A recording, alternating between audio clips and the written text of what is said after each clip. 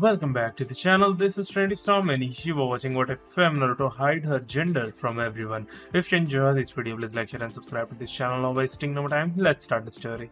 Naruto had 30 minutes to get to class today, which was the last day at the academy, when an alarm went off and a little blonde rolled over to see that it was 7:30. When Naruto realized she would be a ninja today, she leapt out of bed and realized that genin teams would be assigned. Naruto didn't understand two things in this life. Well, she didn't understand a lot of things. But the first was why she was despised by everyone, and the second was why she had to act like a boy. She was instructed to dress and behave like a boy by the elderly man. But he never explained why to the best of her knowledge, only he was aware that she was a girl. 5 minutes before she had to be in class, she hurried out the door after getting dressed. When she got there, she discovered that she wasn't the last person there, as she had assumed the largest teme in the world. Sasuke Uchiha was seated 2 seats down from her as she heard Sakura and Ino enter through the door. She gave him a fierce look. "Mister, I was too good to be friends with anyone, and they were almost as annoying as the teme himself." Sakura yelled, "Sasuke-kun," knocking Naruto to the ground as she rushed to speak with her, thinking it was Sasuke staring him in the eyes. Naruto leapt onto the desk. As they glared at one another, Naruto asked, "What is so special about you?" He was pushed forward and kissed Sasuke, causing both of their eyes to widen. They quickly parted ways, with Sasuke sitting there unsure of what had happened while Naruto made gagging noises. When Naruto turned around, all of the girls in the class were staring at her, with the exception of Hinata, who was as red as Sasuke. The appearance of Iruka-sensei saved Naruto. Iruka questioned, "What is going on in here?" Naruto rose and gestured toward Sasuke. As Naruto yelled, "The teme tried to rape me and grab my bum and told me to touch his special place." A drop of perspiration fell onto Iruka-sensei's head, and Sasuke's eye twitched in response to the charge. While the majority of the girls in the class looked murderous, a few people, mostly men, laughed. Iruka said, massaging the bridge of his scarred tongue, "Naruto, what have I told you about saying things like that?" Naruto yelled, "But it's true." See, he isn't denying it, as he spoke. Iruka finally snapped, "Sit down and shut up, all of you," and everyone fell silent while attempting to hide behind her desk. Naruto fell in her seat. He said, "Today you all will be assigned to your teams," and after going over each team, he shook his head, feeling sorry for whoever the Junin sensei would be with. Team 7: Naruto Uzumaki, Sakura Haruno, and Sasuke Uchiha. "What? Why'd I have to be on his team?" Naruto yelled, "He is going to try to rape me again." Naruto sat down and pouted, asking how he got stuck with the teme and the fangirl Banshee. "Sit down and shut up. The reason is that he is Rookie of the Year, had the best scores, and you, well, needless to say, you didn't. You and teams need to be balanced, so they put the best and the worst together on the same team," Naruto said. Team 8 consists of Hinata Hyuga, Kiba Inuzuka, and Shino Aburame. Team 9 will consist of Ino Yamanaka, Shikamaru Nara, and Choji Akamichi. Now, come back in 40 minutes to meet your instructor. Sasuke was the first person out of the room, followed shortly after by his favorite fangirl, Sakura, who Naruto assumed was asking him out on a date that he would decline in his typical cold manner. Then she had a brilliant idea to exact revenge on the teme, so she followed him to his restaurant, snuck in through the window, and jumped him, tying him up and laughing as she said, "I totally kicked your ass, mister. I am so much better than everyone else, Uchiha." Sasuke glared up at her, unable to speak because he had been gagged. Naruto changed into him and leapt out of the window, spotting Team 9 as she did. Naruto quickly discovered Sakura eating lunch. When Sakura saw Sasuke, or the person she had taught to be Sasuke, her face flushed. "Hello, Sakura," Naruto said in Sasuke's voice. She trembled as she said, "Hello, Sasuke-kun," and Sasuke grinned back. "Did you need anything?" she asked. Sasuke tried hard not to laugh as he said, "Yes, I need to tell you how glad I am that you are on my team. It's unfortunate that Naruto is on our team, but I'm glad I'm on yours too." Sakura grinned up at him and said, "He lacks self-control and is annoying." Naruto tried to stop her eye from twitching. When Naruto said, "I'm glad he is on our team." "Why?" "Because I like him," Naruto said, making every effort to maintain her composure. "What are you referring to?" "I mean in the same way that I like you." "But, then that means..." Sakura fainted as Naruto nodded her head. When she saw Sasuke standing there with his eye twitching, she wondered if he knew what she had just done. "Hi Sasuke," she said as amiably as she could. "Sakura," Naruto said, prodding the unconscious girl, but she didn't move, so he just left her there laughing and changed back into the male Naruto. "Tobi, what did you do?" Sasuke glared when Sasuke and Sakura arrived. Sasuke was colder and paler than usual, and Sakura kept staring at him while grinning and glaring at him. Gradually, all the groups left the room until they were the only ones left after 2 hours in the room. Naruto placed an eraser in the door so that when it opened, it would hit the person who opened it on the head while she set up her cleaver trap. Nothing, Naruto said, grinning and sidestepping Sasuke before he discovered what she had done. Sakura yelled, "Hey Baka, that won't work on a highly trained Junin," at Naruto. "It will because I am an evil genius," Naruto exclaimed as he leapt out of his seat. "You and genius don't belong in the same sentence," Sakura said icily. Naruto crossed his arms and pouted as the door opened and a silver-haired Junin was struck in the head with an eraser. Naruto collapsed with laughter, and perspiration trickled down the backs of other people's heads. As Sakura complained that Naruto was to blame for Sensei's dislike of them, they ascended to the roof, where Kakashi glanced between them and said, "Let's start with introductions. My first impression of you all, I hate you," Naruto said, stopping his laughter, and everyone's jaws dropped. "Meet me on the road in 10 minutes, he said, smiling, and then he disappeared. "Like what, Sensei?" In her tiny, suck-up voice, Sakura said. Kakashi rubbed his chin and said, "Let's see your name, likes, dislikes, hobbies, and dreams." Naruto said, "Why don't you go first?" She wasn't sure if he had seen this place before, but she suspected he had. "My name is Hitaki Kakashi. I don't feel like telling you what I like and what I dislike," they all thought. All he told us was his name, and sweat drops started to form on the back of their heads. "My dreams for the future, never really thought about it. As for my hobbies, I have lots of hobbies," they said. "Okay, you next, blondie." "I'm Naruto Uzumaki," as Sasuke and Sakura glared at Naruto. Kakashi raised an eyebrow in response. "My hobbies include training and trying different ramens. I like ramen, barbecue training, and I dislike the 3 minutes you have to wait for the instant ramen to cook. Sasuke tried to rape me today. In order for people to recognize me and stop demeaning me, I also want to become the great Hokage." "Okay, Pinky, you're next," Kakashi said in a charming whisper. Sakura did not appear pleased to be addressed in this way, but she remained silent about it. "I like," she said, looking at Sasuke. "My hobbies," she said, looking at Sasuke. "My dream," she said, turning bright red and squeaking. Despite his fear, he asked, "And what do you dislike?"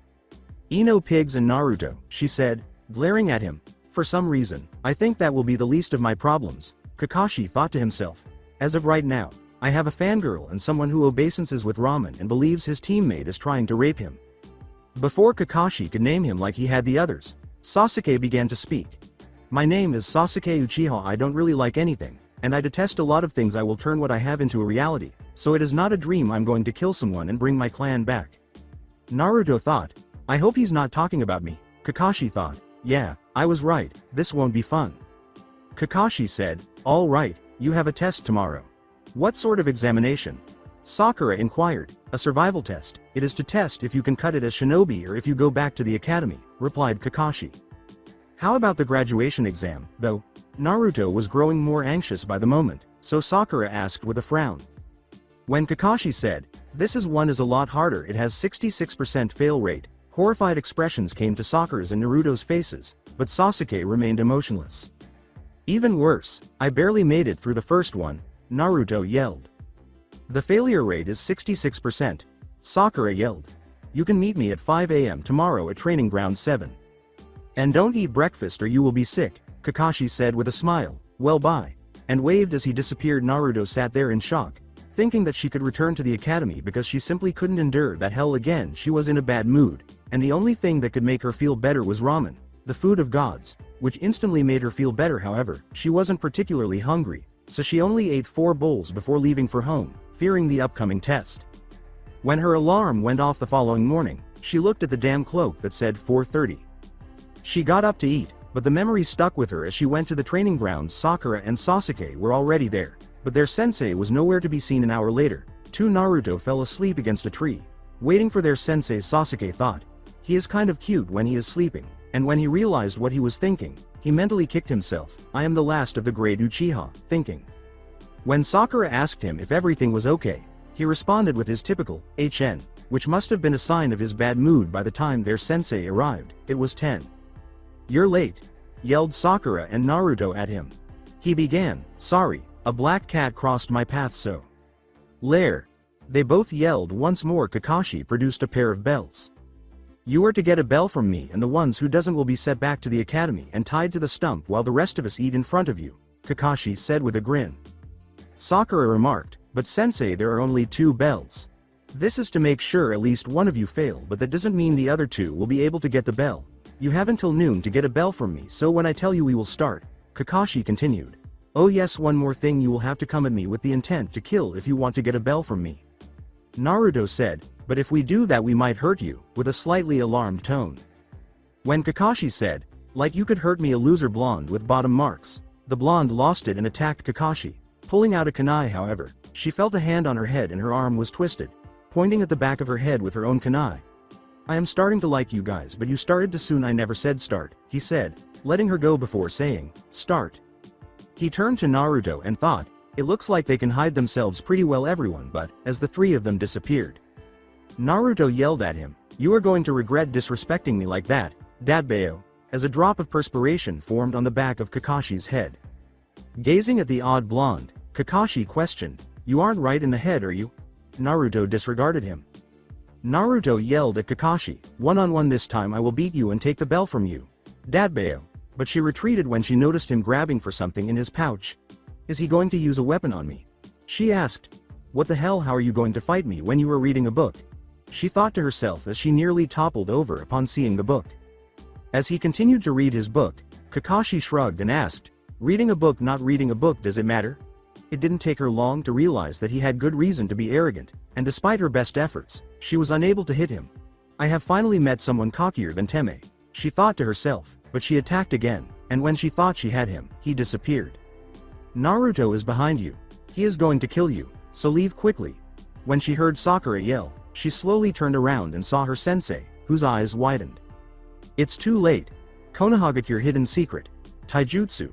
1000 years of death, he yelled, and Naruto felt the most agony and shame of her life as she yelled into the air after her perverted sensei had stabbed her in the ass. She fell into a river, trying not to cry out of embarrassment, thinking, does this mean I am no longer a virgin, and does this mean I can get married?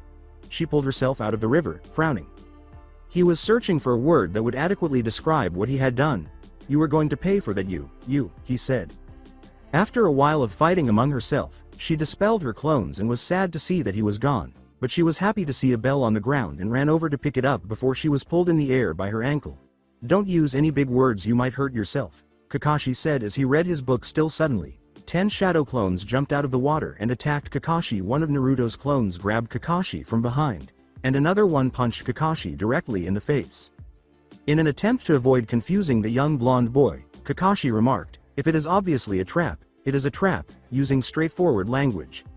I understand, Naruto yelled. You don't understand, which is why I'm telling you this. You believe you have it, but that is not the same as truly having it. Do you understand?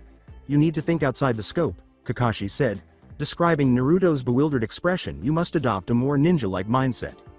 All right, just give me a chance to kick your ass, Naruto yelled while swinging wildly. You still don't get it, said Kakashi, shaking his head, and Naruto's eyes widened as he was impaled by Sasuke's shuriken. Shit. Sasuke thought as he ran, hoping that Kakashi would figure out where he was, but instead he found Kakashi, and her screams filled the air. It was Sasuke's turn to have a brush-in with Kakashi, and after he was neck-deep in dirt, she passed out, believing that he had been decapitated. After Naruto was free, she decided to go straight for the food she wanted, but she was about to eat when she felt something behind her. The bell went off, and Naruto was tied to the post, not because she didn't get a bell, but because she attempted to eat the food. I swear I wasn't going to eat it, I was just keeping an eye on it, Naruto said, her eyes wide with fear as Kakashi closed in on her. I sincerely regret that none of you comprehended the objective of this test. You were too concerned about handling everything by yourself. Naruto, you're too preoccupied with Sasuke and not enough with Naruto. Sakura, you believe that your teammates will only slow you down. Sasuke, you are placed in teams so that you can work together, relying on one another to complete tasks as a cohesive unit. However, rest assured that I will not return you to the academy. Does that imply that we pass, then? Sakura inquired. So this is a Junin, thought Kakashi, trembling with rage, but if you want a second chance, I will give it to you, but know this time it will be much tougher than before. I think you all should quiet from being ninja. It is clear that none of you have what it takes to make it as a shinobi, Kakashi said icily. Sasuke got up and attacked Kakashi, but he ended up just becoming a chair for Kakashi, and his face was a footrest. Kakashi disappeared, saying, "And if I catch any of you feeding Naruto, that person will fail." Both of them turned to face the crestfallen Naruto, who was staring at their food, as Sasuke sighed as he handed his food to him. "Sasuke, what are you doing? If you give food to Naruto you will fail," Sakura said in a low voice as they began eating Naruto's stomach, and he growled loudly. "However, if we don't feed Naruto, we will fail because he won't be of any use to us if he isn't energetic," Sasuke said hastily, "and besides, I don't feel Kakashi around, so just hurry up and eat," before Sakura gave Naruto her food. Sakura said quietly, "Here, I'm on a diet anyway, and you need more energy than I do, Sasuke." With a corny grin, Naruto remarked, "Thank you guys, but I can't feed myself, my hands are tied to the post." As Sakura put food in it, she opened her eyes and was the only one who noticed Kakashi standing there.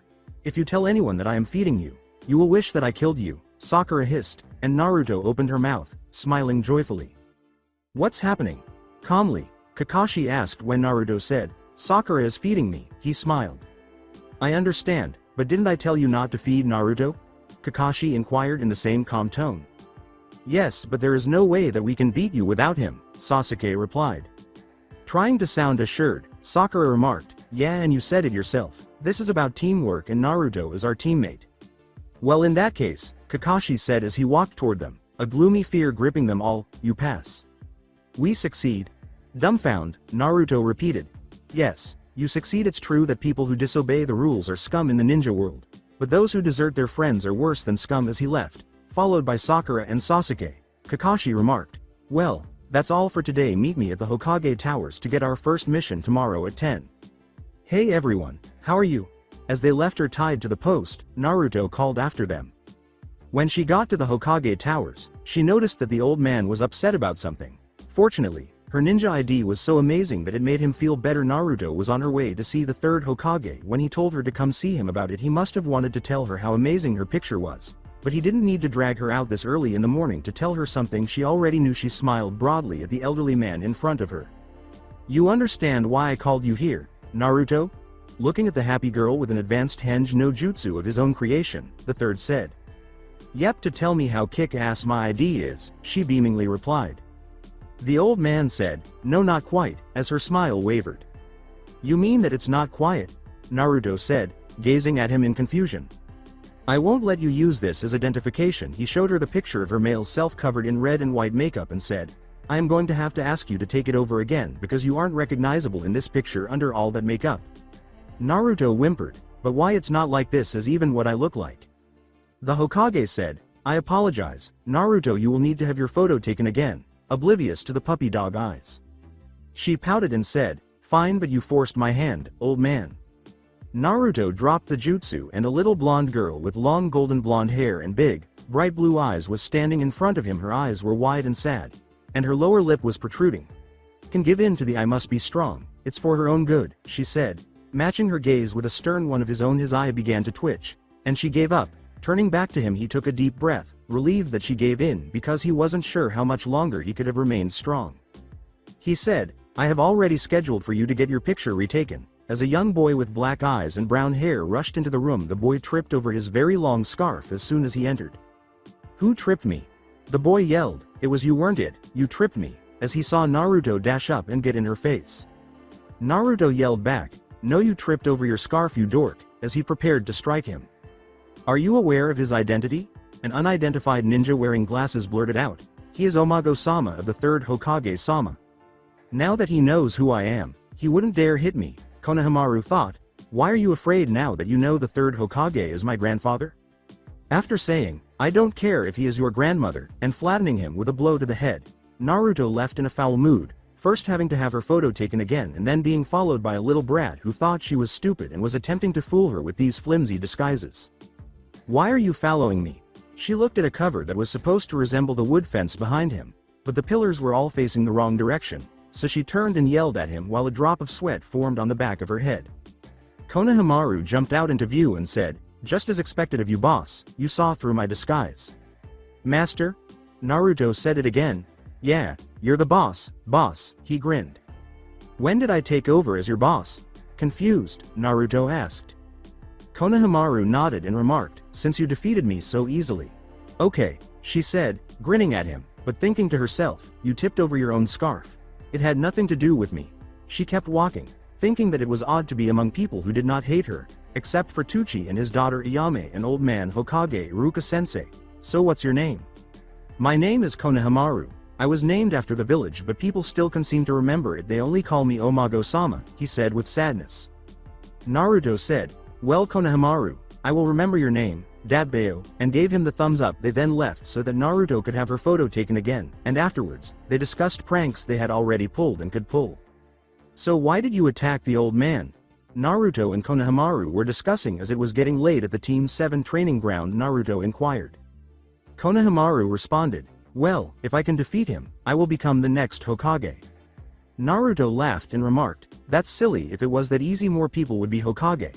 Adding that hard work is necessary if one wishes to become a Hokage. However, I regret to inform you that you will not become the 5th Hokage. Why not? Konohamaru appeared in disbelief at this. Naruto grinned and pointed to herself, saying, because I am going to be the next Hokage.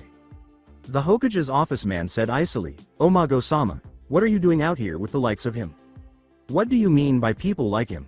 Naruto knew what he was talking about, having discovered why everyone despised her just before passing the Genin test after stealing the scroll and discovering that she had the Kyuubi sealed inside of her. Konohamaru asked, glancing between them.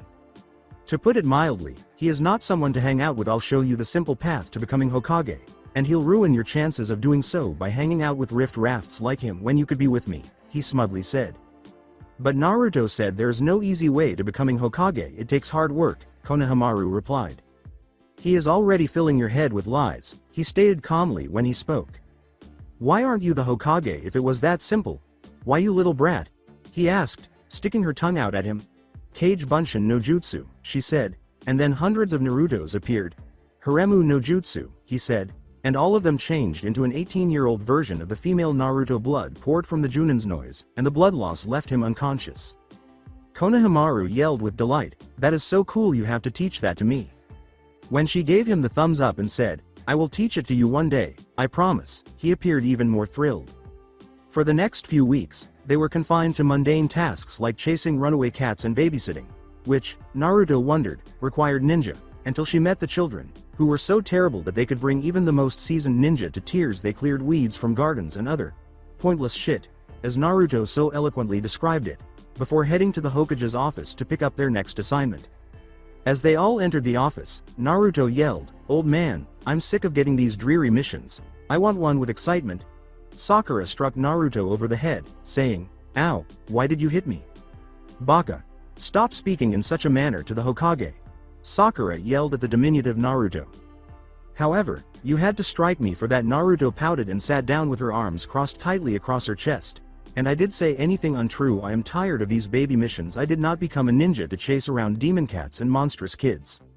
When Kakashi said, Naruto, stop acting so childish, he was bored. As she turned away from them all, she said, no, the old man wants to treat me like a child. I will act like one. Kakashi thought to himself, this is not helping you get a better mission, and a drop of sweat trickled down the back of his head. Well, Naruto, will you be pleased with my C-rank mission? The third politely inquired. If only it could. So what are we doing, escorting a prince or princess, or perhaps a movie star? Naruto yelled, leaping to her feet as the blonde hugged the old man, whose face was slightly pink. Kakashi thought, can he ever say no to this kid? Naruto asked, jumping up and down with excitement. They all looked shocked at the turn of events. What the hell just happened? Sakura thought. 1 minute he was pouting like a 3-year-old, and now he is like a kid in a toy store. Sasuke just glared as he watched this turn of events. The third person cleared his mind, and Naruto released his grip while grinning sheepishly. When the door opened, an elderly man with a red face, short gray hair, and a beard was standing there with a bottle of something wrapped in a brown paper bag. Well, I guess it is time to meet your mission, the third said. So these are the brats that are supposed to be escorting me. They look like they should still be in dippers, especially the little with the stupid look on his face, said the man. I wonder who he is talking about, Naruto remarked, turning to Sakura. Tobi, Sasuke said calmly, he is talking about you. I will murder him, Naruto yelled as she ran toward him, but Kakashi stopped her. He made sure she understood when he said, Naruto, you cannot kill the client, and Naruto pouted. She protruded her tongue at him and said, okay, but I still don't like him. Even though they don't look it, they are more than capable of completing this mission, so don't worry, and since I am a Junin, you will be totally safe, Kakashi said, continuing to hold Naruto in case she wanted to try the inebriated old man again. The third said, your mission is to get Tazuna to the Nami no Kuni, questioning whether he had made the correct choice in assigning Naruto the task. She wouldn't try to kill the client, would she? He asked himself. Kakashi said, we will meet at the front gate in 2 hours, and then vanished. He waited for the room to clear before he spoke, knowing that Sasuke was hiding outside the office listening to what was being said. Naruto, I need to talk to you before you go. The third called as Naruto began, and she turned to face him, perplexed, wondering what she had done this time. Naruto, make sure that no one finds out either of your secrets. I know Gigi-sama, she said with a joyful tone. He smiled as he said, and make sure you return in one piece. She hurried off to her house, saying, okay, bye-bye Gigi-sama, without noticing Sasuke. What could his secrets be? Sasuke asked himself. When Naruto discovered that Kakashi was already waiting for them at the front gate, he said, well, since we are all here we should get going. There was something different about him, as if he was eyeing Tazuna. Naruto ran ahead and yelled, then what are we waiting for? But he didn't look at them. Which way are we going? Tazuna's eye twitched as drops of sweat appeared on the back of her fellow shinobi's head. Do you think he's a ninja? Tazuna inquired. What in the world does that mean? Naruto yelled fiercely. Naruto stuck her tongue out at him as Tazuna said, I thought ninja were supposed to be quiet for starters, his eyes still twitching. Naruto play nice, Kakashi said, sounding just as if he were speaking to a 4-year-old. Naruto pointed to the elderly inebriated man and said, but he started it. Kakashi inhaled deeply and thought, this is going to be a long trip. They traveled without any issues. The day was lovely, sunny, and cloudless, with a puddle in the middle of the road. A puddle in the middle of the road, but it hadn't rained for some time, Kakashi thought as the chains around him tore to pieces. Kakashi Sensei. Sakura and Naruto both yelled simultaneously as Sasuke searched the area for the perpetrator. A voice behind Naruto said, 1 down, 4 to go, and she slowly turned, paralyzed with fear. Go. Naruto. Sasuke yelled, but she didn't. Shit. Sasuke believed he had kicked the ninja in the face. Sakura shielded Tazuna, and Naruto was immobilized by fear. Kakashi then showed up, tying them up and leaving them for someone to come get them. Well done, Sakura and Sasuke. He saw her hand bleeding and said, this was not in the job description, so we are heading back, and plus they use poison weapons, so we need to get Naruto to a hospital. I am disappointed in you. Naruto, you completely froze, Kakashi said, unable to meet his gaze. No, we are going to finish this mission. Naruto Uzumaki never runs from a challenge, Dabbeo, she said, stabbing her hand with blood dripping out, as Naruto glanced at her hand and pulled out a kunai. Kakashi twitched his eye and said, well, you got the poison out, but now you are going to bleed to death. I am too young to die, so I don't want to. The Teme who attempted to rape me was the only person to ever kiss me. She yelled, her eyes streaming down her cheeks. Sasuke's eye twitched as Tazuna repeated, the Teme that tried to rape him, but Naruto saw she was too preoccupied with going insane. When Kakashi noticed that the wound was already healing, he wrapped the hysterical blonde's hand and said, you're not going to die, Naruto, calm down and let me see your hand, he said, trying to hide his surprise. Really? She asked, gazing up at her sensei with wide eyes. They all agreed to complete the mission, and Tazuna told them the whole story about how Gato wanted to kill him so he couldn't finish the bridge. Really? He said with a smile. Now as for you, tell me the whole truth about what is going on. To avoid being overheard, they had to take a boat to Kuni without the motor. What a massive bridge! Naruto cried out, whispering. Shut up, Tobi, Sasuke said. Create me. Naruto yelled. Kakashi calmly explained, Naruto, you are defeating the reason for us not using the motor. When they reached Kuni, Naruto jumped off the boat and looked around. That makes sense, she said, rubbing her chin. Sweat drops appeared on the back of everyone's head. Tazuna said, remember, it is your job to keep me safe until the bridge is completed, as though he was anticipating something far worse than the demon brothers. Naruto was jittery, eager to show that she was just as good as Sasuke. No, she was better than the Teme. And leapt ahead of the group, lobbing a kunai into the brush as they were making their way to the bridge builder's house. She obediently remarked, I heard something coming from over there. No, over there, to another kunai. What are you doing, Baka? After hitting Naruto in the head, Sakura pushed the bushes out of the way and picked up a scared white bunny and gave it a hug. A white snow rabbit this time of year, that means it was raised indoors. My guess is for Utsuzumi no Jutsu, so now the only question is who is it? Kakashi asked himself, looking around, as Naruto smothered the little rabbit and said, "Poor Mr. Bunny, I am so sorry, I will not let anything bad happen to you Mr. Bunny." He heard a whistling towards them. "Come on down." Kakashi yelled as a big cleaver whirled through them. The man had brown eyes, black hair, and a shirt with bandages covering the lower half of his face. The man said with a tone of amusement, "Sharingan no Kakashi, the famous copycat ninja." Sasuke looked horrified at Kakashi's eye as he said, "Zabuza Momochi, the demon of the mist," reaching up to reveal his left eye, which was different and stranger than any she had ever seen. "According to Zabuza, it is an honor I get to face the Sharingan." "What is that, Kakashi-sensei?" Sakura asked, gazing into his left eye, but Sasuke, not Kakashi, responded. "It is the Sharingan, the Kekkei Genkai of the Uchiha clan. It has the ability to see through any ninjutsu, taijutsu and genjutsu," Sasuke stated. With the rabbit still in her arms, Zabuza said, Naruto withdrew a kunai, ready to attack, but Kakashi stopped her. "Well, that's only a small part of it can see through any jutsu and then copy it, giving way to his name, the copycat ninja. It is said that he has copied over 1000 jutsu," she said. Kakashi remarked, "He is above all of you, so leave this fight to me, protect the bridge builder," as they all retreated to do just that. The battle that followed left them all in awe of the speed and strength of the two shinobi, and it appeared to be the end of them all when Kakashi was trapped by Zabuza's jutsu. "Cute kids Kakashi, it's a shame that I will have to kill them all, unless you hand over the bridge builder," Zabuza said, swinging his sword around without any trouble, ready to kill someone, seemingly not caring who he killed. "As long as he keeps me trapped, he can move, so run. He's stuck here," Kakashi beckoned them. "Sorry Kakashi, we can do that. Remember what you told us, in the ninja world, those who break the rules are scum." "That's true, but those who abandon their friends are worse than scum, and we are not scum," Naruto said, passing the rabbit she was holding to Tazuna, who was perplexed as to why she was still holding it, but he took it silently.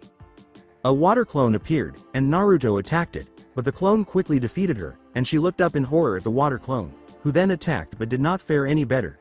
Kage Bunshin no Jutsu, Naruto's appeared, and they all attacked the clones at once, but he sent them all flying with a single swing of his giant blade. "Sasuke," Naruto yelled, tossing something at him. He grinned as he caught it, then spun as he opened it. Fuma Shuriken, he then threw it. The weapon avoided the clone and went straight for the original. Zabuza caught it, but his eyes widened as he saw the second one coming straight at him. He dodged it, but it changed into Naruto, who threw a kunai at him, forcing him to release the jutsu that had trapped him. The battle between the two Junin continued, but this time, Kakashi prevailed, easily. However, he was beaten to death by someone, as a masked ninja threw 2 needles that struck Zabuza in the neck. "What the devil just happened? We did everything, and this kid in the mask killed him like he was nothing," Naruto yelled. Kakashi put a hand on Naruto's shoulder and remarked, "I know it's hard to understand, but in this world there are people younger than you and stronger than me. I want to express my gratitude for your assistance. You have saved me a great deal of work as I have been waiting for the right opportunity to murder him." The masked ninja picked up the corpse and then disappeared, saying, "But now I must dispose of the body." Kakashi put his hite over his left eye and said, "Well, we should get going," but he fainted as soon as he took a single step. "Sensei." Kakashi woke up with a white rabbit on his chest, and Sakura and Naruto ran up to him and shouted, "Why is a rabbit perched atop me?" Perplexed, Kakashi asked. "He was watching you while you slept. His name is Mr. Bunny and I think he should replace the Teme on the team," Naruto's upbeat voice said. "What's the reason for that?" Kakashi inquired, unsure if he was interested in the response. "I was right. I really didn't want to know," Kakashi thought to himself, because unlike Teme, Mr. Bunny isn't a Teme and he says just about as much as the Teme, Naruto said with a smile, while Sakura and Sasuke glared at him. Kakashi looked at the white rabbit that was staring at him and said, "Okay, get to bed early tonight because tomorrow I will be training you all so we will be ready next time." "What are you ready for?" Naruto inquired. "For the next time that we face Zabuza," responds Kakashi. "However, isn't he deceased?" Sakura inquired more than the others. Sasuke remarked to himself, "I thought that was strange." "What was odd?" Unable to comprehend what was happening, Naruto inquired. "Hunter Nin are supposed to dispose of bodies on site, but that boy chose to move the corpse, which means that they were working together," Kakashi stated. Tazuna's daughter Tsunade said, "Okay, you guys let your sensei get some rest." Pushing them out, Naruto grabbed the rabbit, which made Kakashi happy. Naruto and Sasuke ended up sharing a room, which neither of them was particularly happy about for two reasons. She was reluctant to strip down to her underwear, even though she was wearing male underwear and looked like a boy at the time, and Sasuke quickly noticed that she didn't feel comfortable. Sasuke said, "Calm down, Tobi," as he lay on his futon. "When I'm in the same room as an Orochimaru, how can I?" After Naruto fell asleep, Sasuke lay awake wondering what Naruto was hiding from them. He was going to find out, but he finally fell asleep wondering what the Tobi could be hiding. She said, holding the rabbit close. Sasuke rolled so he was facing the opposite direction of Naruto. She laid down, letting the rabbit roam around the room. He woke up before Naruto the following morning and noticed something odd. Naruto's body was entirely covered except for a hand that appeared smaller and softer than Naruto's. He reached out and touched it, but the hand immediately retreated into the blanket. Sasuke then got up and tore the blanket away, revealing the male Naruto in his boxer and t-shirt. "Teme, what the devil is wrong with you?" Naruto yelled. "Is there anyone else inside?" Sasuke glared at Naruto as he asked. "Teme, please give me my blanket and stop staring at me." Everyone in the house went to their room when Naruto yelled this. "What's happening in here?" Afraid to find out the answer, Kakashi asked, sensing it would be unsatisfactory. "I'm being raped by the Orochimaru once more," Naruto yelled. Sasuke blurted out, "What? No, I thought I," unable to adequately describe what he had witnessed. "You know, Sasuke, it doesn't look good for you right now," Kakashi said, aware that he didn't want to know. Sakura was angry, but not at Sasuke. Rather, she was angry at Naruto, who had sensed the danger. Her face flushed, and she fled the room, screaming, "Sasuke is gay." Naruto had something to do with that, and he didn't want to know what he had done because he was scared to, and he couldn't deny it because that would mean he lost to the Tobi, and that is simply something that he couldn't live with. "Today I am going to teach to climb trees," Kakashi said, leaning on his clutches, as they left for training after finishing breakfast. "That's easy," Naruto declared with assurance. "Without your hands," Kakashi continued, and they all gave him a bewildered look. "How can we accomplish that?" Sakura asked, attempting to maintain composure in the face of their impossibility. "Like this," said Kakashi as he ascended the tree's side. "Well, the best way to learn is to try, so give it a shot." They all tried it, noting that Sakura made it halfway up the tree. "It looks like Sakura is the closest to becoming Hokage. Start by focusing your chakra to the bottom of your feet." Naruto made it up 2 steps the tree before falling on her butt, while Sasuke made it up about 6 before he was blown away from the tree. They spent the rest of the day trying to climb the tree, but neither of them made any real progress. Naruto was upset about this, and Sasuke was upset that he was losing to anyone eventually. Naruto asked Sakura for assistance, who was taken aback that Naruto would do so. As Naruto began to catch up to Sasuke, he began to wonder what Sakura had told the Tobi. Sasuke said, "Hey Naruto," in a strange voice, and Naruto gave him a wary look. "What are you looking for?" With a broad smile on her face, Sasuke said, "I was just wondering what, Sakura told you," without turning to face her. Naruto said, "I'm not telling you," while maintaining a smile. Sasuke turned away and remarked, "Okay, I don't need your assistance." "Yes, you do, because your only other option is Sakura," Naruto said, emphasizing her name. Sasuke halted and sagged in defeat. "What are you looking for?" When they got back to Tazuna's house, Sasuke was staring at Naruto the entire time they were eating, sounding anxious and even more so at the devilish smile. "Teme, is something amiss?" Naruto smiled and asked. Everyone looked shocked when Sasuke said, "Nothing at all Naruto-sama," sounding as though he was choking on his words. Naruto grinned at him. "That's good, Teme," she mentioned with a laugh. "What took place between the two of you?" Kakashi inquired. "I would rather not talk about it," Sasuke said, turning his head away from the group. Teme, a beaming Naruto said, "What, Naruto-sama?"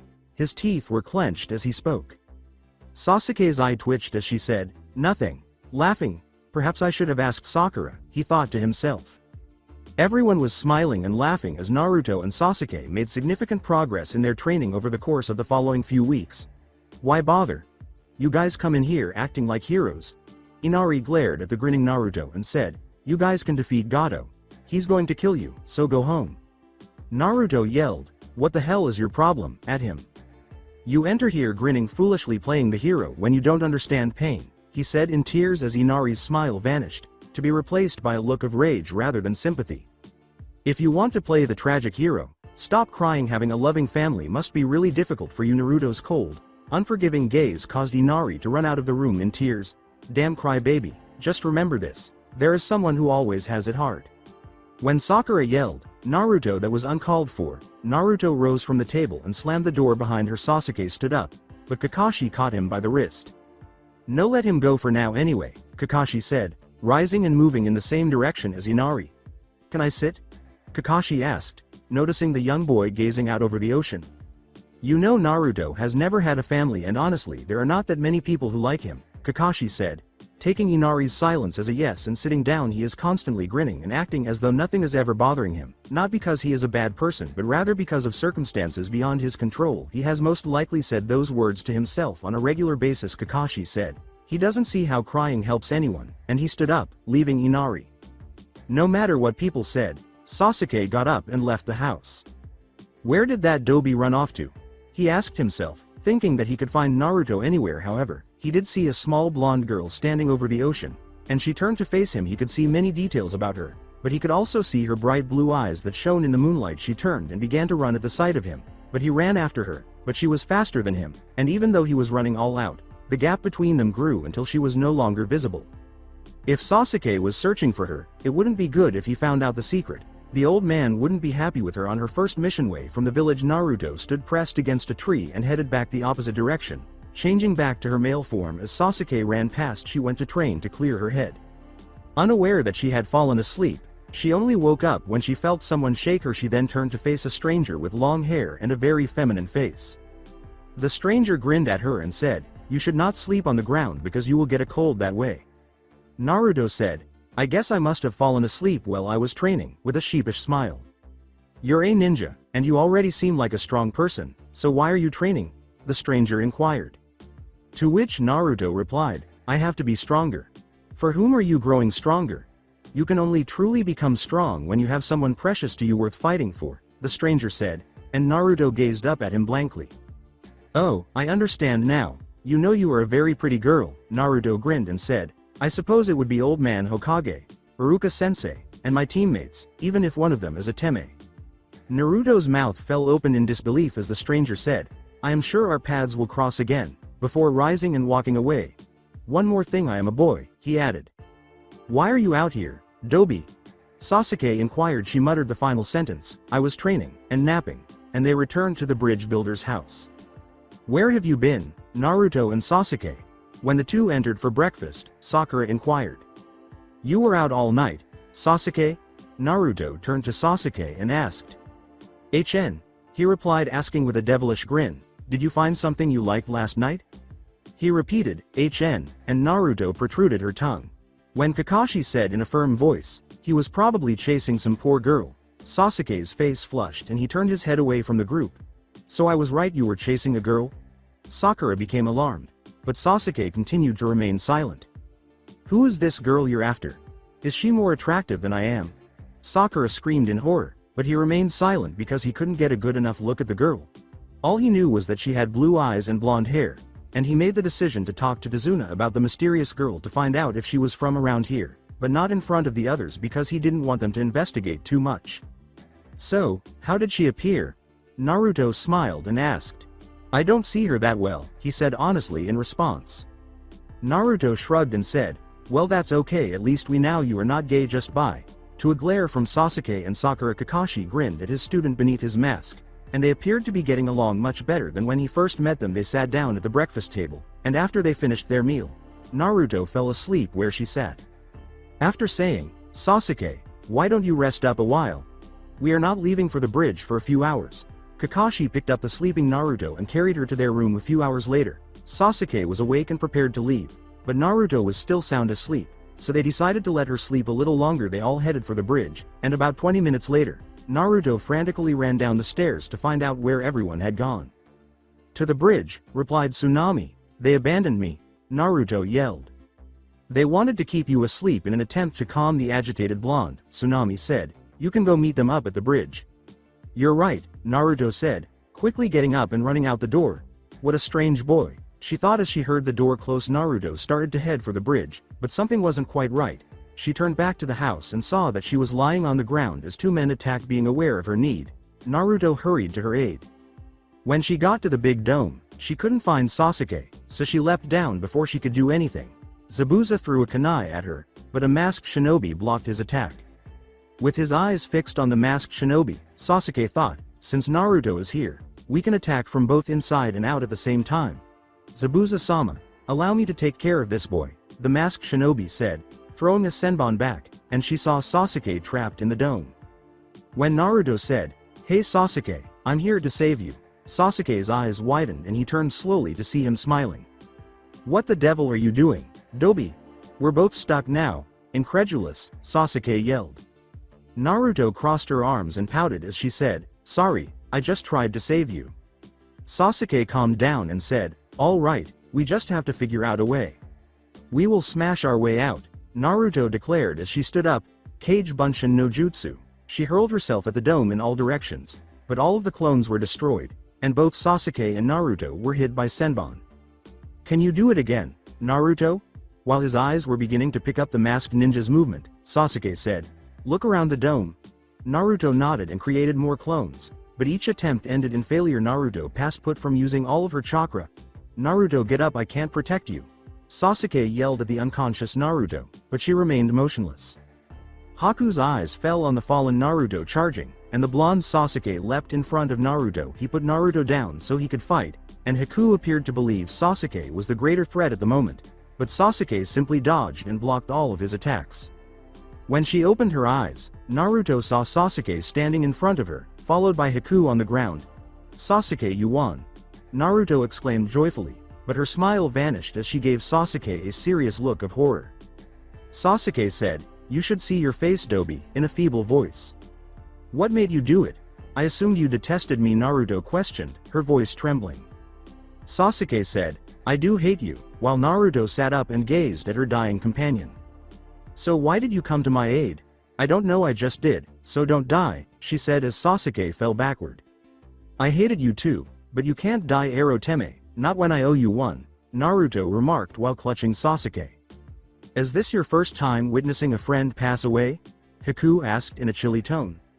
Naruto said, "You killed him, now I am going to kill you," with venom in her voice, her hair growing, her features becoming more feminine, her eyes turning scarlet red instead of blue, her canines lengthening as a red cloak of chakra enveloped her, her wounds healing, and her nails growing.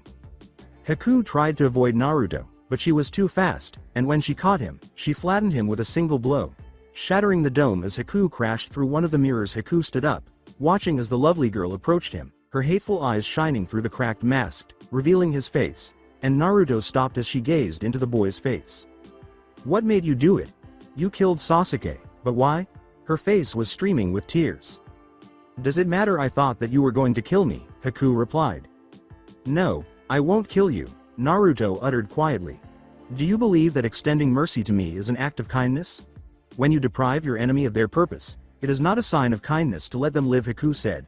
"Zabuza has no use for a broken tool, so finish me off, do it for your friend." Naruto turned back to Sasuke's body and thought, "It's Zabuza's fault Sasuke is dead. If it weren't for him then he would still be alive." Her rage building once more, she ignored Haku and pursued Zabuza. Both he and Kakashi were shocked that the blonde was a girl, not that the blonde was attacking Zabuza, before anyone realized what had happened. "Naruto!" exclaimed Kakashi, looking at the blonde girl in disbelief. Unsure of what to do, he turned to search for Sasuke. He discovered him alive, and his Sharingan was able to detect the boy's faint movements, saying, "Naruto, he is still alive. Sasuke is alive." "That's good," she said as she passed out, and Zabuza looked horrified as he wiped the blood from his face. Naruto's chakra faded. As Kakashi was creating his Chidori, he said, "I will kill you, then I will attend to my students," but a group of men approached them before he could do anything more. Zabuza questioned, "What are you doing here, Gato?" "I thought to myself, why should I pay you all money for a job it took you so long to complete when I can pay them the same amount to kill you and the rest of them?" said Gato. Zabuza said, "Kakashi, it appears that we are no longer adversaries," without turning to face Kakashi. "That is does," Kakashi remarked, turning to face Gato while holding his Chidori. Haku showed up next to the two Junin. Poised to strike, the three of them attacked, quickly eliminating Gato and his men despite their weariness. Naruto swiftly changed her back into a guy before the others could see him. He intended to confront her about it later, but he felt that now was not the right moment or location. He smiled, and Zabuza and Haku both looked puzzled, but they didn't question him about it. So, this is the girl that Sasuke saw. Kakashi pondered. He turned to see Sakura sobbing over Sasuke's body after reapplying the jutsu to Naruto. The voice said, "Sakura, you're crushing me," but it was weak. She yelled, "Sasuke," and squeezed him once more. Sitting up, Sasuke looked around. Sakura glanced around, unable to find her, and asked, "Where is Naruto? Is he alright?" Kakashi gestured to Naruto, who was lying close to Zabuza and Haku's feet, over his shoulder. Shocked, Sakura questioned, "Is he dead?" Then he and Zabuza disappeared. "No, he will be fine. And Sasuke, you have a good friend in Naruto, just remember that," Haku said. "Sakura, I'm going to leave you here while I take these two back to Tenuza's." "Well, it looks like we will be able to leave soon and we shouldn't have any more trouble while the bridge is being finished," Kakashi said. They left back for their village after saying their goodbyes, and Naruto wondered what her next adventure would be. A week later, the bridge was finished, and she noticed Kakashi watching her more closely. She didn't remember what happened after she thought Sasuke was dead. The next thing she remembered was waking up in Tenuza's house, but she didn't want to bring anything up in case it was nothing. Naruto had just woken up and didn't want to get out of bed because she knew Kakashi would be late, so why had she arrived so early? Kakashi had been staring at her funny when they had gotten together, so she started getting ready and petting Mr. Bunny while she considered why he had been acting so strangely around her 10 minutes before she had to meet her team. She put Mr. Bunny back in his cage and hurried out of her apartment. Sakura and Sasuke were already waiting when she arrived, and Sasuke remarked, "Tobi, you're late." "Is this Kakashi-sensei?" Naruto politely inquired. "No," he replied. Observing her, Naruto stuck her tongue out at him, and Sakura and Sasuke just glared at him. "Then I'm not late," she said. Shrugging, Sasuke was at a loss for words in response to this unexpected display of genius that he didn't know was possible from him. A cool, lazy voice said, "Yo, sorry I'm late, I got lost on the road of life," from above them. Sakura and Naruto both yelled, "Lies," simultaneously. When she ran into Konohamaru, Naruto wondered what she would do with the remainder of her day. "Well, I am here to tell you all that I have nominated you to take part in the Chunin exam in 1 week, so until then you all have the week off to think about if you want to take part in the exam or not." "Well then, see ya," Kakashi said before disappearing once more, leaving behind 3 pieces of paper with the Chunin exam details. "A week? We don't need a week to decide, right guys?" Naruto exclaimed with enthusiasm. Sakura said, "Yeah," without seeming particularly certain. Neither Naruto nor Sasuke noticed, or he simply didn't care. He said, "Boss, let's play ninja, glad to see her." She tried to sound impressive by saying, "Well, I am rather busy," but Konohamaru looked downcast. "But I guess I can spare a little time to play with you," she said. Sakura remarked, "It's sad a ninja playing ninja," as she stood behind Naruto. When Konohamaru stuck his tongue out and said, "It's not sad, boss just knows how to have fun, unlike a stuck-up witch like you." Sakura's eye twitched slightly. "You know boss, you can do better, your girlfriend is a bitch," he continued. Putting a sneer in her forehead, Konohamaru fled from the insane pink-haired Kinochi and only stopped when he ran into something solid and said, "Sorry." The stranger in black picked him up by the front of his shirt and said, "What do we have here, a little runt with no manners?" When Naruto yelled at him, he said he was sorry, put him down. "Well, I don't feel like he meant it, so I am going to beat some manners into him," he said with a grin. A blonde girl said, "Kankuro, you're going to cause trouble." The man named Kankuro smirked and said, "You worry too much. Tomorrow I will let them go after I teach them some manners." When Kankuro pulled his fist back to strike Konohamaru, he was struck in the head by a rock. He turned to see Sasuke sitting in a tree, throwing up and catching another rock. "Whatever, I am not getting involved in this," Tamari said as he left. "Unless you want real trouble," Sasuke smirked and said, "I would leave him alone." "Why you?" began Kankuro after hearing a cool, deadly voice say, "Enough." Sasuke looked up to see a red-headed boy with green eyes staring down at the two with a hateful expression. He disappeared and then reappeared next to his team. "Kankuro, you are an embarrassment, and next time I will kill you," he whispered, and everyone heard him. "Let's go," he said as he left. "What's your name?" The boy looked up at Sasuke and asked. "It's rude to ask for someone's name without giving yours first," Sasuke responded. "Simply, Gaara," he said. "Sasuke," he responded. The 3 of them studied for the Chunin exams in different ways over the course of the following week. At last, on the night before the test, Naruto was getting ready for bed when she just stepped out of the shower, wearing nothing but her towel when she realized that she was not alone. Her stomach dropped to her feet, and she saw Kakashi sitting at her dining room table. "Yo," he said while he was seated and reading his book. "Why are you in this place?" Panicked, she asked. With a lot of questions racing through her mind, she began with the obvious. "I came to visit my favorite girl," he said, still reading his book.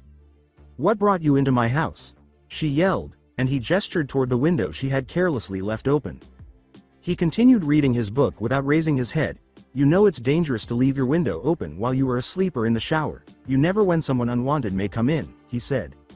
She pouted at his casual demeanor and said, "Yeah, like now," asking how long he had known I was a girl.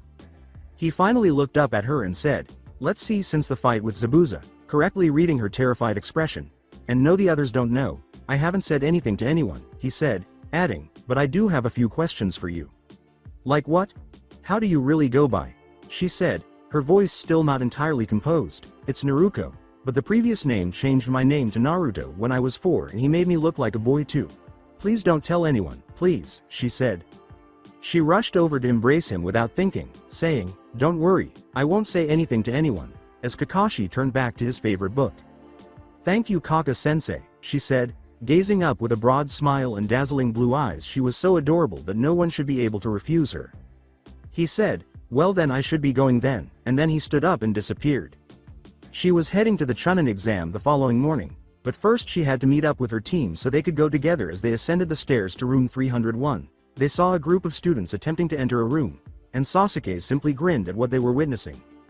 One of the genin said something funny, which was keeping his fellow genin from coming in. "Yeah, this sorry excuse for genjutsu," added Sasuke, grinning arrogantly as usual. "Oh," grinned the genin, "do tell. To begin with, this is only the second floor. Therefore, the room they are attempting to enter and the one we are seeking are on the third floor." "Sakura, I'm sure I wasn't the only one who noticed," Sasuke said, turning to face his pink-haired teammate, who gave him a startled look before nodding rapidly. When the genjutsu caster smirked and said, "Well, it's not good enough just to be able to detect it," he was about to kick Sasuke when one of the recently hit genin stepped up and stopped both Sasuke's and the other ninja's attack without incident. His gaze landed on Sakura, and he leapt in front of her. "I assume you're Sakura," he declared loudly. "My name is Rock Lee, and I will keep you safe until the day I die." "That's okay, you are too unique for me," she said, attempting to avoid giving off the impression that she was fully discussing the topic. "What's your name?" a boy with pale purple eyes and long black hair demanded. Sasuke remarked, "It's impolite to ask for someone's name without providing your own," realizing he was beginning to irritate the boy. "What is your age?" once more, the boy demanded. Sasuke reiterated, "I don't have to tell you that." Sakura said to her two teammates, "Sasuke-kun, Naruto, let's go," and they followed instructions and headed toward room 301. "You with the attitude, I want to fight you," said Rock Lee to Sasuke as they were heading to registration. He then leapt down and confronted Kakashi's team, saying, "Sasuke, I challenge you to a fight here and now." "Oh, so you want to fight me even though you know who I am? You are very arrogant thinking you can beat me," said Sasuke coolly. When Lee said, "No, I am not, you see, the truth is that I am the strongest genin in the exam," Sasuke scowled. "No, you will engage in combat with me," Naruto exclaimed. Lee said, "But I do not want to fight you," as he kept his gaze on Sasuke. As she charged Lee, ready to attack, Naruto yelled, "I am tired of everyone overlooking me and talking about the Eroteme," but he blocked it and sent her swirling into the wall. When she woke up, Sasuke had been beaten and Lee was being reprimanded by a turtle. At first, Naruto was perplexed. Were turtles supposed to be able to speak, and could they be someone's sensei? But then an older Lee emerged and began discussing youth. The man remarked, "You three must be Kakashi Sensei's students," as he turned to face them. "You see, I am Kakashi's eternal rival." "That does even sound real," let Naruto say without hesitation. Lee yelled back, "Do not be rude to Guy Sensei, he is very real," and then Guy abruptly disappeared, showing up behind them. None of them wanted to believe it, but Guy claimed, "I have 50 wins and 49 losses, you see I am stronger than Kakashi," because it appeared he was faster than Kakashi. "We should be going," he said after the test. "Lee, you will receive your punishment. We will run 500 laps around the village until the sun sets."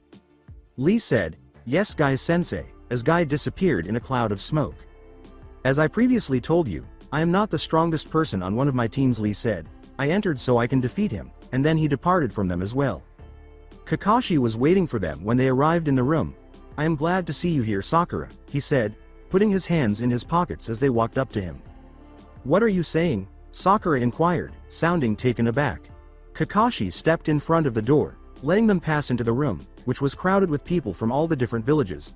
"Well, it really doesn't matter since you all are here, but if you wouldn't have shown up, none of you would have been able to take the exam, but, like I said, you all are here so it does matter," he said. As someone leapt on Sasuke's back, they heard the words, "Sasuke-kun, I truly missed you, it's been so long since we've seen each other." "Get off him, Ino pig," yelled Sakura. Shikamaru said, "I see you three made it, isn't this troublesome?" And he approached the group, followed closely by Choji, who was munching on a bag of chips. Kiba, Shino, and Hinata soon arrived, all of them loudly chatting among themselves. "If I were you, I would be quiet." A man with long gray hair approached the 9 rookies and said that. "Why is that and who are you?" Ino yelled. They did, and everyone was staring at them.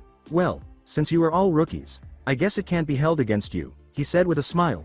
"Well, I am Kabuto Yakushi, and as for your second question, look around you. However, I'll assist you," he said, removing a pile of black cards. "What are those?" Sasuke inquired. "The only way to activate these data cards is to run chakra through them. Is there someone you'd like to know more about? They have information on everyone here." Kabuto smiled and asked. "Yes, 3. Gaara, Rock Lee, and Naruto," insisted Sasuke. "Why me?" Looking perplexed, Naruto asked, and Sasuke just kept staring at Kabuto without responding. Kabuto pulled out 3 cards and said, "Okay, if that is what you want." He placed the first card on the ground and spun it while adding his chakra. There was a little explosion. The card had only the name Uzumaki, no picture, and the number of missions they had completed in their ranks, but nothing else. "Wow, it seems there is nothing on you," he said. Kiba said, "What do you mean there is nothing?" with a startled expression.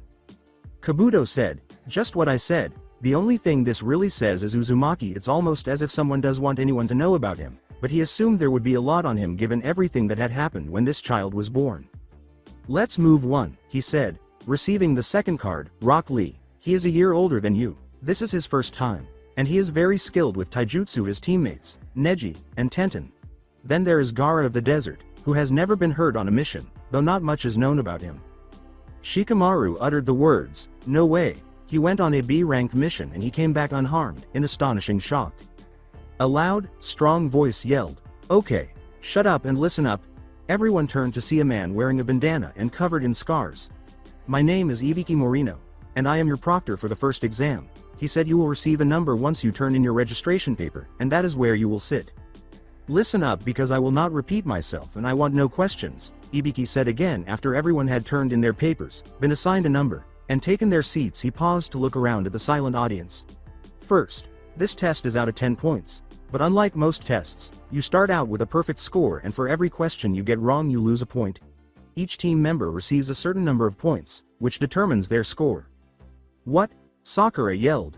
"Shut up," Ibiki interjected, "there's a reason for this. Everyone on the team fails if one person receives a 0. However, that is not the only way to lose points. If you are caught cheating 5 times, your entire team fails, and we won't even bother grading your test each time you are caught cheating. You lose 2 points. I'll ask you the 10th question in 45 minutes. Have any inquiries?" "Good. It seems like you all were listening after all," he said, grinning, when no one raised their hands. "Now get started." Everybody turned over their test and began reading, and Naruto's anxiety increased with each question she read and was able to respond to. It felt like she was going to fail the first section of the exam. It was unfair. Why was there a pointless written exam at all? She was a ninja, not a scholar, and the people around her were dropping like flies one after another, which only made her stomach turn. Her only option was to wait for the 10th question and hope she could answer it.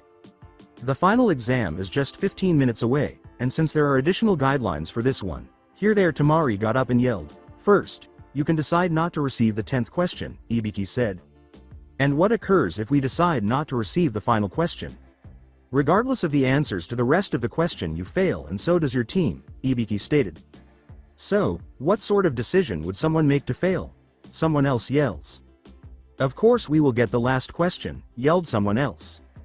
"Well, you stopped me in my tracks." The room fell silent as the speaker said, "If you decide to take the 10th question and you answer incorrectly, you will not only be able to take the exam ever again." "That's bull, man. There are plenty of people who have taken the exam before," Kiba yelled. People began raising their hands gradually, then more frequently, until Naruto finally got up and yelled, "Well, I wasn't making the rules then, but I am now, so choose now." Ibiki said with a sly smile. You have another thing coming if you think you're going to frighten me away. Ibiki looked around the room and saw that no one else was going to back down. There were 78 left, which was more than he had anticipated, but it was all he could do. I am Naruto Uzumaki and I am going to be Hokage. Remember that, I never go back on my word. That is my ninja way, she said, sitting back down. He looked around again and said, this is your last chance to back out. If you do this, then you all pass. As for the 10th question, hold on, a person in the crowd inquired. In response, Ibiki grinned broadly. There was no 10th question, or at least written question. The answer to the 10th was staying, she said. Was it a complete waste of time to ask the other 9 questions? Temari exclaimed. On the contrary, they were crucial to teamwork. Observe your behavior when you knew that everything you did or didn't do would have an immediate impact on your teammates. The test required you to cheat if you wanted any chance of passing because, as you have all seen, the questions were too difficult for any general person to answer. Okay, I get that, but I still don't get the 10th question, Temari replied. Do you see that it was the test's main point? Ibiki uttered those words. Yeah, but explain it anyway, Sakura stated honestly. You were given a 2-choice, 1 quiet test, and you have the option to retake it if you and your teammates fail the test or receive the 10th question. You run the risk of never becoming Chunin as a Chunin. You will constantly have to choose between saving your neck and finishing the mission. As long as I am around, those who would prefer to save their own necks at the expense of their allies will never be Chunin. Before they knew it, something was bursting through the window in front of them, holding a banner that said, I am your second proctor, Anko Midarashi. They all stared in disbelief as Ibiki peered around the banner and said, okay, maggots, I'm Anko Midarashi. If you're ready for the second exam, follow me. When Ibiki said, you're early again, Ibiki, you are losing your touch, Anko remarked, glancing around. There are a lot of them left. Ibiki remarked, or they could just be a tough bunch. They all stared up at her in horror. They don't look all that tough to me, but that doesn't really matter because when I am done with them, she said with a cold smile, more than half will be gone. I will tell your senseis where to meet me at tomorrow more, she said. You're fired. The morning after a 10-minute break during which Konohamaru conducted interviews with exam participants, Anko resumed explaining the rules and distributing consent forms. This is Battleground 44, also known as the Forest of Death, Anko explained. This is a survival test. You have to gather both scrolls and reach the tower. You have 5 days to get to the central tower. However, there are 3 ways to be eliminated. Opening the scroll, failing to get both scrolls, and failing to get all 3 of your team members to the tower within 5 days. What if we happened to read it when it opened? Naruto inquired. Well, let's just say you don't want to know, Anko said with a smile after everyone had gathered their scrolls and formed a line. The gates opened at 10:30, and everyone rushed inside. It appeared that they had been there for more than 5 minutes before screams could be heard. The question will be, when does a ninja strike? They decided after some time to create a password in case they were separated. The answer is that a ninja waits for the ideal moment to attack, which is when the enemy is sleeping and his weapons are forgotten. This occurs during the quiet of the night. A huge gust of wind sent Naruto hurtling into a tree as they stood up, and she was confronted by a gigantic snake that encircled and ingested her. I have no intention of dying this way, she said. Leave me now, she yelled. Kage Bunshin no Jutsu. The snake burst, and Naruto sat there gasping for air while covered in snake fluid. I won't be able to shower for 5 days, she yelled into the air before heading out to find her teammates, who appeared to be in dire need of her assistance. Sasuke was attacked by a crazy snake lady, but she stopped when her kunai struck a tree branch. What was the password again? Naruto rubbed the back of her head and asked. Sasuke yelled, Naruto, get out of here, you don't know what you are getting yourself into. Hurry, get out of here now. But he became alarmed when he saw that Naruto was running. I don't know what hole you crawled out of, but you are not hurting my friends anymore, said Naruto. Sasuke said, you want this right here, it's yours, take it and leave us alone.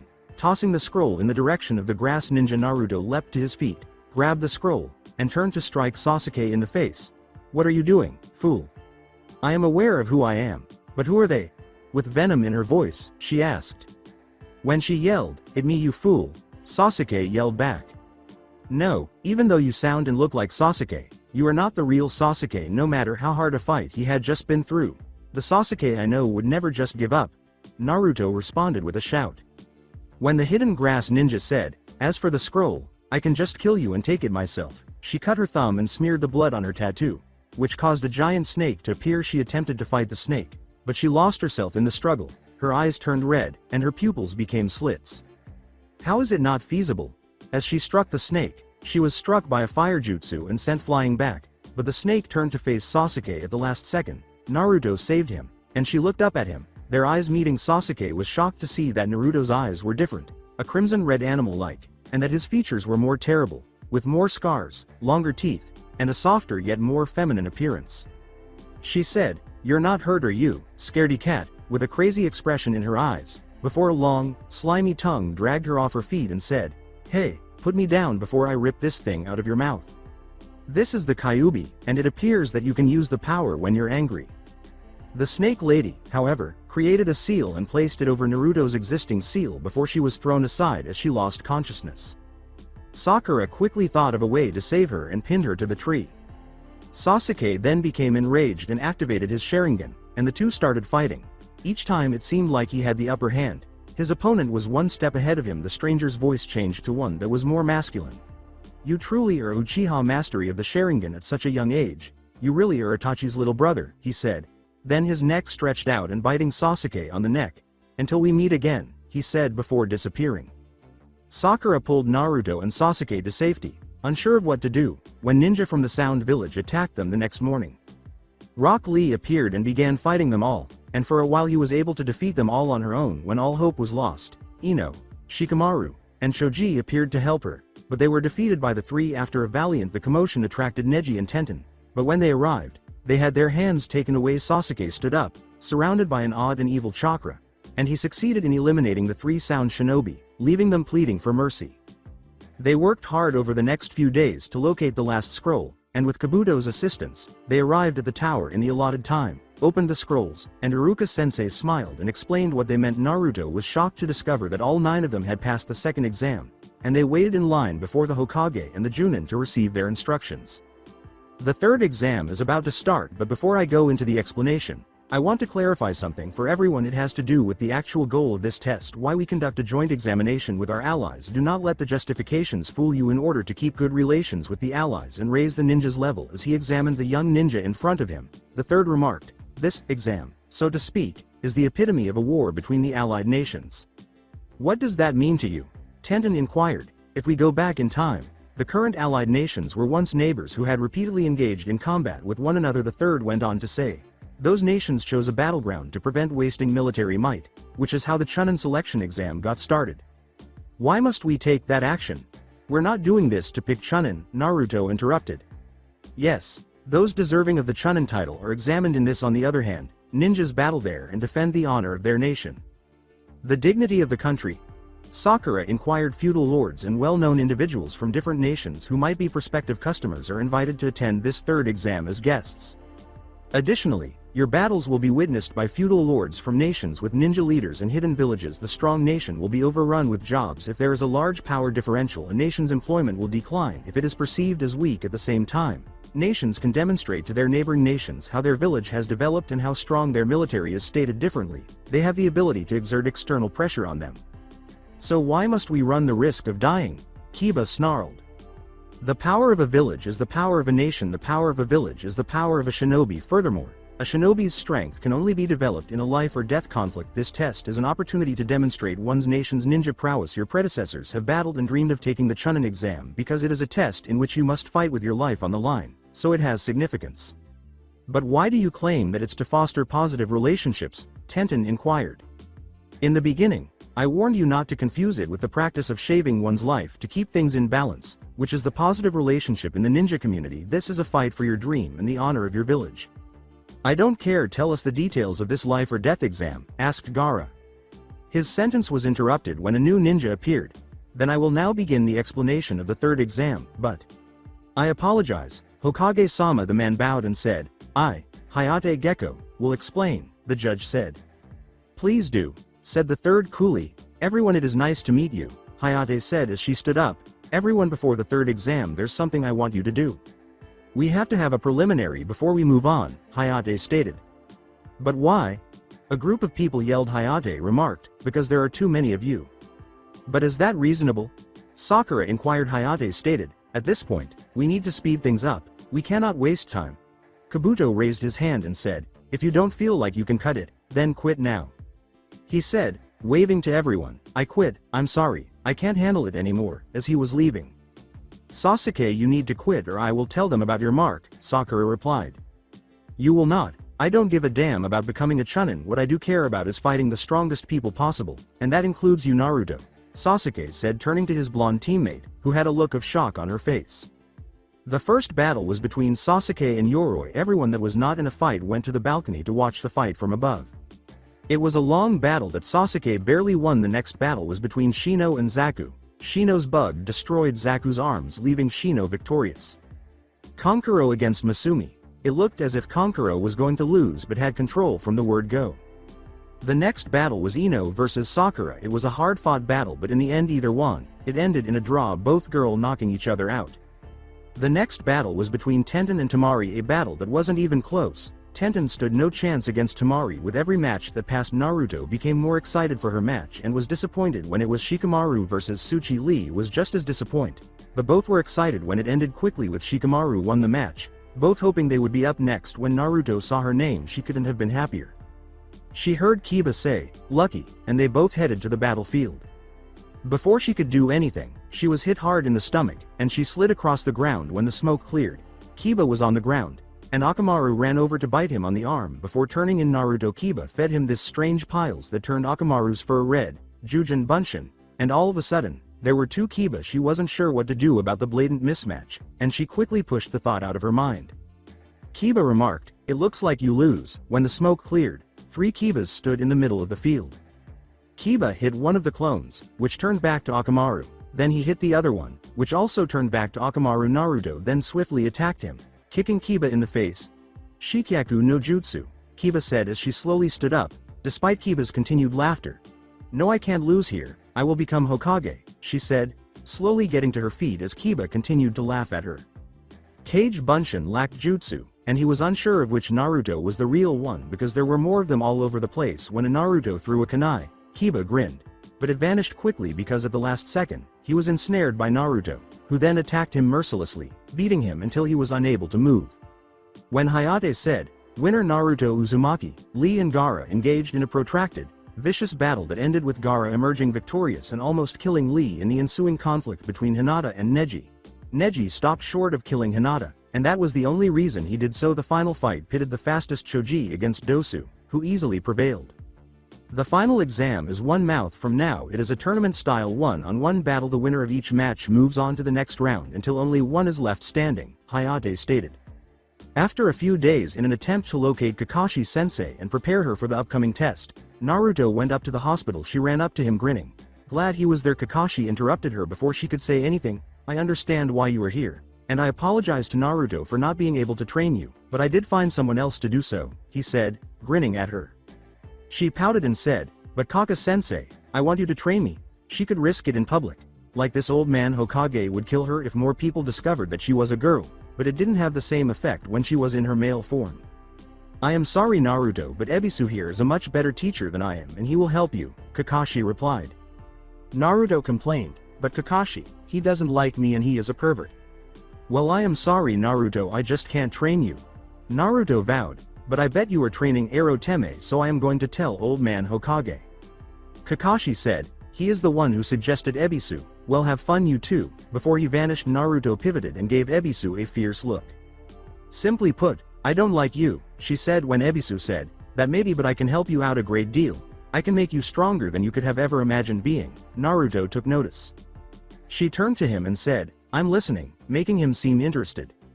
"Why don't we discuss this over a meal like civilized people?" Ebisu responded. "Ramen," she said with a smile. "I guess," he began, but she ran away and yelled back at him before he could finish. As he said, "Come on Sensei," he sensed that things would not go well for him. Naruto had been eating non-stop at the ramen stand since they got there, and she had only heard tidbits of whatever he was saying. After hearing something about chakra, she almost choked on her food, calling it terrible. "I am the best, I am not terrible," she exclaimed. He glared at her through his glasses and asked, "Are you even listening to what I have been saying to you?" "Kind of," was her sheepish response. "I said you have terrible chakra control. If you could master that, you would be a great ninja." With a top that tone, she questioned, "If I have such terrible chakra control, why can I make more clones than everybody else?" The reason for that is because you have more chakra than most people, and so you can waste your chakra and not even realize it. But if you could master chakra control, think of all the jutsu that would open up to you, Ebisu stated. She said, well, I guess that makes sense. After giving it some thought, so how are you going to teach me to do that? She asked. I am sure Kakashi has taught you to climb trees without your hands, so what I am going to teach you is how to walk on water, he continued. With a suspicious glance in his direction, she said, walk on water, you're pulling my leg, aren't you? Ebisu took her to the hot springs after Naruto had finished her meal. Focus the chakra to the bottom of your feet and regulate the amount that you disperse to maintain your balance on the water, understand? She said, kinda, but hey, let's give it a try anyway, and then she jumped out of the water, screaming, hot, hot, hot. She kept trying, but she was never getting better at it. When Ebisu saw someone looking into the women's bathroom, she decided to take a break. She asked herself, why are all old men perverts? Ebisu attempted to confront the man who had taken him out without incident, acting as though he thought this behavior was reprehensible. Naruto yelled, you on the giant toad, who are you? He said, I am the Gamma Sennin, and I'm glad you asked, while posing atop the toad's head. You are going to fix this by training me for the Chunin exams, she yelled, pointing to the man with the long white hair. First Kakashi ditches me and now you take him out. Who is going to train me? She asked. Let me think about that, kid. No, he replied. She yelled, why not, at him? Because I don't like you, she said, her head falling as her eyes grew painful. She sat on the ground with her face between her knees and said, well, you're not the only one, no one likes me, hoping to make him feel bad about what he had said. It's nothing personal, I just don't like kids, he abruptly stated. I don't care, you are the only one left. You ruined my train, so you are going to train me, she said as she got up, or I will tell the old man Hokage that some old pervert was peeking in the girl's bathhouse and then he knocked out my sensei and would train me for the Chunin exam. You know, kid, you really are annoying, he replied. She asked in hope, so you are going to train me? No, he said, abandoning her words. Fine, I don't need any help. Training were more directed at herself than at anyone else. She went to a remote location where she taught and released the jutsu in the hopes that it would help her control her chakras, but it didn't, and to make things worse, she noticed the elderly man smiling at her as she emerged from the water. So why would a girl parade around as a boy? Asked the man. She blurted out, I'm not, I'm practicing my Oiroku no Jutsu. The old man asked, really, kid, that's the best you can think of? She asked anxiously, what are you talking about? As she questioned whether he had caught her deception. As he put his hand in front of his chest and said, you're cute enough but you don't have any flair, her eyes started to twitch. She yelled, you really are a pervert, why are all my sensei perverts at the end? He inquired, so you found a new sensei? Yep, she smiled and said. Who is it? You, she remarked, still grinning. He scowled a little as he said, I told you, kid, I am not going to train you. She gazed up at him, her eyes wide with tears, her bottom lip protruding. His eyes were wide with terror as he moved away from her. How can I say no to that? He asked himself. Please, she said, moving from side to side. All right, he said, his voice dejected, so you're attempting to learn how to walk on water? Yeep, she replied with a smile, changing back into a man to try her luck with her deception. She took off her shoes and jacket and said, okay, let's see what you have. But she fell as soon as she tried to walk on the water. I wonder if he thought, hey kid, come here. While sitting on a rock, she followed instructions to build up some chakra, and he lifted up her shirt to reveal the seal. It's incredible that she has this much control over her chakra, as I had assumed the seal had been tampered with by placing an odd number seal on an even number seal. This is unquestionably Orochimaru's creation. She yelled, what are you doing, you pervert? You are stressed, and when you are stressed it messes with your chakra stream. So I am going to help you relax, so raise your hands up in the air, Jiraiya said with a grin. She followed instructions and said, okay, but the next thing she knew, she had been struck in the stomach and was flying away from Jiraiya. What was that for? She asked. He told her, just try walking on the water again, and she went over to it while holding her stomach. To her surprise, she did not fall in. Naruto followed Jiraiya for a while before they sat down and began talking. That's enough. There is something I want to talk to you about before I teach you this new jutsu, Jiraiya said. Have you ever noticed a second chakra in you? Jiraiya asked. Well, yeah, there are two. One is my normal chakra. If I had to explain it, I would say it was blue, then there was a second would be red, but whenever I use the red chakra, everything becomes a blur to me, she said after a moment's reflection. Okay, that's enough for today, we will continue tomorrow, Jiraiya replied. Let's go take a bath and not just fall in this time. She didn't realize she was being watched from the top of a building across from hers until she got home and was ready for a restful night's sleep. Ebisu said, "So it really is you, Jiraiya-sama," as he approached him. Jiraiya said, "I apologize for stealing your student." As Ebisu put it, "It's fine, so you have come to stop Orochimaru?" Jiraiya casually remarked, "No, I have only come here to reach for my new book." "But Jiraiya-sama, you are the only one who can do it." "I don't like getting in other people's business," he said calmly in response. As Jiraiya turned back to Naruto, Ebisu said, "I am disappointed in you, Jiraiya-sama," and turned to leave. They trained for weeks, but it didn't seem like she was improving. "Why can't I get any better at this damn jutsu?" she yelled, giving her sensei the new nickname Ero Sennin. Jiraiya smiled and asked, "Do you want to know an easy way to learn this jutsu?" She added, "Yes I do. Tell me how," with a broad smile. "Are you willing to lay your life on the line?" "Yes, I will do anything," she declared with assurance. After she had done everything she could think of, they began to walk into the forest.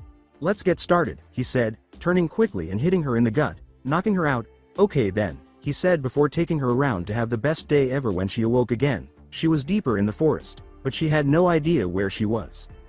With a shout, Naruto asked, "Why did you hit me?" She knew he didn't like his nickname, but wasn't it a bit much to kill her for it? "Naruto die," he said bluntly. He shoved her back, and she flew off the side of a cliff.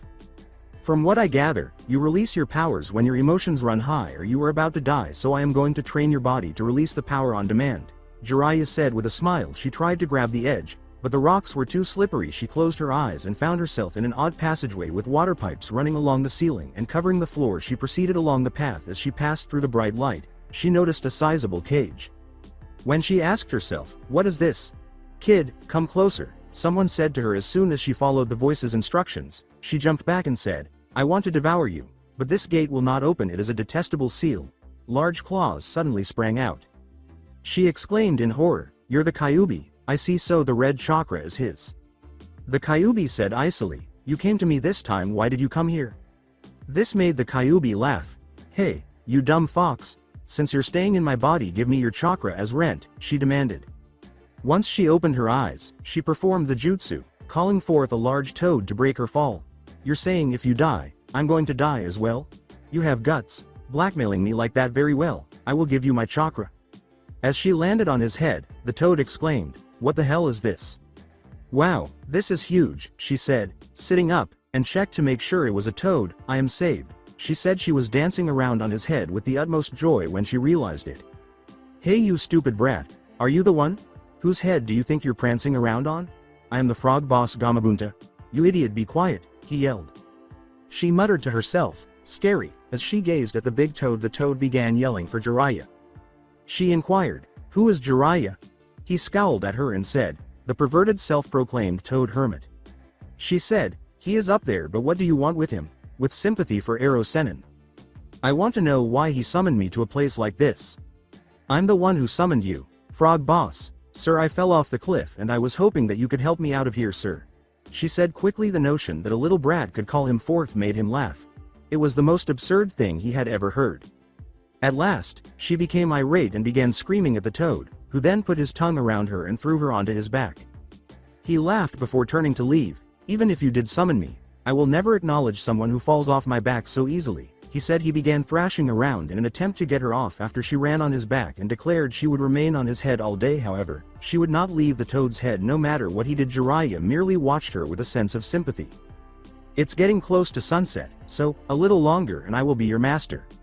He inquired, "What is your name?" As she yelled, "I am Naruto Uzumaki, the next Hokage." "Well, Naruto, don't blame me if you die," he said, starting to escalate the situation. She used her clones to save her skin after she nearly fell off, but she was left without any more aside from class. The hospital was her least favorite place in the world. When she woke up, Shikamaru was sitting by her bed when she awoke. She questioned, "What are you doing here?"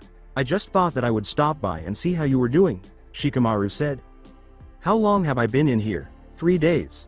She yelled, 3 days, and leapt to her feet, searching for her items so she could go study for the final exam. They decided to pay Lee while they were there, and they got there just in time to prevent Gaara from completing the task he had begun during their previous altercation. He showed no emotion and was unfazed by anything they tried, since killing people was the only thing that seemed to make him happy. That was all he wanted to do.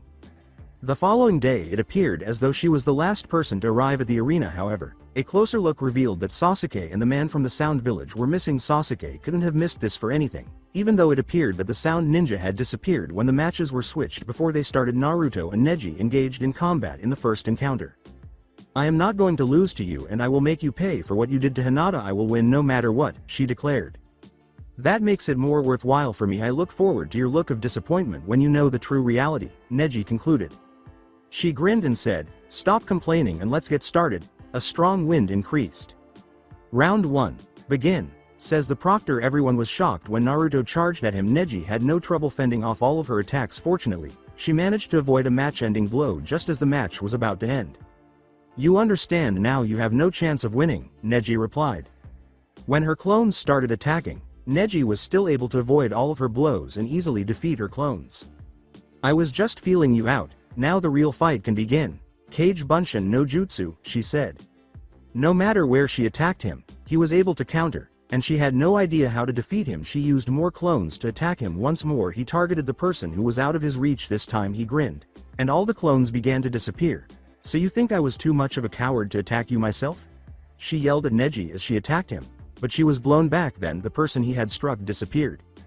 He asked arrogantly, "Did you think that you had won?" Once more, she surrounded Neji with clones from all sides, but her attacks failed. "This is the end. You are in range of my attack," he said repeatedly, striking her until all of her chakra points were blocked. Though she was unsure of how she would handle it without chakra, she did not give up easily and stood up, ready to attack. She smiled and remarked, Didn't I don't give up, and I don't know how to quiet." "No way," Neji said with a horrified expression. Then, claiming he had nothing against her, he attempted to persuade her to stop. When that failed, he tried telling her his clan's story, but that also failed. Neji struck once more in the hopes that it would be the last time, but she stood up again. She yelled at him, "Don't flee. I'm not finished yet. Not until I succeed. I never break my word." "What do you know about being marked and never being able to wipe it away?" Neji yelled. "Yeah, I do. So who cares? Do you think you are the only special one around here? Don't you think Hinata is suffering? To all she wanted was your recognition, and you tried to kill her. For all your talk about destiny, you really don't believe it either," she grinned. She knew how to defeat Neji. The Kyuubi's chakra. After Neji scowled at her as she began to release its chakra, it twisted around her, warming the surrounding air as she started to recover. Everyone gaped in horror. She can easily avoid Neji's attacks thanks to her increased strength and speed. She then charged him once more, and the impact sent them both flying back. Neji stood up and walked to where Naruto was lying, grinning, but she burst out of the ground and knocked him out. "I should have known it was a clone. They're your specialty," Neji said. "I was careless. You know I've failed the graduation exam 3 times. There was always this jutsu that would come up, that I just could master. It was the Bunshin no Jutsu, so don't give me this destiny crap. Because unlike me you are not a failure," Naruto said prior to being crowned the winner. She was beginning to worry a lot about Sasuke, even after the battle, but she was determined to show it. It was Shikamaru's turn to fight after they postponed Sasuke's fight and Kankuro forfeited his match. This one bit of muttering about Naruto running up to him and patting him on the back made him unhappy and caused him to fall over the railing into the field. It was a strategic battle. Even though Shikamaru succeeded in getting her where he wanted her, he ultimately gave up, surprising everyone by doing so. When it seemed impossible that Ero Teme would arrive in time for the test, he and Kakashi arrived in typical Kakashi fashion. Very late she ran up the stairs to watch the match with Shikamaru. However, they were paralyzed by fear after witnessing something. Gaara had just killed 2 shinobi. Without even blinking they made the decision to approach Kakashi and discuss what they had witnessed, but by the time they reached him, the match had already begun, so it was too late. Without a word, Gaara began pouring sand for his gourd. Then, he held his head and started talking to himself. "Come on," he whispered to Sasuke as his sand struck the ground and he raised his emotionless, icy gaze to him. Sasuke's taijutsu was almost exactly the same as bushy brows, and he attacked him with a similar speed. He struck Gaara with blow after blow until he finally covered himself entirely with sand over the sand shell. A sand eye emerged to watch Sasuke's every move. It would not shatter no matter how hard he struck the sand, and spikes would appear wherever he struck it. With a few hand signals, Chidori, Sasuke retreated as far away from Gaara as he could before sprinting in her direction while 1,000 birds sang in the background. Gaara's shield was easily penetrated by the jab. Naruto began to feel drowsy as she watched the fight. When she awoke, Shikamaru was asleep and Sakura was kneeling next to her. He sat up screaming after being bitten by a dog. Guy swiftly rescued them from an enemy ninja by throwing him through the wall. Providing them with a place to escape, Sakura seized Naruto and leapt out while the dog seized Shikamaru, leaving a village in turmoil as they searched for their friend, who was now actively pursuing Gaara. They tried to cover their tracks, but it didn't work. They soon realized that they were being followed and that at this rate, they would catch up with them. Naruto remarked, "We could always ambush them." "No, that won't work. There are too many conditions that we would have to meet in order for it to work, and even if it did we would fall farther behind. But there is one thing we could do," Shikamaru replied. "What is it?" inquired Sakura after saying, "We could leave one person behind and set up a fake ambush to slow them down, but there is one major flaw with that. Whoever stays behind will die," Shikamaru said. They all stopped finally. Shikamaru said, "So who is it that will stay?" "We need the dog to follow Sasuke, so that means he's out." They were wondering who would stay. Before Shikamaru interrupted, Naruto began, "Fine all. I guess it has to be me," Shikamaru uttered. "Shikamaru?" exclaimed Sakura. "Why you?" asked Naruto. "It's better than being wiped out, right? Besides, among us, the only one who is able to playing the bait and who has the chance of surviving is me," he said as he moved to the rear of the group. "Kagemain no Jutsu is an art made for delay tactics. Well, I'll catch up later. Now get going." "We're counting on you, Shikamaru," Naruto called to him as Sakura and she departed from him. Sakura began to question whether Shikamaru had betrayed them. Naruto yelled that he would never act in that way. Naruto could assist, but he was also concerned about Shikamaru. Not that he would betray them, but that he might suffer a negative outcome. She looked up Gaara, unsure of how they would defeat the monster that was Gaara, but Naruto arrived just in time to stop Gaara from killing Sasuke. Sakura moved forward to absorb the blow as Gaara shot past Naruto to attack Sasuke. Gaara appeared insane, half-demon, and completely bloodthirsty. "You will have to kill me to save your friend," exclaimed Gaara with delight. She would not allow him to continue harming her friends. "Kunhyos no Jutsu," she whimpered, and a much smaller toad emerged. "I need the boss, I didn't want you." The toad said, "Well, nice to meet you too, kid," with a less than enthusiastic expression. In order to continue her battle with Gaara, she swiftly scoped him out and relocated him to a secure area before employing 1000 Years of Death with a kunai that has an exploding tag on it. She repeatedly used Kage Bunshin no Jutsu before she caused the tag to explode. Gaara gave her a hard blow. Sasuke jumped in to catch her and stop her from colliding with the tree. Sasuke painted, "You put in a lot of effort, and you only managed to get one hit in." "Shut up," she said, furiously turning around. "Naruto, whatever you do, rescue Sakura and get out of here. I will slow him down," Sasuke said as he got up. "I should have the strength to hold him in check for a while. If things end here, it would just mean that was the extent of the man I am. I lost everything once. I don't want to see any precious comrades die right before my eyes again." The cold-hearted Eroteme said, "Precious comrades," and she couldn't believe it. "I see, that right, because he resembles me, because he has experienced the same loneliness and sadness as I have. That guy continued to fight in solitude for himself, and I thought he was strong. But that's not the meaning of true strength. If one fights just for oneself in solitude, one can't really become strong."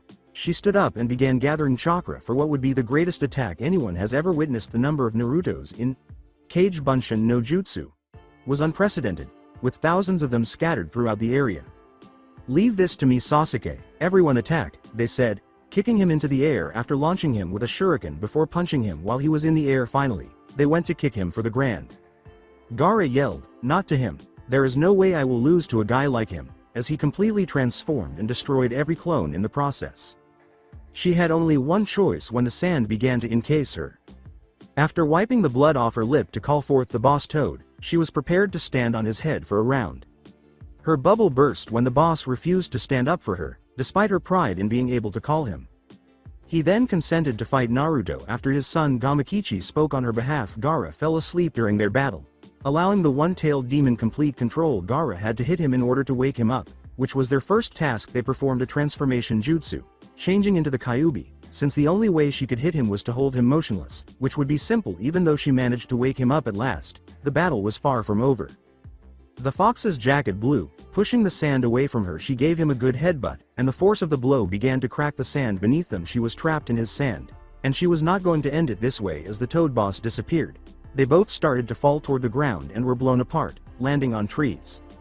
The only thing they didn't know was who would win, because they both knew that there would be one more attack and that it would be their last. At the same moment, they began attacking. Naruto managed to pull through, and both of them hit the ground without any remaining chakra. She intended to ensure that he was committed to her and that he would not harm her friends. She crept closer, intending to stop until she was certain they were safe. "Don't get any closer," yelled Gaara. "I don't know why, but I completely understand that it hurts, but I've met people who are very important to me now. I won't allow those important people to get hurt." She looked up at him, her features softer and more feminine. "The pain of being all alone really is unbearable, isn't it?" she said, her eyes still blue, but the pupils were slits. "I will stop you even if that means that I have to kill you." "Why? How is it that you can fight so much for other people?" "They saved me from the hell of being all alone. They accepted me for who I was. That's why they are important to me." "Love," Gaara said to himself in a whisper. "That's enough, Naruto," Sasuke said while bowing to her. "Sakura's okay. This guy's chakra must have been depleted as well. The sand around Sakura crumbled a long time ago." She said, "Oh, I see, what a relief," and then she fainted. "That enough, I have had enough, let's go," Gaara told his recently arrived siblings. A few days later, the old man always seemed so untouchable, as if he would always be there, and she still found it hard to believe that he was dead. Everyone gathered to grieve the loss of all the loved ones on the gloomy, stormy funeral day. She was still able to comprehend how and why he had passed away. Her little secret was now only known by Kakashi, who also knew that she felt odd being by herself once more. Shinobi were not supposed to display emotion, so she had to force herself not to cry. She was still alive today because of the old man, who had so much for her. At last, she said, "Iruka-sensei, why do people risk their lives for other people? When one person dies, their past, their present life, and their future disappears along with them. Many people die during their duty and fighting in battle, and shockingly easily, too. Hayate was one of them. Those who pass away also have dreams and ambitions, but everyone has something else, just as important: parents, siblings, friends, and lovers. Those who are dear to them. They trust each other and help each other.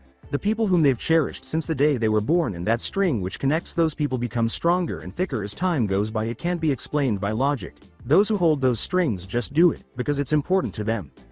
She looked forward once more and said, "Yeah, I kind of get it, but it's tough to die.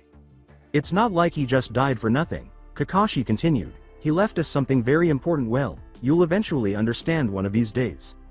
She smiled back at him and said, "Yeah, I kinda get that too." When the rain finally stopped, the sun emerged and shone brightly.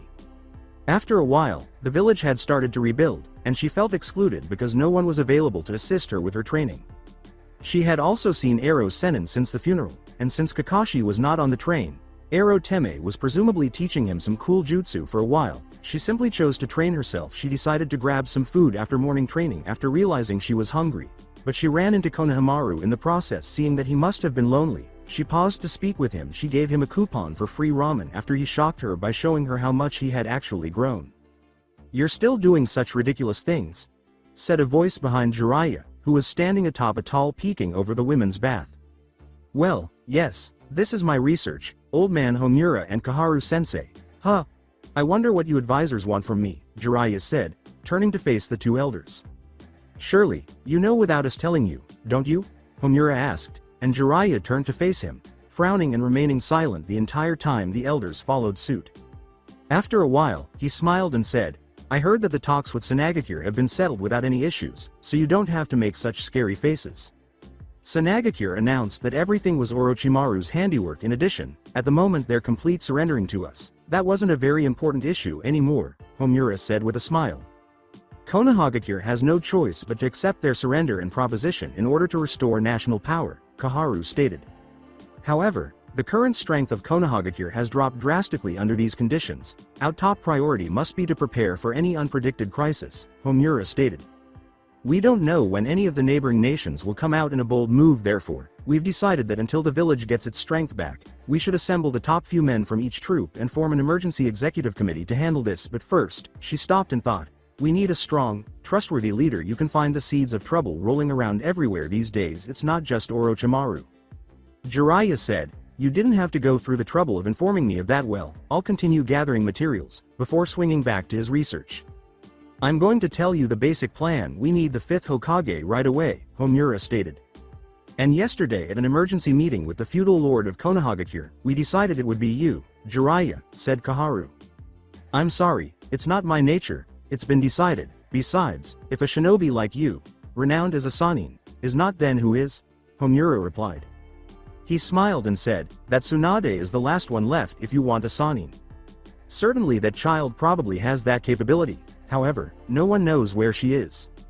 I'll find and bring her back if I do that, there's no problem, right? But, Homura began, but Jiraiya interrupted him. A wise one like Tsunade is meant to be Hokage more than I, with no motivation. What do you want to do? Alright, we'll give it urgent consideration, however we'll have 3 members from Anbu Black Ops to accompany you as the search unit for Tsunade. Don't worry, I won't escape from this, the guards are not necessary. However, there is one guy that I want to take with me on my trip. I found an interesting egg. In order to eat, Naruto was desperately searching for her ramen ticket. Her anxiety increased as she looked more. She was overjoyed to find it at last, and she even received a complimentary serving. Ero Sennin told her she was going with him just as he appeared. However, she refused to accompany him on a research trip. However, she was off to pack because she was promised a better jutsu than the Chidori. I wonder what this new and cool jutsu will be. She ended up leaving something behind because she packed so much that she couldn't even bag it. She couldn't wait for him to teach her the new jutsu because she was so thrilled. Hey Ero Sennin, since you are taking me on this trip, does that mean you think I'm a genius? She was hoping. Jiraiya was thrilled to be compared to the 4th Hokage. A long time ago, the 4th Hokage was my disciple and you resemble the 4th Hokage so much, it almost funny. That's the only reason, she said. A blue-skinned man brandishing a big sword remarked, while you may be able to manage against him, I couldn't possibly. He's on a completely different level, as he watched from a distance. Yeah, if we go at each other we'll both be killed. At best kill each other simultaneously. Even if we increased the numbers that wouldn't change, a man with dark hair replied. I didn't expect the kid's guard would be a legendary Sannin with him as the opponent. The names of the Leaf Village's Uchiha clan and the 7 ninja swordsmen of the mist would be tarnished. Yeah, however, no matter how strong an opponent is, they always have a weakness. Naruto began to play with some bells at a shrine when they paused for a break, and she ultimately pulled down the bells that were fastened to the ropes. While Jiraiya was laughing, she fixed them, hoping he wasn't making fun of her. They then carried on with their journey. The town to which they traveled was a strange and vibrant place compared to Konohamaru. It was very different. Jiraiya turned to Naruto when they arrived at the hotel and gave him the key, sending her to the room while he went on a date. Jiraiya was a stunning woman as she waited for him to create more and more clones. She became bored. A knock on the door prompted her to dispel her clones and open it, revealing a man with eyes similar to Sasuke's. The man with the blue skin and hair remarked, really, who'd believe a kid like you to have the Kyuubi in him? How were they aware that she possessed the Kyuubi? The man with Sasuke-like eyes told her, Naruto, you'll accompany us, shall we go outside? The blue-skinned man approached her and said, well, it'll be a pain in the neck if this kid moves around, maybe I better chop off a leg just in case. She noticed Sasuke standing there and said, long time no see, to the man named Itachi. Itachi Uchiha, was all he could say. It had just dawned on her that this man was Sasuke's brother. The shark man said, Sharingan, and moreover he resembles you a lot. Who the hell is he? He's my younger brother, but I heard that the entire Uchiha clan had been murdered by you. With venom leaking from every word, Sasuke yelled, Itachi Uchiha, I will kill you. It's just as you said. I held a grudge against you and hated you for the sole purpose of killing you. I have lived my life, he said, lunging toward his brother while holding a Chidori in his hand, ready to kill. Itachi broke his younger brother's wrist. After blocking it without any issues, she began accumulating chakra to use her jutsu because she knew she had to do something, but after just one swipe of his sword, her chakra vanished. The attack was blocked by a toad taller than her, and Jiraiya emerged behind her. You were totally excited by a lame tactic like a woman winking at you. You shouldn't be the one to try acting all suave and cool, you Ero Sennin. Naruto yelled at him after he made a big scene upon entering. He rubbed the back of his head and remarked, like I said, don't call me that in front of people. Be quiet. More importantly, these people aren't normal. Ero Sennin. Did you hear me, Ero Sennin? He yelled, like I said, don't call me Ero Sennin. You are after all Jiraiya-sama, one of the legendary Sannin. I didn't believe that I'd be able to stop you so easily despite the fact that you are a huge womanizer, the shark man replied. Naruto exclaimed, what, you know the true identity of Ero Sennin, startled. Putting the woman down, Jiraiya said, well no, that's not necessarily who I really am, and then he explained everything. Everyone was shocked, but Itachi stood up and told them not to infer so he could get his revenge when Jiraiya went to kill the two. However, Sasuke's situation did not go well. His brother beat him up and down the hallway. Itachi made the decision to use his Mangekyo Sharingan to complete it.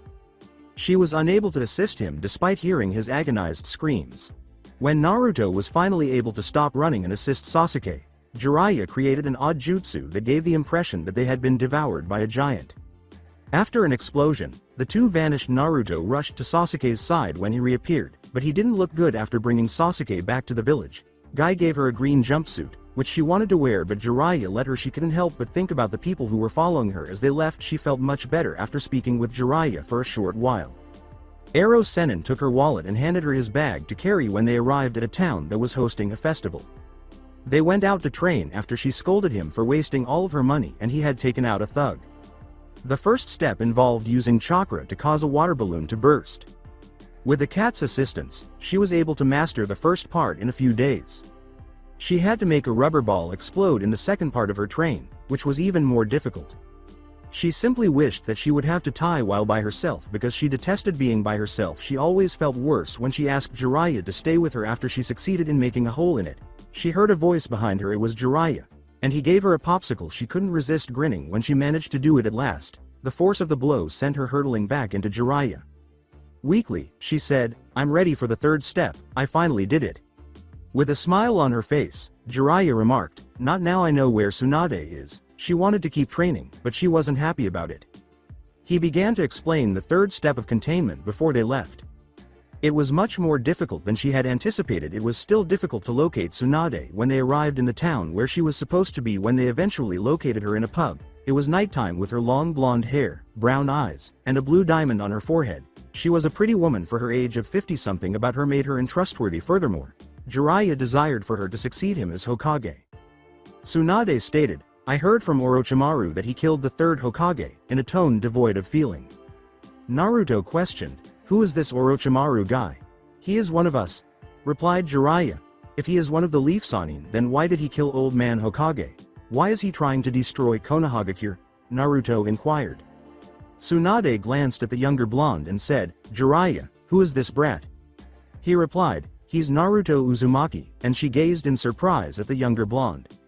"Hey, you just hold it right there, I am not done talking yet. This Orochimaru? This Teme that killed old man Hokage, who the hell is he? He's a legendary Sannin, right? Then knowing that, why would you Sannin, leave such a guy alone? Besides, what do you mean this person is the fifth Hokage?" she screamed. Jiraiya sat down and pouted, saying, "Naruto, please be quiet for a moment. They're asking you to become the fifth Hokage. Tsunade, what's your response?" Tsunade sat silently for a while before saying, "Impossible, I refuse." "I remember those words. You said those same words when I asked you to go out with me," Jiraiya said with a grin. "What the heck are you talking about? You said it yourself. Didn't you say that you would bring her back to the village and have her treat Sasuke and Kakashi Sensei? But what's this demand for her to be the Hokage? And on top of that she refuses?" Naruto yelled. Jiraiya continued to describe Tsunade's role in the village during the terrible Great War era, saying, "Calm down, there can be no other fifth Hokage but Tsunade. She contributed tremendously to the Leaf's victory. She didn't like her at all, and she wasn't going to get away with disparaging the Hokages." She refused to allow her to continue speaking in this manner. Regardless of who she was speaking to, prepared to battle this elderly hag, they left the pub before Naruto could react. She charged her, prepared to attack with everything she had, but Tsunade ducked her blow, disarmed her, knocked off her headband, and pounded her on the forehead. "Hey, brat, I'll ask you one thing before you faint. Why get so passionate at the mention of Hokage's name?" Tsunade replied with a smile. She prepared the jutsu she had been honing for the past month, saying, "Unlike you, I will be the heir to the Hokage name, no matter what, because Hokage is my dream." To avoid getting struck by the jutsu, Tsunade broke the ground. Tsunade inquired, "Hey Jiraiya, was it you who taught him that Rasengan?" "I'm his teacher, after all," he answered. "Humph, you and the fourth Hokage are the only ones who can use that jutsu. Are you in your right mind, showing someone a jutsu that he can't master? Don't give him false hope." That's why Moody Kid starts joking about becoming a Hokage. She yelled at her, "It's no joke, stupid old hag. If I have 3 days I'll master this jutsu." "You said it, kid. Men don't go back on their word." "That's my ninja way," she said, smiling at the older blonde. "Ha, I stand by my words." "Then, how about a wager?" "A wager," said Naruto, perplexed. "If, within a week, you are able to master that jutsu, I will recognize your potential as the Hokage and award you with this necklace." "Lady Tsunade, the precious is that," the dark-haired woman began to say, but Naruto interrupted her. Sorry, I don't need that necklace. That's the only one of its kind in the world, Naruto. So don't agree if you were to sell it. You could purchase 3 mountains, Jiraiya said. It belonged to the first Hokage, which caused her to immediately consider everything he could purchase and all the ramen she could consume. Alright, I agree, she smiled, but if you can't learn the jutsu in a week, you lose. Holding her wallet, Tsunade said, and you'll give me all the money you have on you. You got that when? Tsunade's assistant was not pleased with the wager at all, so she yelled. I'm sorry to bother you so late, Naruto, Shizune said as she went to answer the knock on the door while Naruto was in her room. I must speak with you. For my part, I'm going to sleep well tonight and work out the following day. I apologize, however, I don't want you to misinterpret the necklace or Tsunade-hima. Humph. An elderly woman like that is not important to me at all. Tsunade-hima is not who you believe her to be. You don't even know her, so don't talk about her that way. I apologize for raising my voice, Shizune said, her eyes going downcast. She wasn't always like that. She loved the village and was a good person. However, after that day, she changed. She explained what had happened and the meaning of the necklace, saying, the day she lost her dreams, her love, her hopes, everything. She didn't wait until the next morning to leave. She left right away. She planned to stay out all night until she mastered the jutsu, and she spent the entire week training until she passed out from using too much chakra. Shizune was on the ground when she woke up, and she sat up to ask Naruto what day it was. Monday, Naruto replied, his expression bewildered. Shizune remarked, but you were supposed to be out for a few days. She smiled and said, I will always feel better after a good night's sleep, regardless of how bad the injury is. More importantly, where is that dumb old woman? The promised betting day is today. What about the jutsu, then?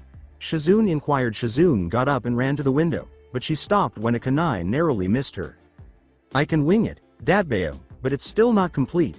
Naruto dashed to investigate the situation. When Naruto discovered that Tsunade had poisoned him, she began to call him out. Shizune explained everything along the way and led them to the location where Tsunade would meet Orochimaru. They were pursuing her again, but it was too late when they got there because she had accompanied Orochimaru. They materialized before Tsunade in a puff of smoke.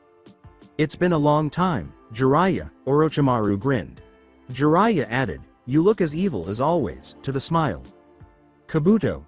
Exclaimed Naruto, startled. Naruto, was his response. Jiraiya remarked, I see you know each other. She looked at the man she believed to be her friend and said, we took the Chunin exam together. Why are you here, Kabuto? She was perplexed and didn't understand why he was with Orochimaru or why he was fighting the old woman. She tried to smile as she said, what are you doing, Kabuto? This is a lie, isn't it? You taught us a lot and even saved us? Well, I wanted to gather data on you all, Naruto. There's something I understood. By gathering your data you have no ninja ability unlike Sasuke, smugly replied Kabuto. Even with that cute little face you were just a genin, a fresh fish out of water. Admittedly, I was curious about the monster dwelling inside you, but now with the legendary Sannin before me, you leave something to be desired. You're nothing, and if you meddle I'll kill you. You little, she sarcastically said. However, she was swiftly defeated. She disliked being a babysitter, so after Jiraiya failed to summon the boss, she attempted a summoning jutsu but also failed. When the battle started, things did not appear to be going well for them. In an attempt to taunt her, Kabuto ducked under her Rasengan and messed up her leg. She refused to stay down no matter how hard he beat her. With her clone by her side, she formed the Rasengan in her free hand and stood in front of Tsunade, still prepared to fight. She then smashed it into his chest and blew him back. However, Kabuto also struck her, causing her heart to become so damaged that the Kyuubi was unable to save her. Fell to the floor, and everyone fell silent. She smiled at Tsunade and reached up for the necklace, saying, I won the necklace. Before passing out once more, Jiraiya gazed at Naruto below. Rewind. After the funeral for the third, Jiraiya told Kakashi, Kakashi, you put the jutsu on her so even if she did run out of chakra her turn form is hidden. Yeah, I didn't think it a good idea for her to turn into her during the exam, Kakashi responded, but it will still break if she taps too much into the fox's powers. Kakashi responded with a sigh. Jiraiya remarked, well, it was good thinking. Final flashback. As the fight continued, all three of them prepared for the second round by using their summoning jutsu. The battle was already over when Naruto woke up. Before returning to Konoha, they rested for a few days. After returning to Konoha, Naruto had hoped that everything would return to normal, but this was not the case. Everyone, especially Sasuke, appeared to be unique prior to their return from their most recent mission. Their relationship had been improving when Naruto finally had time to visit Sasuke after he had returned to the hospital. He was acting strangely and was even more distant from her than when they had first met. "Sasuke, what's wrong with you?" she inquired.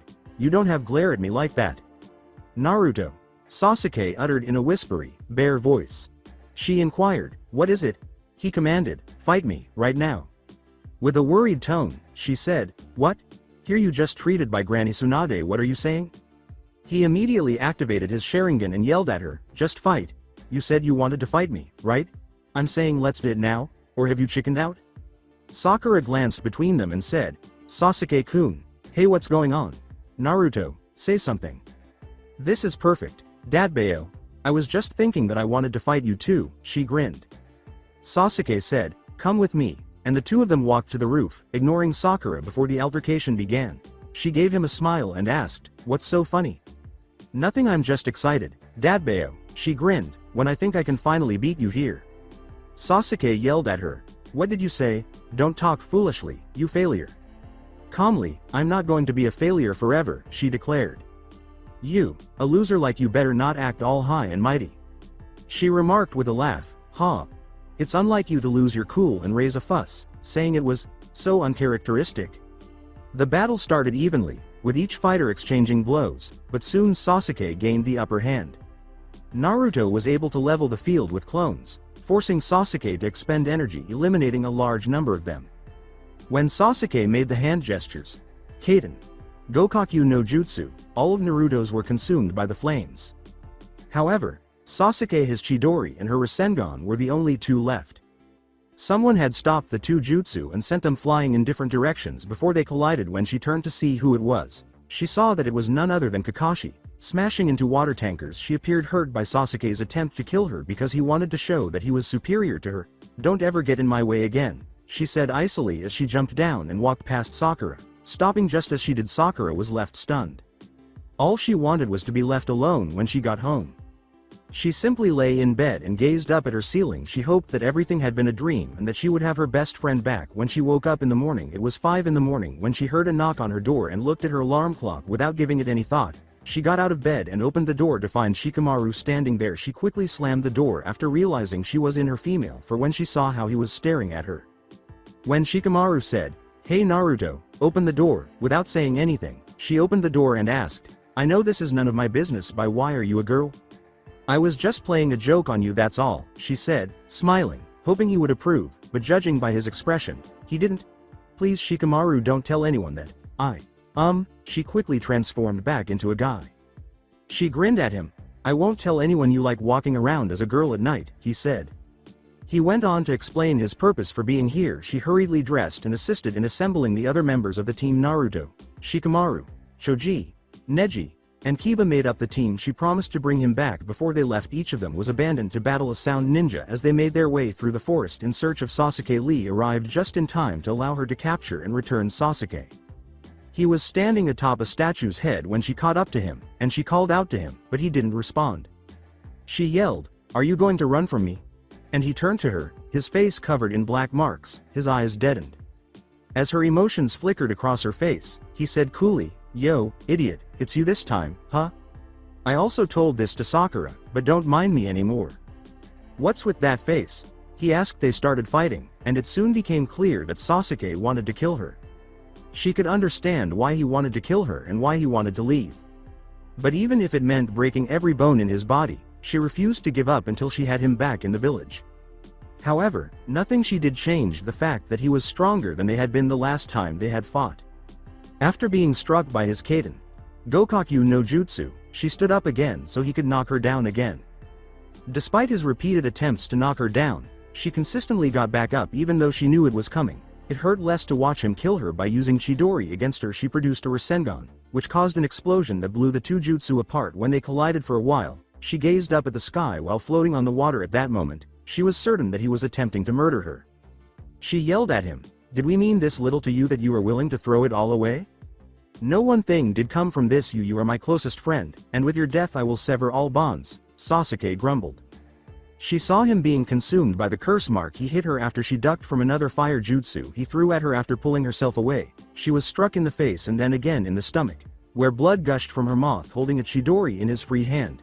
He seized her by the throat as the fox chakra encircled her. He smashed it through her chest. She transformed into a woman and let go of her jutsu. She said with a gentle smile and tears streaming down her cheeks, "You truly are an arrow teme?" Sasuke gave her a startled look. He grabbed his hand off her chest and yelled, "What kind of trick is this?"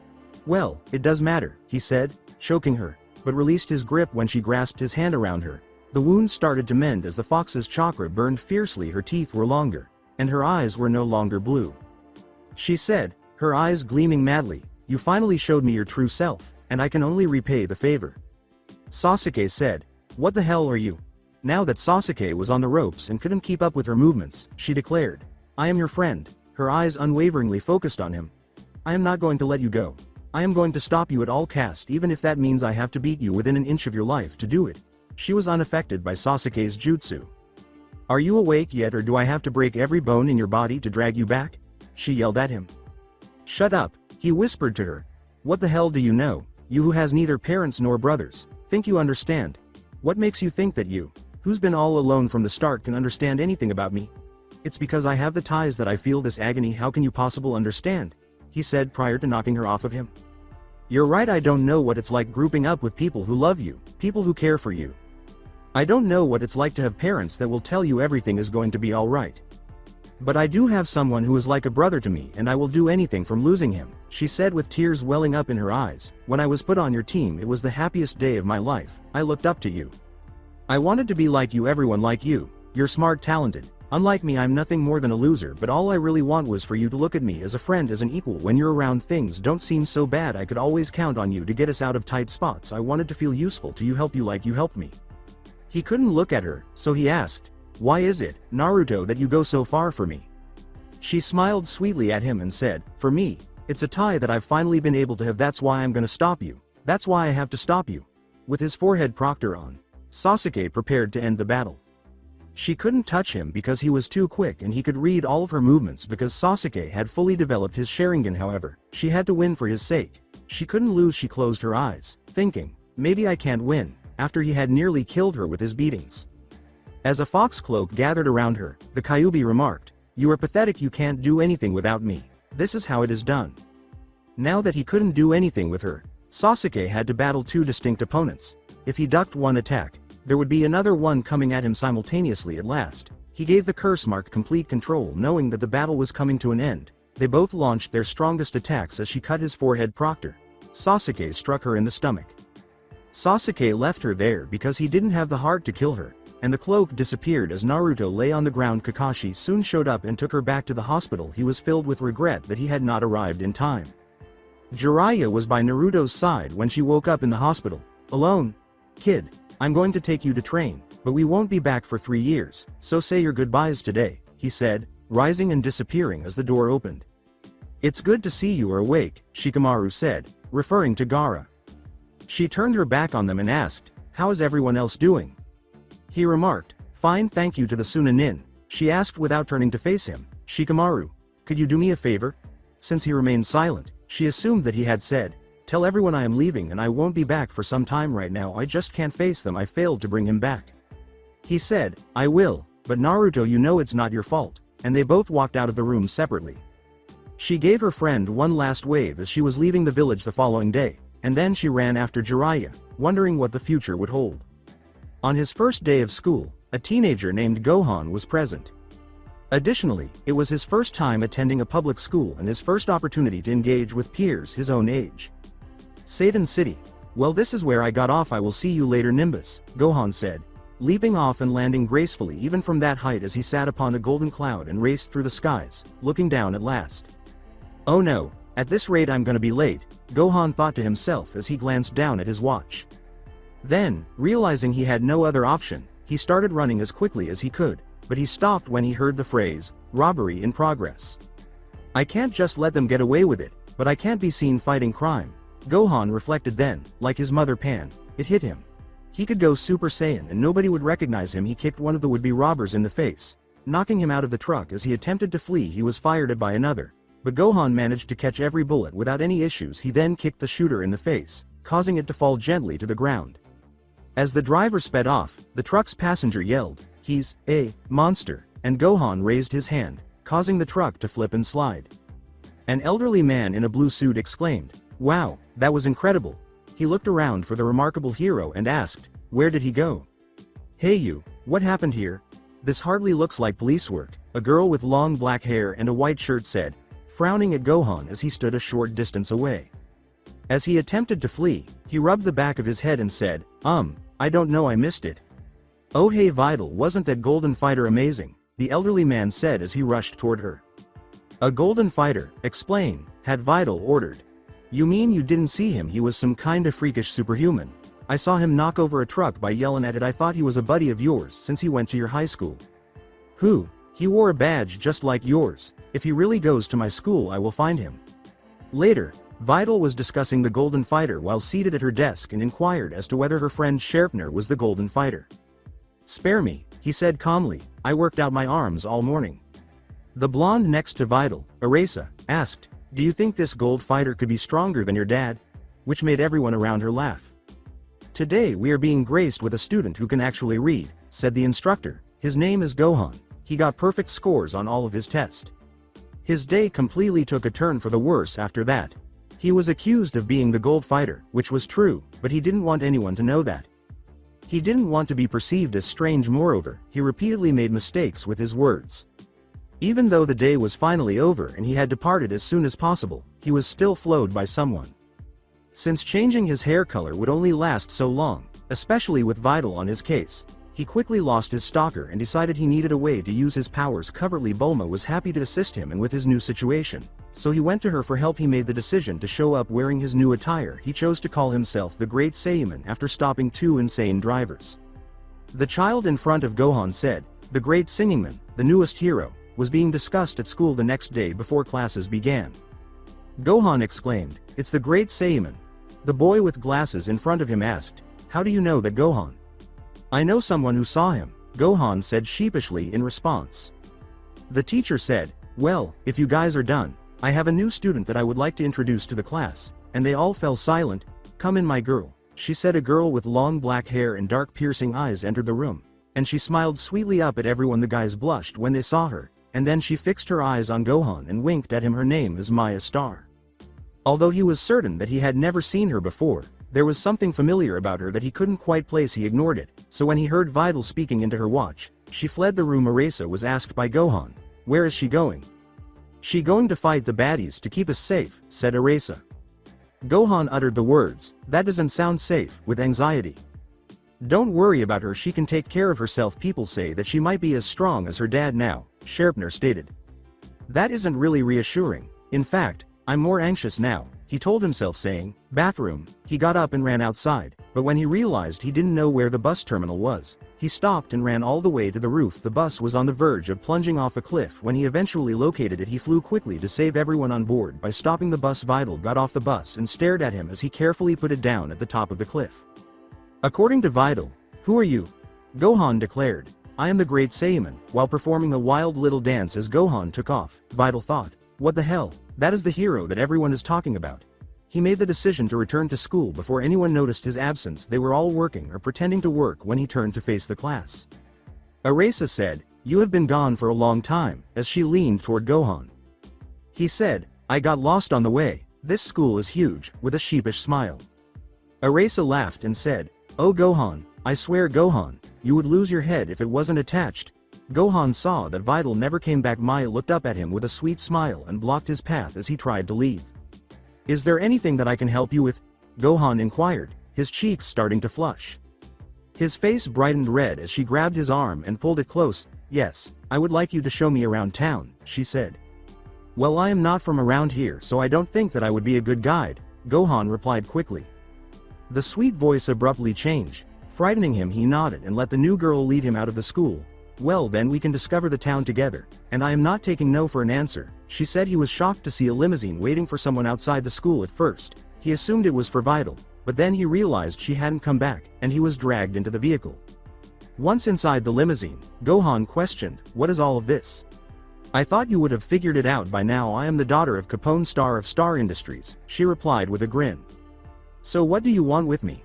She spoke a little more gravely when she said, "I just want to take I know who you are, Gohan. Yeah, of course you do. I am your classmate, he said with a smile. She stated, no, I mean I know that you are the son of Goku and I also know you and your father fought Cell, in a serious manner. He tried to laugh it off and asked, how did you come to that silly conclusion? Before she gave him a small monitor and took out her phone along with all the other people who had been present. A picture of him from the Cell games appeared. I don't have blonde hair or green eyes. Yeah, but neither did that short one, but he changed his hair color and eye color. She replied before he could say anything. He replied, I thought I had seen your father before. It was in film of the old martial art tournaments. Then I did facial recognition on him and what do you know, a perfect match. And then I saw he had a son named Gohan. I did the same for the boy and you, and it is you, so there is no point in denying it. He handed the monitor back and asked, what do you want? I want you to enter the next tournament I will be, and I am sure your friend Videl will also be entering, Maya replied with a smile. And if I refuse? I am sure the world would love to know who the Golden Fighter is, or even Great Saiyaman, she innocently replied. How do you? He asked incredulously.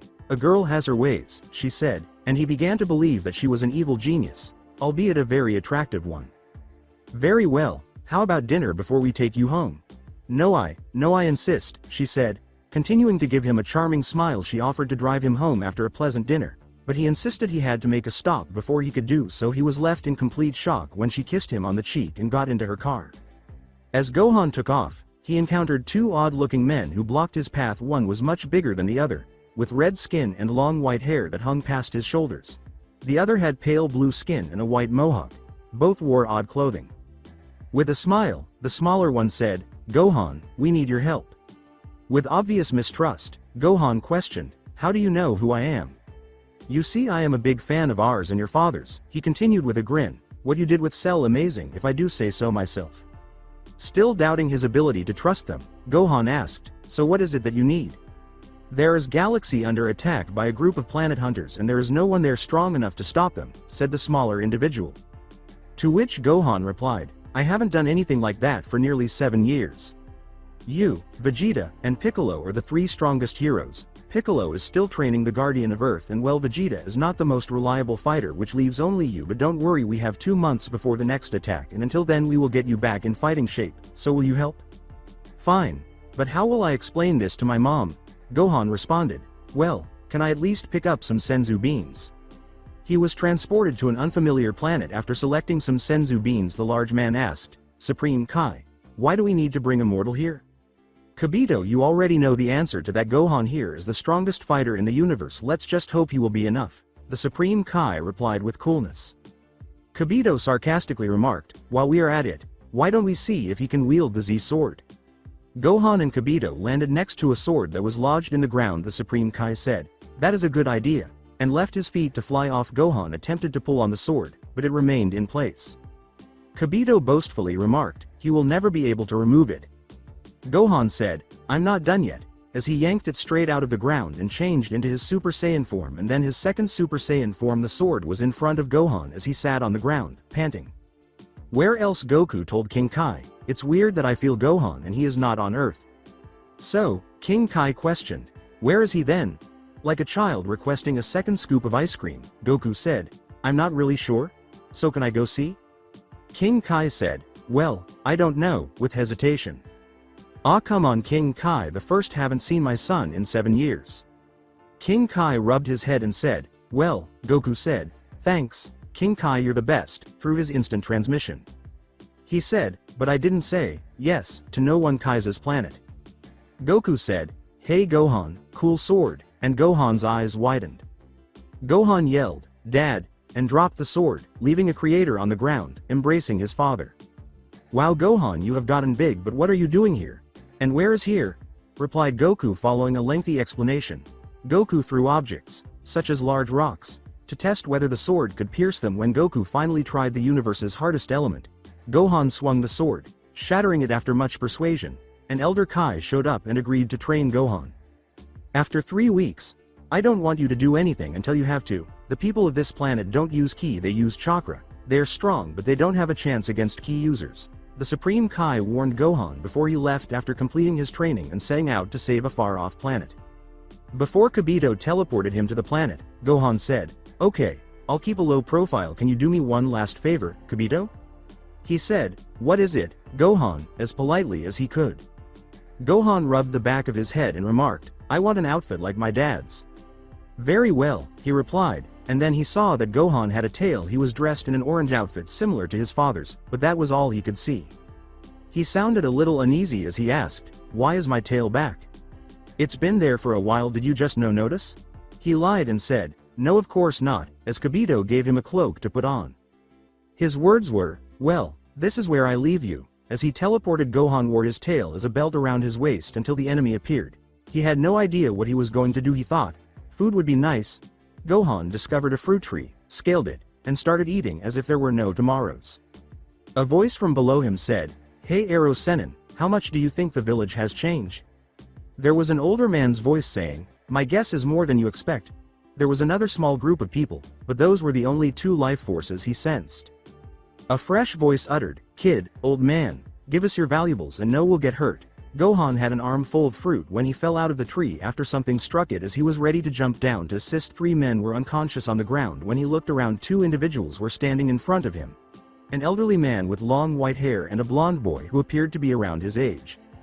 Gohan said, oh, and dropped his fruit to give him a back rub. He's cute, was Naruto's initial reaction as she gazed at the teenager who had just fallen from the tree. The elderly man asked Gohan, who are you? Who me? I am no one, hurried Gohan. He was still being glared at by the elderly man. He questioned harshly, what do we call you? No one. He got up and bowed. You can call me Gohan, he said. He was a few inches shorter than the old man and taller than the blonde child. I am Naruto, the boy said with a smile, and this is Arrow Sennin. Arrow Sennin, Gohan said again, sounding like they would have referred to him as Master Roshi. He shouted, I told you stop calling me that. My name is Jiraiya, to Naruto, who was grinning sheepishly. They both looked at him, wondering what it might be. Naruto-san, Jiraiya-sama, Gohan said, bowing courteously, can I ask on more of you? Can you tell me when the next full moon is? According to Jiraiya, tonight I believe. Why do you want to know? Gohan remarked, well, I have bad luck around the full moon and those around don't usually fare too well either, with a sick feeling in his gut. Where are you from? Jiraiya inquired, casting a suspicious glance at him. He continued to attempt to smile as he said, somewhere far away, I have come in search for some people. Jiraiya said, oh, and who would that be? When Gohan rubbed the back of his head, a drop of sweat formed on Jiraiya's head. I don't know, but I am sure I will know when I find them, he said. Hey Arrow Sennin, why don't we take him with us? It's not safe out alone, whispered Naruto. When Jiraiya said, I don't know, I don't think I trust him, the would-be thieves stood up to launch an attack. While they were conversing, Jiraiya appeared to already be wary of him when Gohan noticed a knife was pressed against Gohan's neck. Naruto leapt to Gohan's aid, saying, give us your valuables or your friend here gets it, even though Gohan was not in any threat. Thanks, I owe you guys, exclaimed Gohan with a smile. He couldn't even handle a couple of robbers. What is he going to do in a village full of ninja? Asked Naruto. Jiraiya concurred, but he remained wary of the child he was supposed to soothe after a knife was placed to his throat. Although he could sense the child's chakra, he also sensed a different type of energy, though it was subtle. Gohan appeared a little anxious when they got there, thinking he would have to find a hiding place before tonight's full moon so he wouldn't hurt anyone. The 2 watchmen gaped at them as they passed through the gate. It's so good to be home, Naruto exclaimed as he ran up a pole. Glancing around, she smiled. She heard a voice ask, Naruto, is that you? And looked down to see Sakura, Konohamaru, and his companions. Naruto, when did you get back? She asked, leaping to her feet. She smiled as she said, I just got back. Sakura looked at Gohan. She questioned, Naruto, who is your friend? Oh, he is Gohan, she said, glancing at the teenager with the dark hair. Sakura inquired, so Gohan, are you a ninja? In all honesty, he stated, no, can't say that I am. Sakura questioned, so what are you doing here if you are not a ninja? His response was, I am looking for some people. Who? Inquired Sakura. Gohan rubbed the back of his head and remarked, I don't know, but I am sure that when I find them I will know. Jiraiya observed the boy and remarked, so you were wandering around defenselessly for some people that you don't know. He said modestly, I know a little martial arts, so I'm not completely defenseless. Gohan was unsure whether he should go, but Sakura took him by the arm and dragged him along. Well Naruto, we need to report into the Hokage, Jiraiya said when Gohan reviewed the list of women he had known. He couldn't help but wonder if all girls were this forceful, and his response was in the affirmative. A blonde woman said, "Naruto, Jiraiya, it's good to see you again," before turning to face Gohan and asking, "Who is this?" "He is Gohan," Jiraiya replied. "He said he knows a little bit martial arts." Tsunade inquired, "Have you seen his skills?" "No," Jiraiya replied. "Well then we will have to test this out when we test our other two students," Tsunade replied. Feeling anxious, Gohan inquired, "When will this test be?" "Today," Gohan said, feeling sick to his stomach. Gohan dreaded the response as he asked, "How long will it last?" It appeared as though Tsunade could read the fear in his eyes. She fixed him with the same expression Jiraiya had given him earlier and asked, "What is it?" "You see, I have bad luck when there is a full moon, and my luck rubs off on people around me and they, how do I say this, have it worse than me," he said with a sheepish grin. "And why is this?" inquired Tsunade. He said, "I would rather not say," in a quiet voice. She said, her eyes hardening, "Look, you'll either tell me or I'll turn you over to Anbu Black Ops." Feeling that they were someone he didn't want to deal with, he repeated, "Anbu Black Ops? I will just be on my way."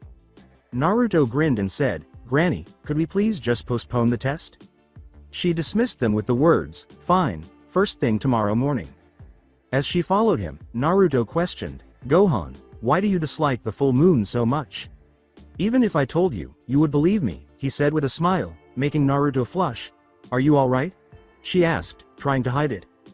With a quick, "Yeah, I'm fine," she replied. There were two of them, and Gohan sensed something swiftly approaching them. A voice said, "Hey Naruto, long time no see." From behind them, when Naruto turned around, he saw Kiba perched atop a big white dog. Gazing at the dog, she questioned, "Kiba, is that Akamaru?" "Yeah," Kiba chuckled. She looked disbelieving and asked, "When did he get so big?"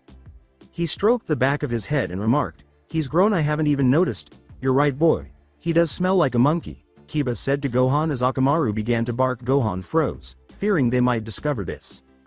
Naruto pouted a little and remarked, "That's not nice, Kiba. Gohan is my friend." "That does change the fact he smells like a monkey," Kiba said with a grin. "So Gohan, where are you from?" "Somewhere far away," with a smile, he said. Despite feeling two more energies, he remained silent. They appeared to be noticed by Kiba and Akamaru as well. Kiba grinned and said, "Hinata, Shino, look who we have here." Hinata whispered, "Naruto-kun," and then she felt Gohan's gaze. He needed to find a place to hide from the moonlight, away from people. And he knew he had to leave this place quickly. He came to save the planet, but it would be hard because he had already destroyed it. He had to get out now. He had about 3 hours. Saying, "Naruto-san, I have to."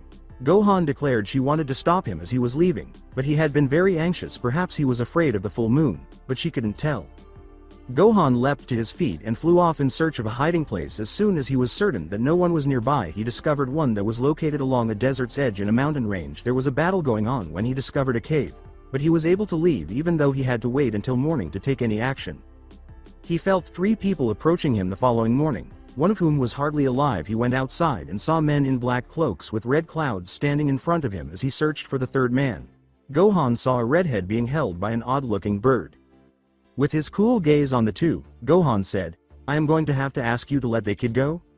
The blonde asked, "What are you going to do, my man?" As Gohan looked between them, his eyes hardened. "Well, for starts, I will take him from you by force," he said. The blonde smiled at Gohan once more and said, "You are quite arrogant, aren't you, my man?" Gohan had previously sensed 5 life forces approaching them. He could either kill the 2 in front of him before they arrived or simply slow them down until they arrived and let them handle things. Gohan calmly remarked, "Hand over him over and no one has to get hurt." His partner remarked, "Deidara, there's something odd about him." Then Deidara calmly said, "And what is that, Sasori, my man?" Sasori said, "I sense no chakra coming from him, and there is no fear either," as he kept his gaze on Gohan. "Maybe he is too stupid," Deidara mockingly remarked. Otherwise, where Naruto turned to face Kiba, who said, "Akamaru, what is it, boy? You smell that Gohan guy?" Naruto inquired, "Where is he?" Kiba said, "He is over there," indicating a mountain range. "He is not alone. There are 3 others. One is Gaara." They all veered in different directions. Naruto asked, unsure if she wanted to know the answer, "Kakashi-sensei, do you think those are the same guys who attacked Tsunade?" Kakashi remarked, "I am afraid so," unsure of how long he could hold out against 2 Akatsuki members. Sakura said, "Kiba, can you tell if they are moving?" "No, they are all stationary." "You don't think he is working with them?" I mean he left last night, no one knows where he went and nothing about him, Kiba responded. Naruto yelled at Kiba. You're wrong, Gohan isn't like that. But Kiba knew he was correct because he had been so adamant that he could be there last night and they had no information about him in order to learn what was going on. She hurried to catch up with Gohan. Kakashi thought to himself, what bothers me is if he is working with them, why did they stop so close to the village? Sakura heard him and had the same thought. Naruto said, Gohan, looking down as he stood in the way of two Akatsuki members, his expression was icy. In stark contrast to his typically carefree demeanor, she glared at the two men after focusing her gaze on Gaara. The words, Naruto calm down, came from Kakashi. The words, but Gohan and Gaara, came out of Naruto's panic. When Deidara asked, so which one do you think is the Jinchuriki, she smiled. Sasori said, I would say the blonde with red eye, as she turned to face Naruto. Gohan calmly said, you guys get out of here, I will deal with them, hoping Naruto would leave. He sensed that they were pursuing him, but he wasn't sure why. You're not even, Sakura said anxiously, what are you talking about? We can leave you here. As everyone stared, unsure of what to make of the scene in front of them, Gohan said, I didn't want to have to do this, but it looks like I have no choice. Tossing aside his cloak to reveal his orange GI and unwrapping his tail from around his waist. He then assumed his fighting stance and stared down his two opponents. He was defying his orders by doing this, but he was unable to relax. Sasori launched his tail at Gohan, who easily avoided it after grabbing it and slamming it against the mountainside. Gohan's gaze shifted to Deidara before he disappeared and reappeared behind him, knocking him unconscious with a single blow. He had just taken out two S-class criminals without even trying, and everyone was staring in disbelief. What are you, Gohan? What are you, Gohan? Shocked, Naruto asked. Gohan turned to see a puppet charging at him. He could have avoided it, but he decided he had already displayed too much power. However, Kakashi had already engaged Sasori in combat before he was hit, and he looked around for Deidara. Knowing that he had not struck him enough to kill him, he saw a pile of clay where he had been, and he saw that Naruto had freed the red head from the strange bird. Sasori, we must leave her. We will have another chance, Deidara said while perched atop a fresh bird. Sasori remarked, for once you make sense, and the two ninjas disappeared in a cloud of smoke after returning Gaara to Suna. Have you all located Gaara? Temari said, looking taken aback.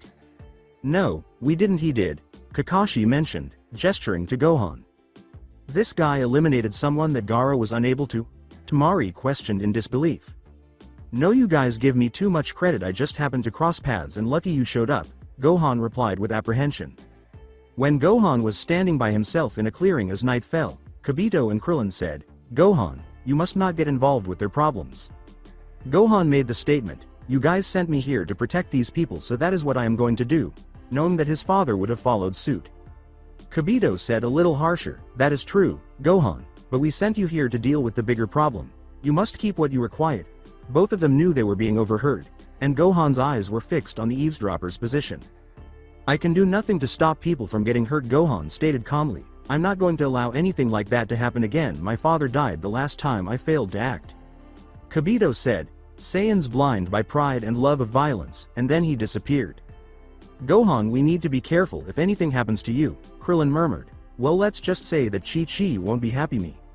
Is Krillin here for that reason? Gohan inquired. Krillin grinned and remarked, that and I could just leave my best friend's son all alone. Aw, thanks Krillin, Gohan said, giving Krillin a back pat that knocked him upside down. You have your tail, Gohan. You have a tail, but why? Krillin exclaimed in horror. Gohan's gaze remained focused on an area obscured by darkness, saying, you can come out now, I know you're there. Observing the two strangers from the shadows, Kakashi said, I don't trust you and I will be keeping my eyes on you. Don't you mean I? Added Krillin. Gohan slapped Krillin on the head and said, Krillin, shut up, while Kakashi eyed him. A blonde said, Kakashi sensei, there you are. Hi Gohan. Gohan greeted Naruto and said, we're leaving now. Gohan, will you accompany us back to Konoha? Naruto inquired. Krillin whispered, Mommy, his voice trailing off beneath the look Gohan was giving him. Gohan, should we be okay? Krillin said. No, I don't think so. According to Gohan, Naruto grinned and remarked, you should. We can help you find whoever you are looking for. Gohan said, I guess I have about a month before they arrive, so I don't see why not, with a nervous smile. They returned to Konoha the following day, Krillin and Gohan staying behind, feeling uncomfortable. While Kiba and Kakashi didn't seem to be glaring back at them, Naruto and Sakura looked back occasionally, but it was different. Almost nervous, they went to check in with the Hokage, who seemed to be even more suspicious of him after learning that he had confronted the Akatsuki members. Tsunade stated icily, "You will be watched whenever you are in this village." "Yes, Hokage-sama," insisted Gohan. "They can stay with me," Naruto said with a bright smile, and although Tsunade initially thought it was a good idea, she eventually gave in as they left. They were surrounded by girls, and one of the blondes took hold of his arm. She said, "Hello, I'm Ino, why don't you take me out tonight?" while grinning at him. "Like he would want to take you out, Ino pig," Sakura remarked. "He wouldn't want someone like you to remove a billboard." More girls began fighting over him after Ino left, which is similar to Sasuke Naruto's frowning. "I apologize, but I won't be here for very long. I'm returning home in about a month," Gohan said uneasily. "Where do you currently reside?" Sakura tried to seem indifferent as she asked Naruto. "Somewhere far away," said Gohan hazily as they returned to Naruto's place. Gohan noticed that Krillin was oddly quiet. "Gohan, you are quiet, the ladies' man," Krillin said, nudging Gohan's side. "What's wrong, Naruto?" Gohan inquired. She said, Nothing at all," with a feeble smile. When Gohan woke up that night and realized he could no longer feel Naruto's presence, he looked at Krillin, who had been knocked unconscious, and decided to let him sleep. "Okay, if you're sure," Gohan said. He then went in search of his friend, and to his surprise, he found him. "Naruto?"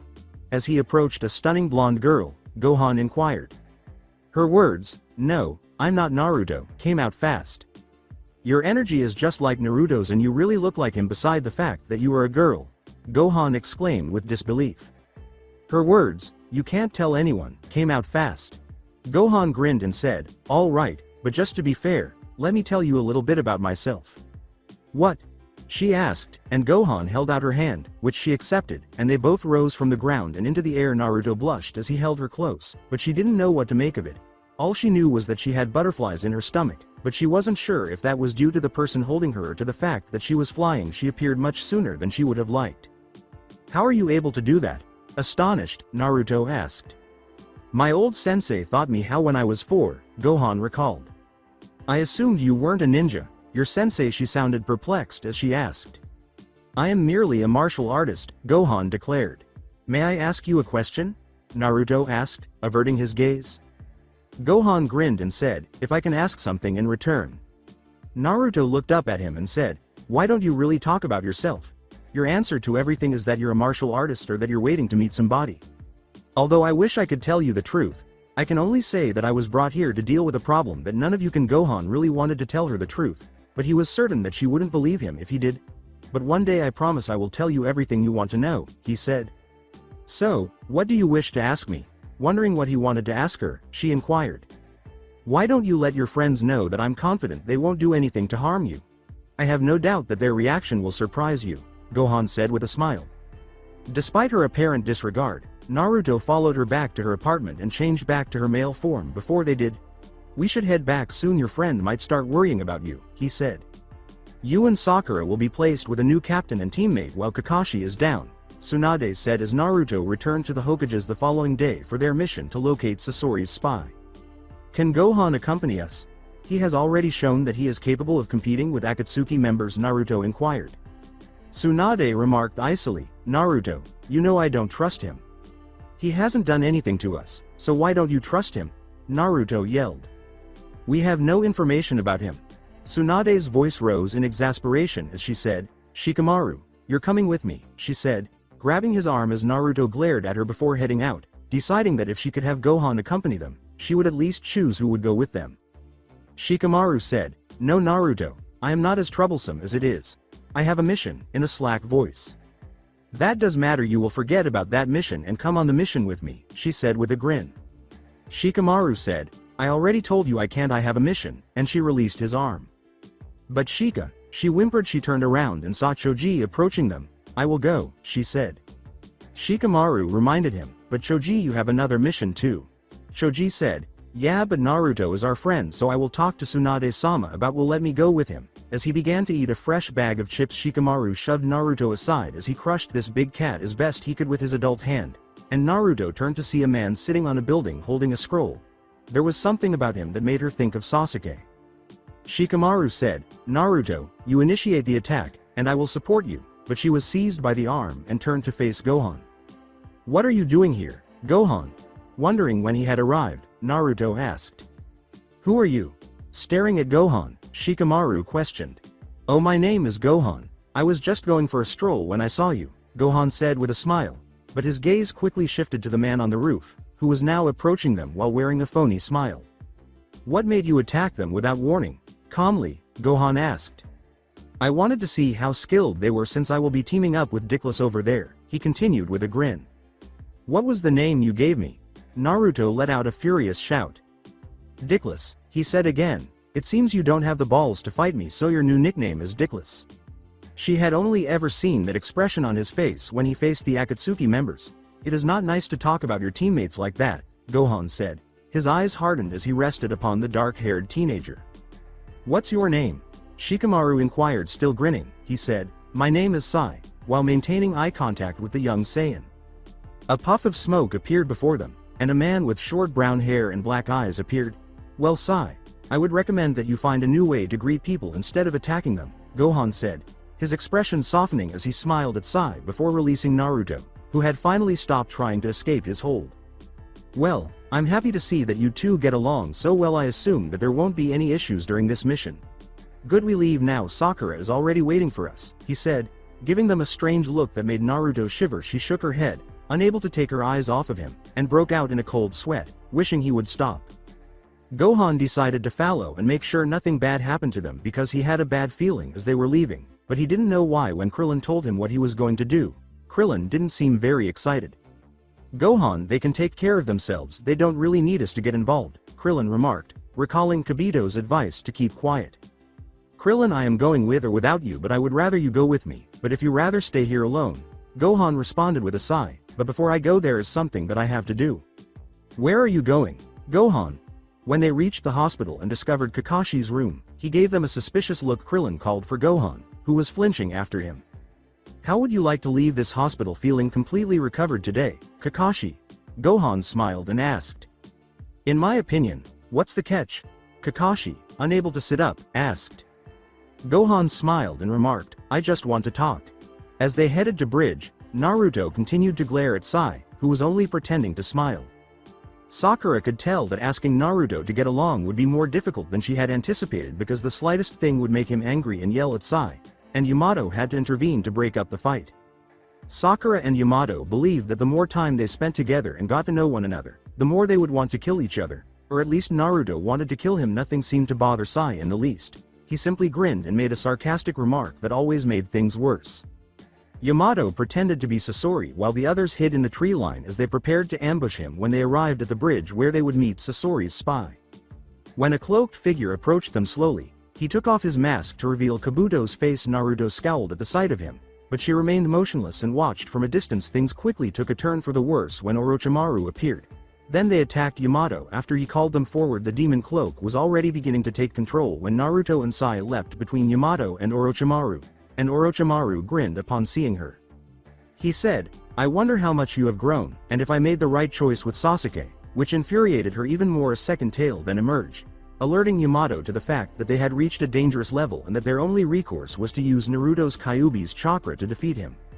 She yelled, "Don't ever say his name again or I will rip your tongue out of your mouth." As the third tail emerged, Kabuto attempted to attack, but Naruto's chakra sent him flying back. Sakura was knocked unconscious by the flying Kabuto's blow to the bridge, and as she launched her attack, she struck Orochimaru, sending him flying, and pursued him. Orochimaru said, "It seems that Sasuke is still more skilled than you." As she entered the clearing where he had landed, her skin started to peel and burn to ashes, and when the ashes combined with the red chakra to cover her in a black shell, her mind turned black. When Yamato used Hokage Shikiji Jutsu, also known as Kakuon Nidan Suishu, to suppress the two opposing shinobi, she gradually transformed back into the Naruto they knew. Her skin gradually growing back. When she woke up, she was still male, and the last thing she remembered was fighting Orochimaru. "Where is Orochimaru?" she asked, looking around, but he was nowhere to seen. Her eyes fell on Sakura, who was holding her arm. "Sakura, who hurt you?" Concerned for her friend, Naruto inquired. Sakura lied, "I don't know, I did realize I was hurt until after Orochimaru and Kabuto left," she said fast. "Where is Sai now?" Naruto asked, looking around. None of them spoke for a moment. Did he die? Was he killed by Orochimaru? When Yamato finally said, no, he left with Orochimaru, they set out to find Sai and, if necessary, kill him while they were searching for the missing ninja. Yamato told her the truth about Sakura. He said, Naruto, you know you were the one that hurt Sakura when you grew your fourth tail, and as they went on, she looked back, feeling bad about hurting her friend and making a self-promise to never use the fox's abilities again. When they discovered Orochimaru's hideout, they proceeded with causation in the hopes of finding Sasuke and leaving before anyone noticed them. However, it appeared that everyone had left the hideout, so after frantically searching, Naruto heard a bang and ran as quickly as she could. Sakura, Sai, and Yamato were all standing there, looking up, and she was shocked to see Sasuke standing there with Orochimaru and Kabuto on either side of him. Sasuke leapt down and stood next to Naruto. You should have wasted your time trying to find me. When will you realize that I'm not returning to that village? With his free hand on the hilt of his sword and his arm across her body and her hand resting on her shoulder, Sasuke whispered to her, you should have been training to become Hokage. If I can't even save my best friend, Sasuke, how can I become Hokage? In the same tone that Sasuke was using, Naruto inquired. So, like me, have they seen your true face? Sasuke asked calmly, and she did respond. They all turned to face the newcomers, who were Gohan, Kakashi, and Krillin, and gazed down at the group as Orochimaru crashed into the ground and Kabuto stood there with a hand through his chest. I have, a voice said. And who are you? Observing that he was not wearing a headband, Sasuke inquired.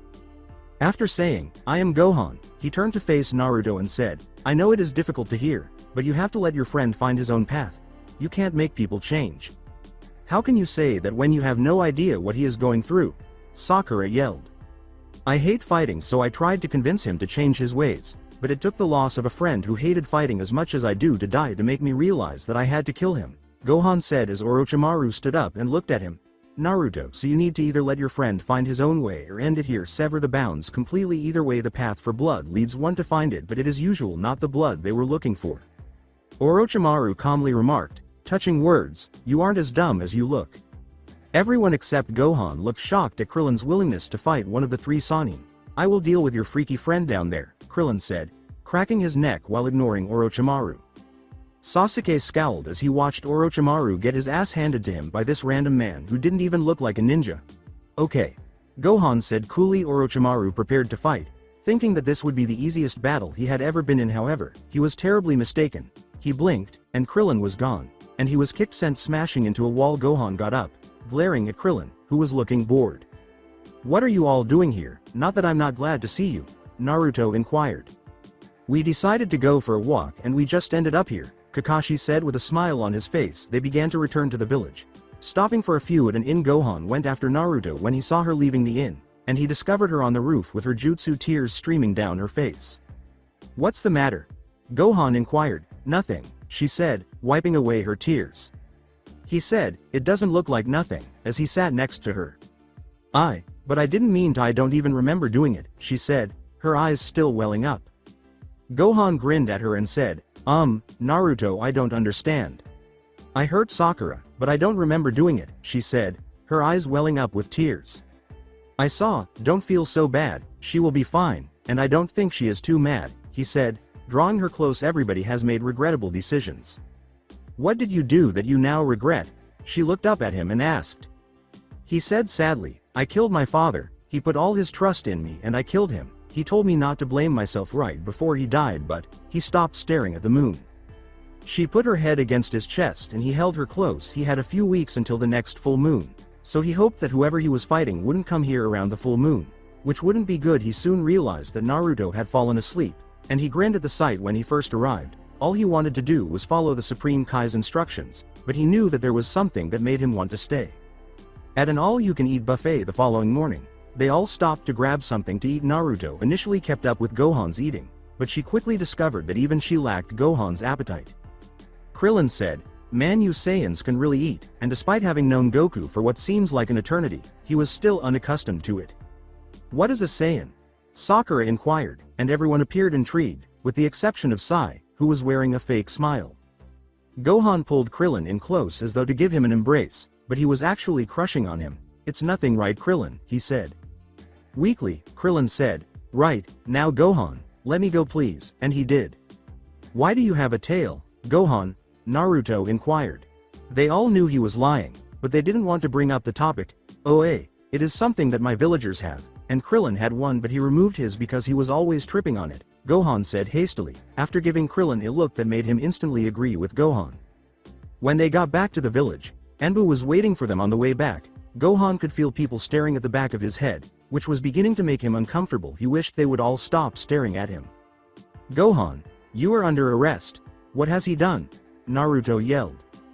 Kakashi turned to the Anbu and said, Naruto, you have a legitimate question. Calm down. There's no point in you getting involved in this. Who ordered him to be taken into custody? The Anbu member calmly remarked, the council, and that is reason enough. What should we do, Gohan? Krillin whispered the question. Gohan replied, we need to get out of here without fighting, in a whisper that the others couldn't hear. Krillin grinned and said, well, I know just the way. I guess this is goodbye, Gohan said, grinning at his companion. Are you leaving us? What do you mean? Are you going with them? Naruto asked, her eyes wide with terror. Gohan nodded to Krillin and said, no, I'm not, but I want you to remember what I told you about your friends. As he yelled, solar flare, he raised his hands in front of him. A dazzling light appeared, but it quickly faded.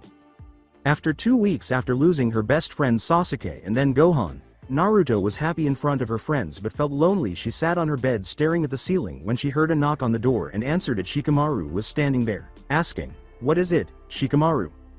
It's a little problematic, but they are sending me and a team out to investigate a crash that occurred a few miles away. He frowned a little but remained silent when she said, okay, let's go. Shika, wearing her fake smile. Sakura and Choji joined them on the mission as well, but they were barely able to leave the front gate before something started to move in their direction. He had black hair and eyes, and something about him made her think of Gohan, but they didn't sense any chakra emanating from him. As the man approached, Shikamaru questioned, what are you doing here? He asked, utterly ignoring their query, where is Kakarot? Who is Kakarot? Inquired Naruto. The man sounded annoyed as he said, don't try to hide him. I feel his energy tell me where Kakarot is and I will kill you quickly. Shikamaru said, something tells me that he is going to be troublesome. In a tone that begged for trouble, the stranger sped past them, jumping in the air and landing on Choji with his knee. Blood shout from his mouth. Choji ran at him to go one-on-one, but he didn't make it within 5 feet of him before he was flung flying back. Shikamaru rubbed the back of his head and remarked, Naruto and Sakura, get Choji out of here and go and get help. I will slow him down. Naruto didn't want to leave him alone with this monster, so he asked, Shika, are you sure that you will be alright? Shikamaru said, if you hurry I will be, and they hurried to Choji before returning to the village. In the desert, I think our enemy has finally shown up, Gohan said, glancing toward the hidden leaf as he and Krillin sensed a high power level. Not entirely certain of his strategy, Krillin said, Gohan, stay here. I'll go see what it is. If I can deal with it, I'll bring him to you. He didn't want to draw undue attention to them. Krillin flew as fast as he could, and he felt like urinating when he saw what he had arrived. The last time they faced him, they barely defeated him despite the presence of Gohan, Goku, Piccolo, Vegeta, Trunks, and Broly. It had to be Broly. When Broly came down mercilessly on a group of shinobi, he grabbed one, blasted him into the ground, and then unleashed an energy blast. Krillin kicked him, but it had no effect. He was already outclassed and hadn't even gone Super Saiyan. Krillin yelled, run, you all are no match for him. Just before Broly's fist struck his face and sent him flying, Krillin stood up carefully. He stopped Naruto from going past him by grabbing her by the arm and saying, I need you to go get, but he did finish because he could feel the ground trembling and the clouds moving swiftly through the sky, blowing at them like hurricane-level winds. They abruptly came to a halt, and Krillin sensed a strong force approaching them. Krillin was shocked to discover that Gohan was still acting normally as he approached them, but his level of power was astounding. Gohan remarked, so it's our old friend Broly. The fact that he appeared dangerous made Naruto realize something was different, and he said, I will deal with him on my own. The rest of you get out of here. Naruto grabbed Gohan's arm and uttered, you can't, you're strong because. Gohan's emotionless voice frightened her, and he looked at the wall. He called Broly. He is the reason I am here, so I must deal with him myself. He said, he seems strong but he has nothing on me, Gohan said, although he wasn't as certain as he sounded, knowing that she was still concerned. You are not Kakarot, but you look like Kakarot. Your energy feels like Kakarot's, so you must know Kakarot, Broly stated. Broly began to laugh, but it was short-lived. Yes, I know him, he is my father, but you don't have to worry about him, because I am the one you need to worry about, Gohan said. Broly was kicked across the face by Gohan. Everyone was shocked because they had put in a lot of effort, but nothing they had done had worked, and this kid was tearing him apart because of how fast and strong he was. When Broly's muscles finally started to tense up, a weird green energy surrounded him, and his pupils vanished. The tides of the battles turned, and Gohan scowled. Once, Gohan's attack seemed to bounce off Broly, but now it didn't have the same effect. Gohan fell to the ground after Broly grabbed him by the face. Broly was knocked off when Gohan kicked him in the chest. Gohan leapt to his feet and charged after Broly. Broly threw an energy blast, but it was aimed at Krillin and Naruto rather than Gohan. Gohan was hit by Broly's attack because he had time to counterattack, but he changed course and leapt in front of the blast. After the dust had settled, Naruto yelled, "Gohan!" Gohan was still standing, lowering his arms back to his sides. Krillin asked himself, why isn't he transforming? But Naruto overheard. Unable to keep up with the battle in front of her, Naruto asked, "What do you mean transform?" Krillin questioned Gohan's strength, saying, "He is like the man he is fighting. They both are Saiyans and they both are Super Saiyans, but Gohan hasn't transformed yet. To think he can keep up with Broly and he's in his normal state," Krillin said. Naruto questioned, "When he transforms, how much stronger is he?" "Let's just say you don't want to get on his bad side when he does transform," replied Krillin. The longer the fight dragged on, the stronger Broly got, and Gohan knew he could win this way. He then started to power up even more, and the ground collapsed beneath him as storm clouds emerged in the sky, giving the impression that the planet was about to collapse.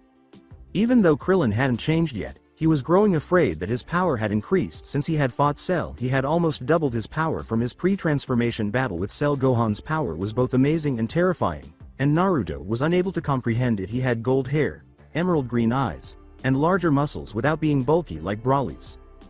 Gohan put his hands together and said, "Ka-ma." Gazing at the rising energy, Naruto questioned, "Krillin, what is he doing?" Krillin responded with a terrified expression, "It is the Kamehameha wave, a very powerful attack," adding, "We need to get out of her so we don't get caught in this." Naruto questioned, unsure if she wanted to know the answer, "What will happen if we do get caught in it?" Krillin uttered the words, "In a word we die," as they heard Gohan's yelling continue. Hamaha. Gohan's hands devoured Broly after the blast. Gohan started to breathe heavily after the last blast. Despite his severe weakness, Broly was still alive, so it wasn't over yet. That final blast cut Gohan's energy more than in half. When the Gohan saw the full moon, things became much worse. Krillin yelled, "No," as Gohan began to sprout golden fur all over him. In front of them, a 50-foot monkey was hammering his chest. "Gohan," Naruto muttered, unsure of his whereabouts. Shinobi of the Leaf did their best to stop him as he crushed everything around him, but it was ineffective because he was unaware of their attacks. Although it was easier said than done, Krillin knew that he had to cut off his tail. He couldn't simply approach the ape and chop off its tail at long last. She said, "What to Gohan?" Krillin collapsed to his knees and uttered, "This is a curse of the Saiyans. The power increases tenfold but they lose all control. It looks like we are doomed." Krillin was about to give up when Naruto dropped her jutsu and ran up to him, looking shocked at the attractive girl beside him. She called out to him, "Gohan, wake up. Gohan, it's me, please." He lifted her up and began crushing her, causing blood to flow from her mouth. "Gohan, please wake up, please," she pleaded. "Please, I love you, please don't hurt anyone else," Gohan said as he stopped staring at her. He put her down, but as he shrank and his power continued to soar, Gohan's long black hair and dark red fur covered his body. There was a black lining around his eyes. His blazing eyes were fixed on Broly, and the heat seemed to match the fire all around him. Gohan disappeared, first showing up behind Broly and kicking him, sending him flying, and then reappearing in front of him and kicking him again, sending him flying in a different direction with one hand. He lifted Broly into the air and threw him before blasting him out of the air, then vanished above him, smashing him into the ground. When Gohan approached the remains of Broly, he destroyed them because he was dead. Gohan glanced around, and it appeared that everyone was terrified of him. He approached Naruto and saw the fear in her eyes, but she sat down on the ground and looked up at him. He then took a bean out of a bag in his pocket and handed it to her. "Are you all right?" he asked Krillin, his voice as emotionless as his eyes, after she had eaten it and felt as good as new. Krillin said, "Yeah, I'm fine, but what about you?" Naruto stood up and asked, "Krillin, is that the super thingy you were talking about?" Krillin said, "Yes, no, I don't know," as his head lowered. Gohan looked down at his hands and reverted to his usual demeanor. "I don't know what this is. The power, it's amazing," he said behind them. A flurry of activity caused Kibito to emerge. Kibito calmly remarked, "Gohan, Krillin, it's time to go home now that your job is finished. Naruto said, sounding hurt, you're leaving us? Kibito looked at Naruto and said, they don't belong here, I'm going to send them back to their home planet. She fled under his eyes, her eyes then landed on Gohan, who she didn't want to leave. Does he have to leave? Whispered Naruto. Yes, he doesn't belong here, he has a family waiting for him, Kibito replied. She said in a flat voice, family, it must be nice, and then she left for her apartment. Krillin stopped Gohan before he could pursue her. Krillin said, Gohan, we need to get going, and Kibito put his hands on their shoulders before they disappeared. Tears were streaming down Naruto's cheeks as she watched from afar. She appeared to have just collapsed on her bed when someone knocked on her door. Jiraiya was standing there when she opened it. She attempted a smile as she said, hello Ero Sennin. Putting his hand on her head, Jiraiya asked, why is my cute little student sad? She stated, Gohan left, he went home. Jiraiya said politely, I'm sorry Kido. Heartbreak is never easy to deal with. Returning to Kami, sensing that Gohan was upset, Piccolo said, welcome back kid, and inquired, what's wrong? Well, you see, there was this person I met while I was there and, Gohan began. So you feel bad about leaving her? Look Gohan, you're a big boy now, you have saved Earth and another planet already, it is time that you did something for yourself, Piccolo replied. Gohan stated, I can't just leave my mom and brother, however. Look kid, I am not telling what to do, but you can't always be there with your mother, you need think about your future and what you wanted to hold for you, replied Piccolo. Returning to Konoha after a year, the village was restored with Tasuna's assistance. In an attempt to make some changes in her life, Naruto stopped using the Henge no Jutsu and became more well-liked by the men. When she was with her friends, she was her usual happy self, but when she was by herself, she frequently wondered what Gohan was up to. She couldn't help but think of him. Even though she knew she would never see him again, she was still wondering if she truly wanted to talk to anyone. When someone knocked on her door, however, she ultimately made the decision to respond, and as she gazed into her visitor's face, her mouth fell open. Gohan grinned and said, hello Naruto, it's been a while, but you're looking good. Gohan grinned and said, hello Naruto, it's been a while, but you're looking good. The look she was giving him made his smile waver. What, you leave for a year to Kami knows where? And you expect me to throw myself at you? I don't think so, she yelled at him. Gohan laughed sheepishly and rubbed the back of his head. Actually, I saw Kami, but he likes to be called Piccolo. He's the one that told me that I should come back here. He said the exact opposite of what he had hoped for. This only made her more irate. She said, her eyes welling with tears, so you didn't even want to come back, someone had to tell you to come back. Gohan said, no, I didn't mean it like that, as the door slammed in his face, quickly realizing his error. Behind him, he heard laughter. Monkey boy, you really screwed the pooch, know this one didn't you, he said. Gohan said, who are you? Which made Kiba topple over. He gave Gohan a fierce look as he got up. You damn monkey boy, Kiba yelled, I'm Kiba. Oh sorry, I guess I forgot who you were. Gohan smiled after glancing back at Naruto's apartment. Gohan took off while perched atop the fourth Hokage's head, the same spot where he had discovered Naruto was a girl. A quiet voice behind him said, did you bring her? Gohan said, no not yet, she is not very happy with me right now, without looking back. A second voice said, well, I am sure she won't stay maid long, coming from behind him. Kiba knocked on Naruto's door back at his house and said, go away. But Naruto, Tsunade-sama wants to talk to you. Kiba replied. She was wiping her eyes when the door opened. She tried to smile at him and said, I'm sorry, I thought you were Gohan. After you see what Tsunade-sama wants, Kiba said with a smile, how about we go out? She turned her head away from him and said, I don't know. Kiba put his arm around her shoulders and said, I will put you at ease by helping you forget about Monkey Boy. She said, you shouldn't call him that, it's not nice, her voice low. Kiba was completely perplexed because one moment she seemed to despise him, and then she was telling him to be kind. They did not speak to one another as they made their way to Tsunade's office. Naruto was thinking about Gohan, and Kiba was at a loss for words. Whenever he tried to speak to her, he always ended up saying something inappropriate. For Kiba, who spent the entire journey trying to come up with something clever to say, the trip seemed to take forever when they finally arrived. But Naruto noticed that it went by quickly. 3 sand shinobi, Gaara, Temari, and Kankuro, were standing in the office since she had declared to everyone that she was not a boy. This was the first time she had seen them. Gaara was better at hiding her shock than the other two. Naruto, perfect timing. Gaara was just telling us that he has learned of a plot by the Akatsuki to capture you, Tsunade said while observing her, so we are going to assign you a protection detail. Monkey Boy's back, Kiba joked with Naruto. I am sure he would be more than happy to do it. Confused, Tsunade said, Monkey Boy? Whispering, he is talking about Gohan, Naruto said. As she reflected, Tamari questioned, is he that really cute guy? Gaara and Kiba both scowled when Naruto nodded. He is strong, but he is rather dangerous. You do remember what he did to the village, don't you? Replied Tsunade. She said, yes, but to be fair, he only came to save us from that monstrous guy, in a low voice. When Tsunade asked, where is he now? She said, I don't know, in the same tone. Smirking to himself, Kiba said, after Naruto yelled at him he left, hoping he would stay away. When Sakura entered the office through the open door, she inquired, who did Naruto yell at? Gohan. Gaara uttered in a vile tone. Sakura exclaimed with excitement, he's back? Where is he now? Naruto pouted and crossed her arms, asking, how should I know? Gaara made the decision to shift the topic. Naruto, you can come to Suna and you will be under my protection. Gaara stated. This made everyone look shocked. She smiled at him and said, no, that's all right, I don't want to be a burden.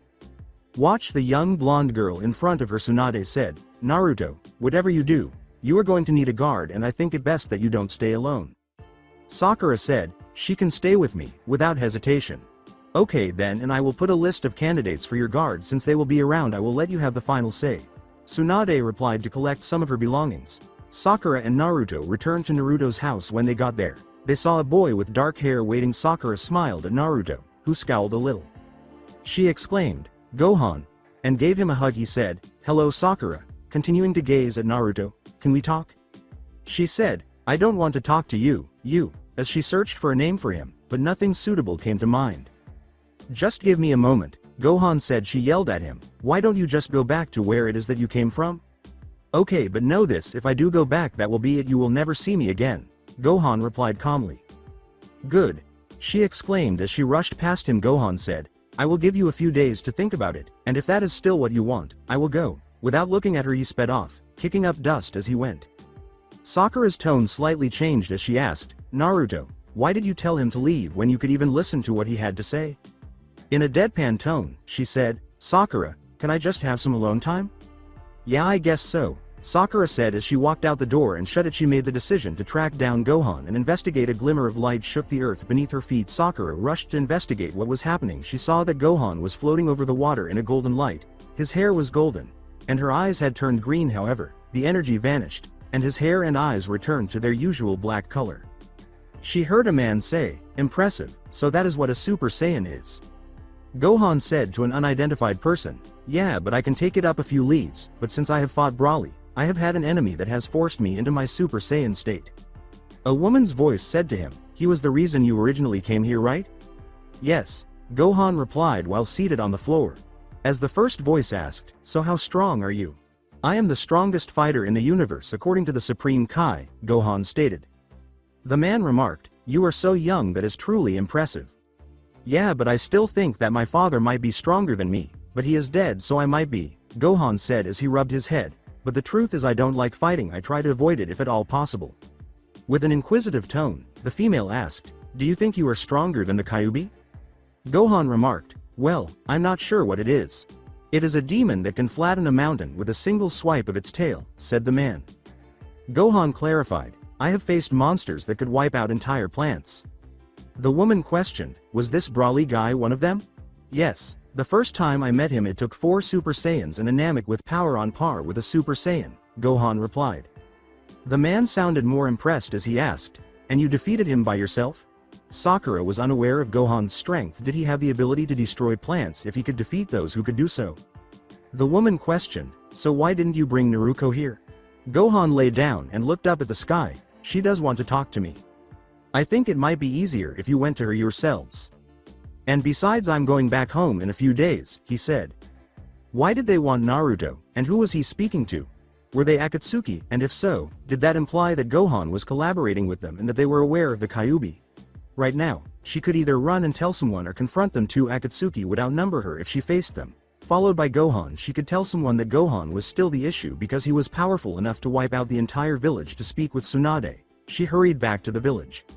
Tsunade-sama, I went to talk to Gohan and he was talking to 2 people that I don't know, but they were talking about Naruto and they already knew that she was a girl, Sakura was panting. Flipping through files, Tsunade remarked, perhaps they were his friends from wherever he is from.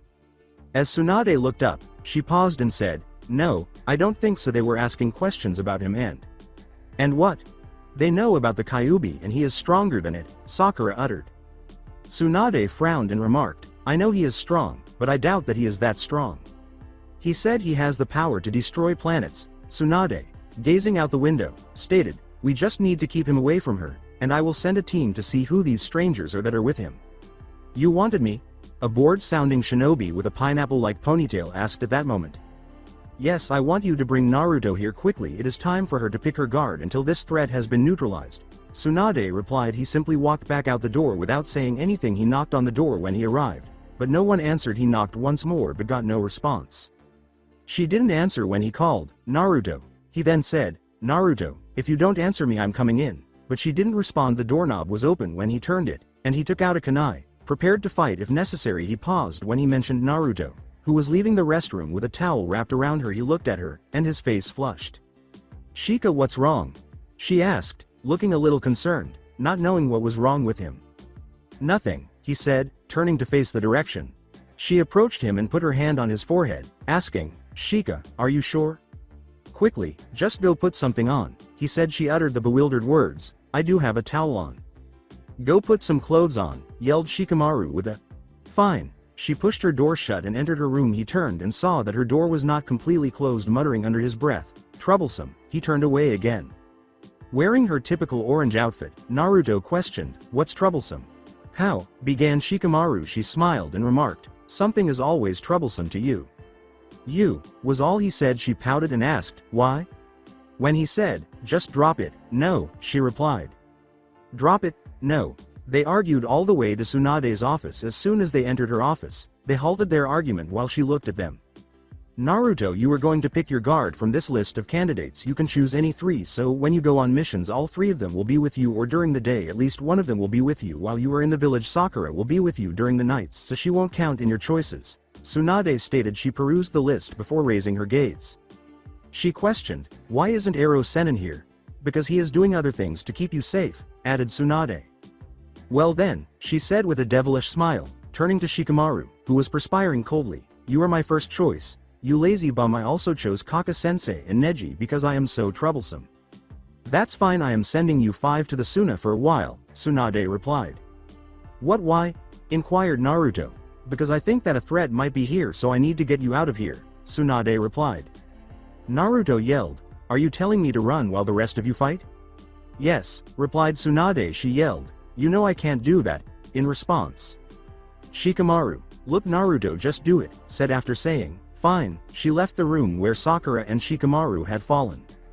They encountered Kakashi and Neji. They set out for Suna after Shikamaru gave them an update. Naruto regretted her words to Gohan, asking if she would see him before he left. After a few hours of walking, they noticed 2 individuals in front of them. One had gray hair that was combed back, and he was wearing a black cloak with red clouds and a headband around his neck. Another person then appeared, sporting a black mask, a hood, and a black cloak with red clouds.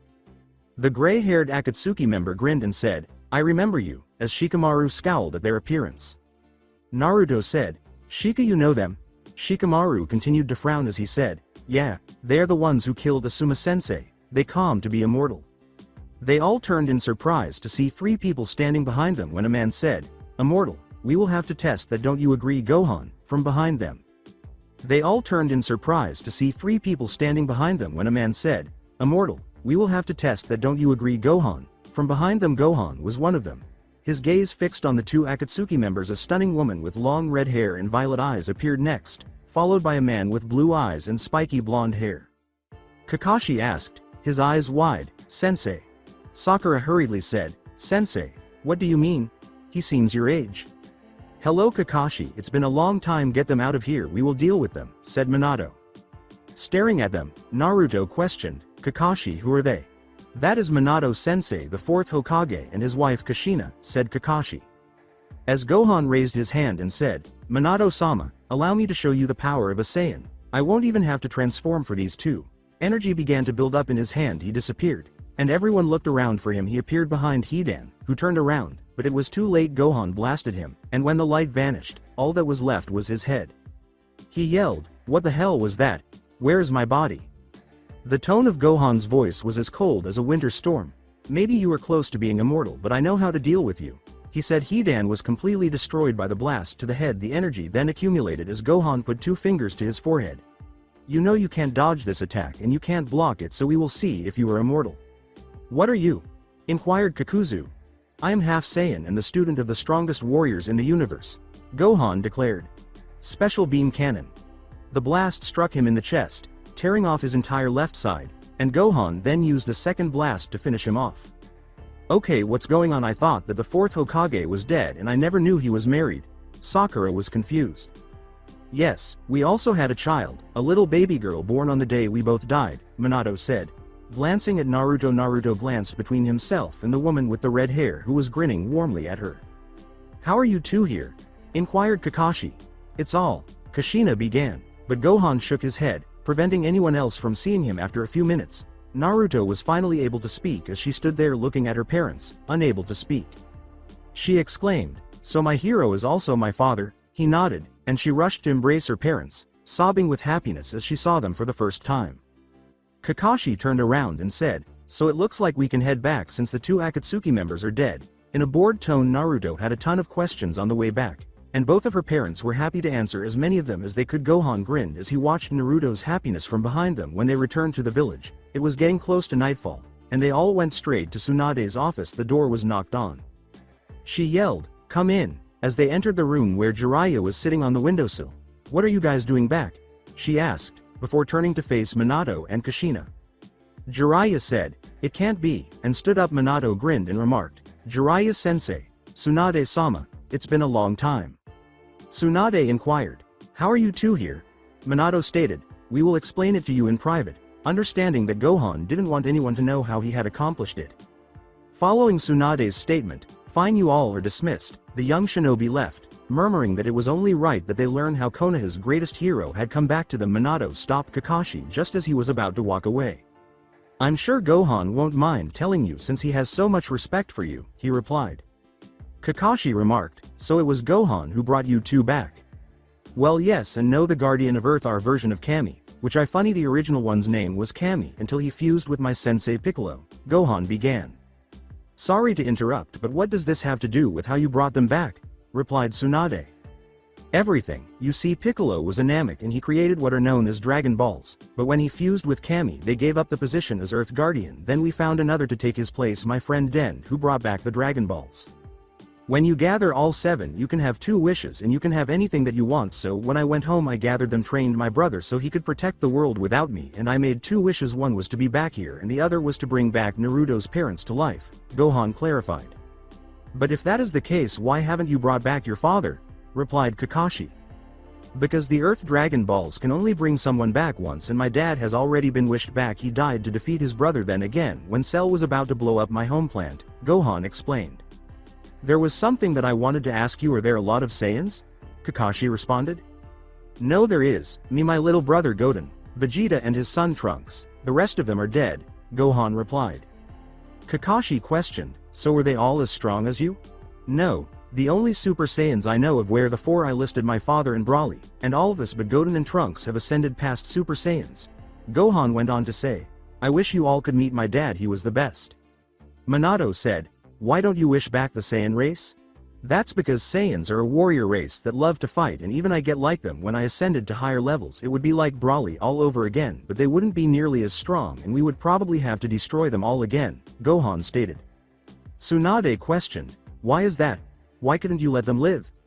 "Because if we did let them live and they decided that they still wanted to conquer plants, it would be bad, because Saiyans get stronger after every fight. If they lose a fight once they won't lose it a second time. Their strength will double in defeat, and so far most of the Saiyans I have met have tried to kill me at one point or another. The only ones that haven't are Trunks, Goten, and my dad. The rest have tried." "Well then, unless there is anything else, you are all dismissed," Tsunade responded. "Minato, one more thing, your old place is yours if you want it."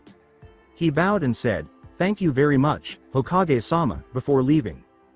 Gohan noticed the full moon as they were leaving, and when Kakashi saw where he was looking, he leapt back, prepared to fight, recalling what had happened the last time Gohan had seen the moon. "Don't worry, Kakashi-sama, I had my tail removed again when I went back home, although I could have kept it if I was staying there, he said with a grin. Kakashi questioned, why is that? Minato and Kushina both appeared perplexed. According to Gohan, when I was 4, Piccolo blew up the moon after I had looked at it, and instead of trying to fight me he destroyed the moon, causing perspiration to fall on the back of their heads. You mean it was easier to destroy a moon than to fight a 4-year-old? Replied Kushina. In his defense, I was a 50-foot ape bent on distribution.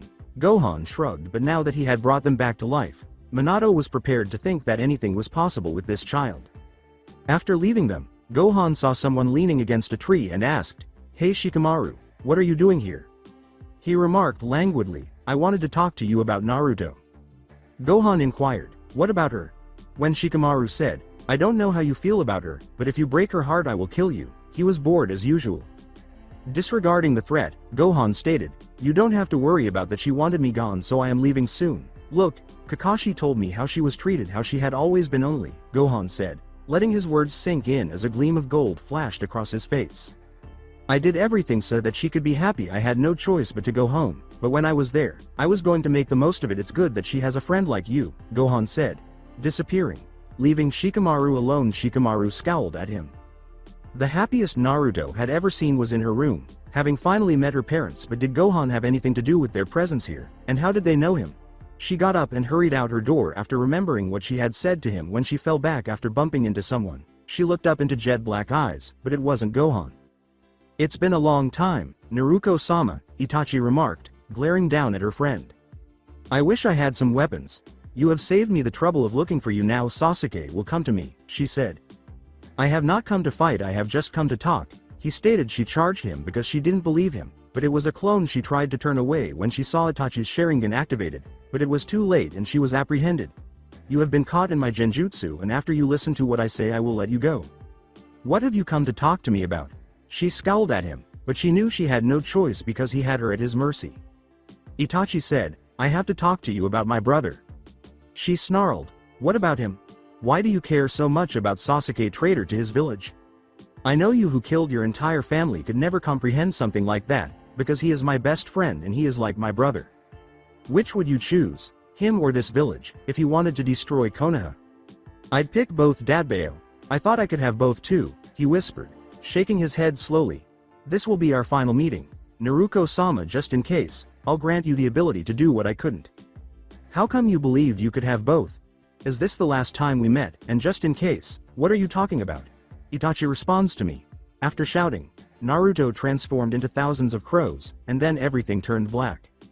She woke up in a place she didn't immediately recognize, the hospital, and saw 3 people conversing. She couldn't immediately identify them, but when she did, it made her smile. Gohan was speaking to her parents, but they were all wearing serious expressions. Why am I here and what's going on? She inquired, then recalled her experience with Itachi. Was he sincere when he said he just wanted to talk, or had someone interrupted him? Gohan found you passed out on a bench last night, Minato replied. Now what time is it? Even more perplexed, she asked. It's almost 10, Kushina remarked as she approached her daughter. Is it 10 o'clock? She inquired. No, 10 at night, replied Minato. Gohan said, I will be going, as he left the room. When she called to him, Gohan, I don't want you to leave, I want you to stay here, he was smiling.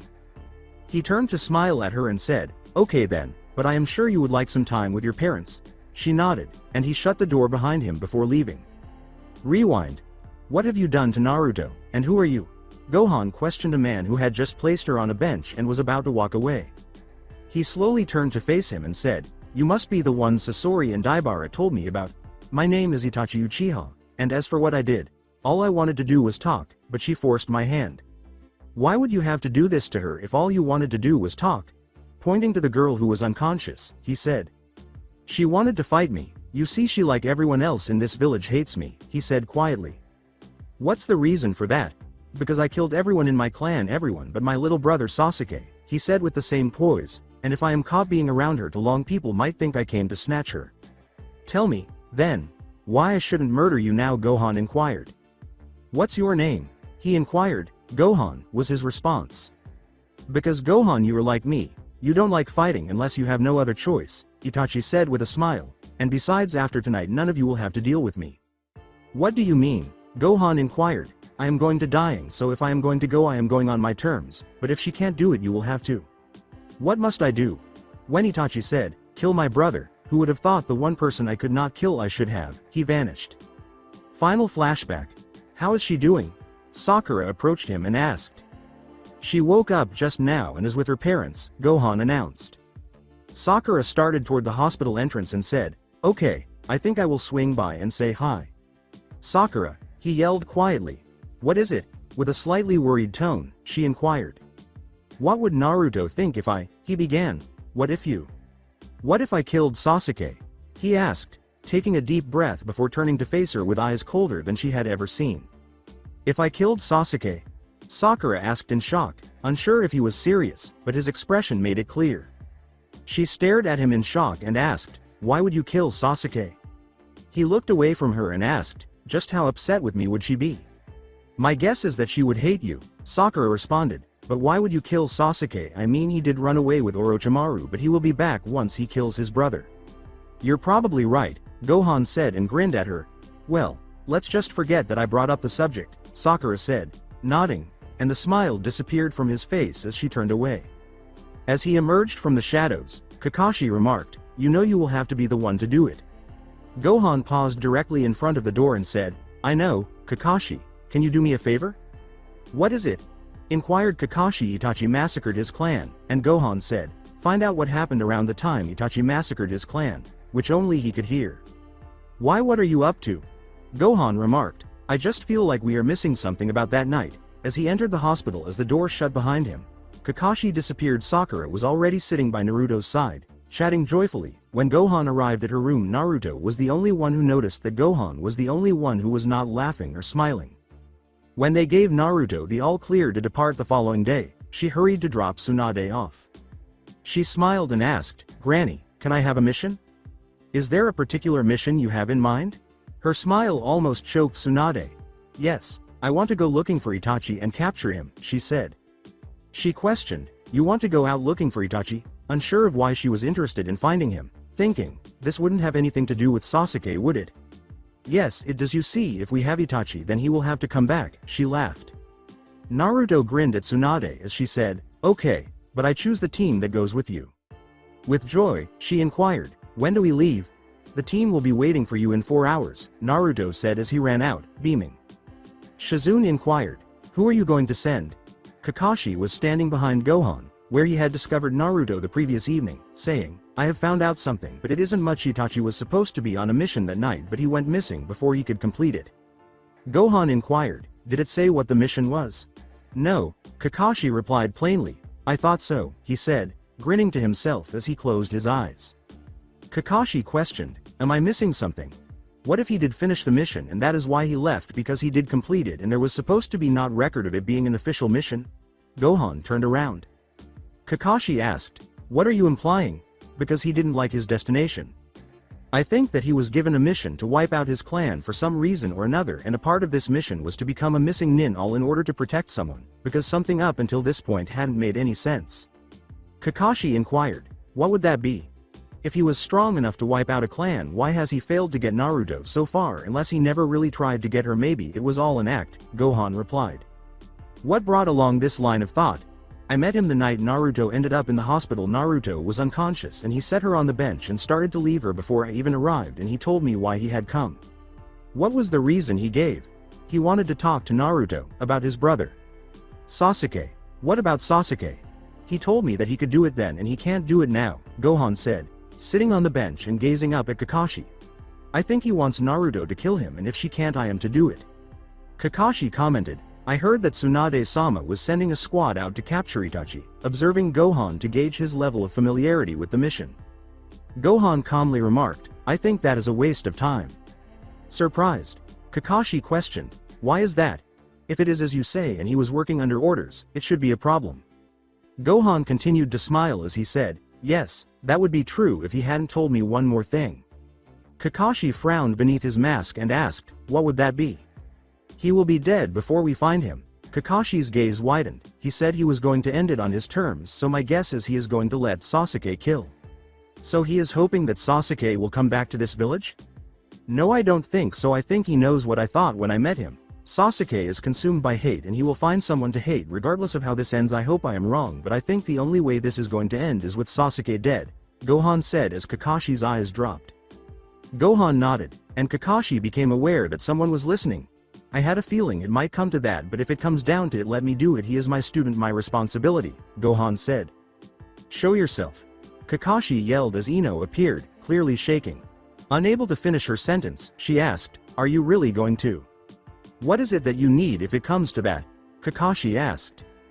Her voice was as shaky as she was. Tsunade wanted me to tell you that she needs you both in her office, she said. Both disappeared, with Gohan entering the office ahead of Kakashi. There are two things I would like to discuss with you before the others get here, Tsunade replied. Both bowed respectfully, and Kakashi questioned, what is it, Hokage-sama? When neither of them appeared surprised, she smirked at the two people in front of her and said, you already knew. I have heard rumors that Sasuke killed Orochimaru, so if that is true, that means the traitor is a lot stronger than before and more dangerous. I am putting together a team to track down Itachi. Yes, Hokage-sama, insisted Gohan. So you also know that if we do this, it will be very dangerous, not just because of Itachi's skills but because of the other Akatsuki members and Sasuke on the hunt for his brother, and that is why I need you both to go with you too. There I will feel at easy knowing that everyone will return alive. Yes, Hokage-sama. Gohan and Kakashi bowed while saying this together. At the mention of Sasuke Uchiha, Tsunade's eyes hardened. One more thing, do whatever it takes to bring them back alive, even if that means you have to kill everyone in your way, including Sasuke Uchiha, she said. Very well, Hokage-sama, offered Kakashi, bowing in Hinata, Sakura, Kiba, Shino, Shikamaru, Lee, and Neji. People soon began filing. Tsunade began, you all are going to meet Naruto at the main gate and go in search for, but Sakura interrupted. She inquired, we going after Sasuke? As if she were aware that Gohan intended to murder him, she began to question her knowledge of Sasuke and whether there was anything she was keeping from them. When Tsunade said, no, you're going after Itachi, Kakashi is the team leader, and if it comes down to it, then Gohan. Sakura fled the office, knowing she had to tell Naruto that perhaps she could prevent him from killing Sasuke. However, the first blonde she encountered was Ino, not Naruto. Sakura, what did Tsunade-sama want? She gave us a mission to go look for Itachi. My guess would be to either get answers out of him about the Akatsuki or draw Sasuke back to Konoha, Sakura stated. Ino questioned anxiously, Gohan and Kakashi Sensei aren't going, are they? Both of them are going and they are the team leaders, said Sakura. This is bad, Ino exclaimed in a panic. Sakura questioned, why is this bad? She was aware that Gohan was bad, but she didn't know that Kakashi Sensei was. She whispered, they are planning to kill Sasuke, but I didn't hear everything that was said. Sakura said, a little more crestfallen, hopefully Naruto can talk them out of killing him, not understanding Kakashi Sensei's motivation for wanting to kill Sasuke. Sakura barely made it to the gates where they were to meet the others. Gohan's face appeared to be growing redder and redder as Naruto spoke to him and smiled brightly. She needed to come up with a way to speak with Naruto without Gohan or Kakashi overhearing. As they were walking away, she approached Naruto. Sakura whispered, Naruto, I need to talk to you. Naruto asked, looking a little perplexed, about what? But she slowed down, causing them to fall back a short distance. Gohan looked around, wondering what they might be discussing. She had a hard time telling her, Naruto, you know that Gohan and Kakashi, well, they are planning on. With an increasingly perplexed expression, she inquired, Gohan and Kakashi are planning what? Her words, they are planning on killing Sasuke, came out fast. Did they tell you? Naruto frowned and asked, what makes you think that? Well, no, but Ino overheard them talking, Sakura responded, and Gohan asked me how upset you would be with him if he killed Sasuke the day after you were sent to the hospital for fainting. Gohan and Kakashi stopped when Naruto jumped in front of them as he ran to catch up with them. Her gaze lingered on them both. Is there something wrong? Gohan inquired. She looked between the two of them and asked, are you two going or kill Sasuke? Everyone froze at this charge. Gohan began massaging the back of his head, but Kakashi interrupted him, saying, well, you see about that. Kakashi calmly questioned, Naruto, if you could, would you kill Orochimaru? Of course, Naruto replied, but Kakashi interrupted her to get what he wanted. Kakashi said icily, the reason Gohan and I are here is to make sure you all return in one piece, and yes, if means I have to, I will kill Sasuke without hesitation, which made Naruto wince. Naruto shot back, but you said those who desert their teammates are scum. As Gohan and Kakashi passed Naruto, who was motionless, Gohan said, "And what did Sasuke do?" With tears in her eyes, "We should get going." Kakashi said without looking back, "If you are all uncomfortable with this, you can stay here and Gohan and I can finish this mission." Naruto stood there while everyone else fell back. Sakura smiled feebly and remarked, "Perhaps he will return and Kakashi-sensei won't have to use that." "You're right," she said, dabbing at her tears before carrying on with her stroll after traveling for a few days. Gohan paused and stared at something that appeared to be visible only to him. "What's wrong, Gohan?" inquired Kakashi. The whisper, "I sense Itachi and someone else with him," came from Gohan. "How far?" inquired Kakashi. Gohan remarked, "Maybe 3 hours at our pace." Kakashi yelled to the others, "Pick up the pace," and everyone except Gohan and Kakashi started moving at full speed. "Even at this pace it will be about an hour," Gohan remarked with a gentle frown. According to Kakashi, "How long it take you to get there?" "Full speed maybe 2-3 minutes, Gohan remarked, rubbing his chin together. "We are not alone," Gohan said. Stopping once more and extending his hand to stop the others, he blasted a tree in front of them, and as it exploded, a man appeared in front of them. He was dressed in a black cloak with red clouds and an orange mask with one eye open. He looked at the spot where the tree had been and said, "Hey, careful, you could have hurt me with that." "Lucky he was aiming to kill then," Kakashi remarked impassively. The man in the mask said, "That's good to know, but let's play for a while. I can let you guys pass." "You are outnumbered. Do you think you can really fight us all?" Kiba yelled. "I don't think he is normal. I think he might be one of the strongest people that I have encountered while I have been here," Gohan told Kakashi. Kakashi returned the whisper, "So if you weren't here, how do you think we would stand?" Gohan calmly remarked, "It depends on whether he wants you guys dead or not. So having you go ahead is out of the question," Kakashi responded, "so we end this quickly." Sitting on the ground with his arms crossed and his head down, the man said, "You know it's not nice to whisper. I want to know what you are saying. Behaving like a small child." Kakashi said, "Are you serious, Gohan?" Gohan rubbed the back of his head and remarked, "If you met my father, you would think he was strong by the way he acts sometimes, but his life force reminds me of Itachi's." Kiba attacked it, saying, "Get out of our way," but it missed. He jumped to his feet and clapped his hands. "So you guys do want to play," he said. Okay, you all first."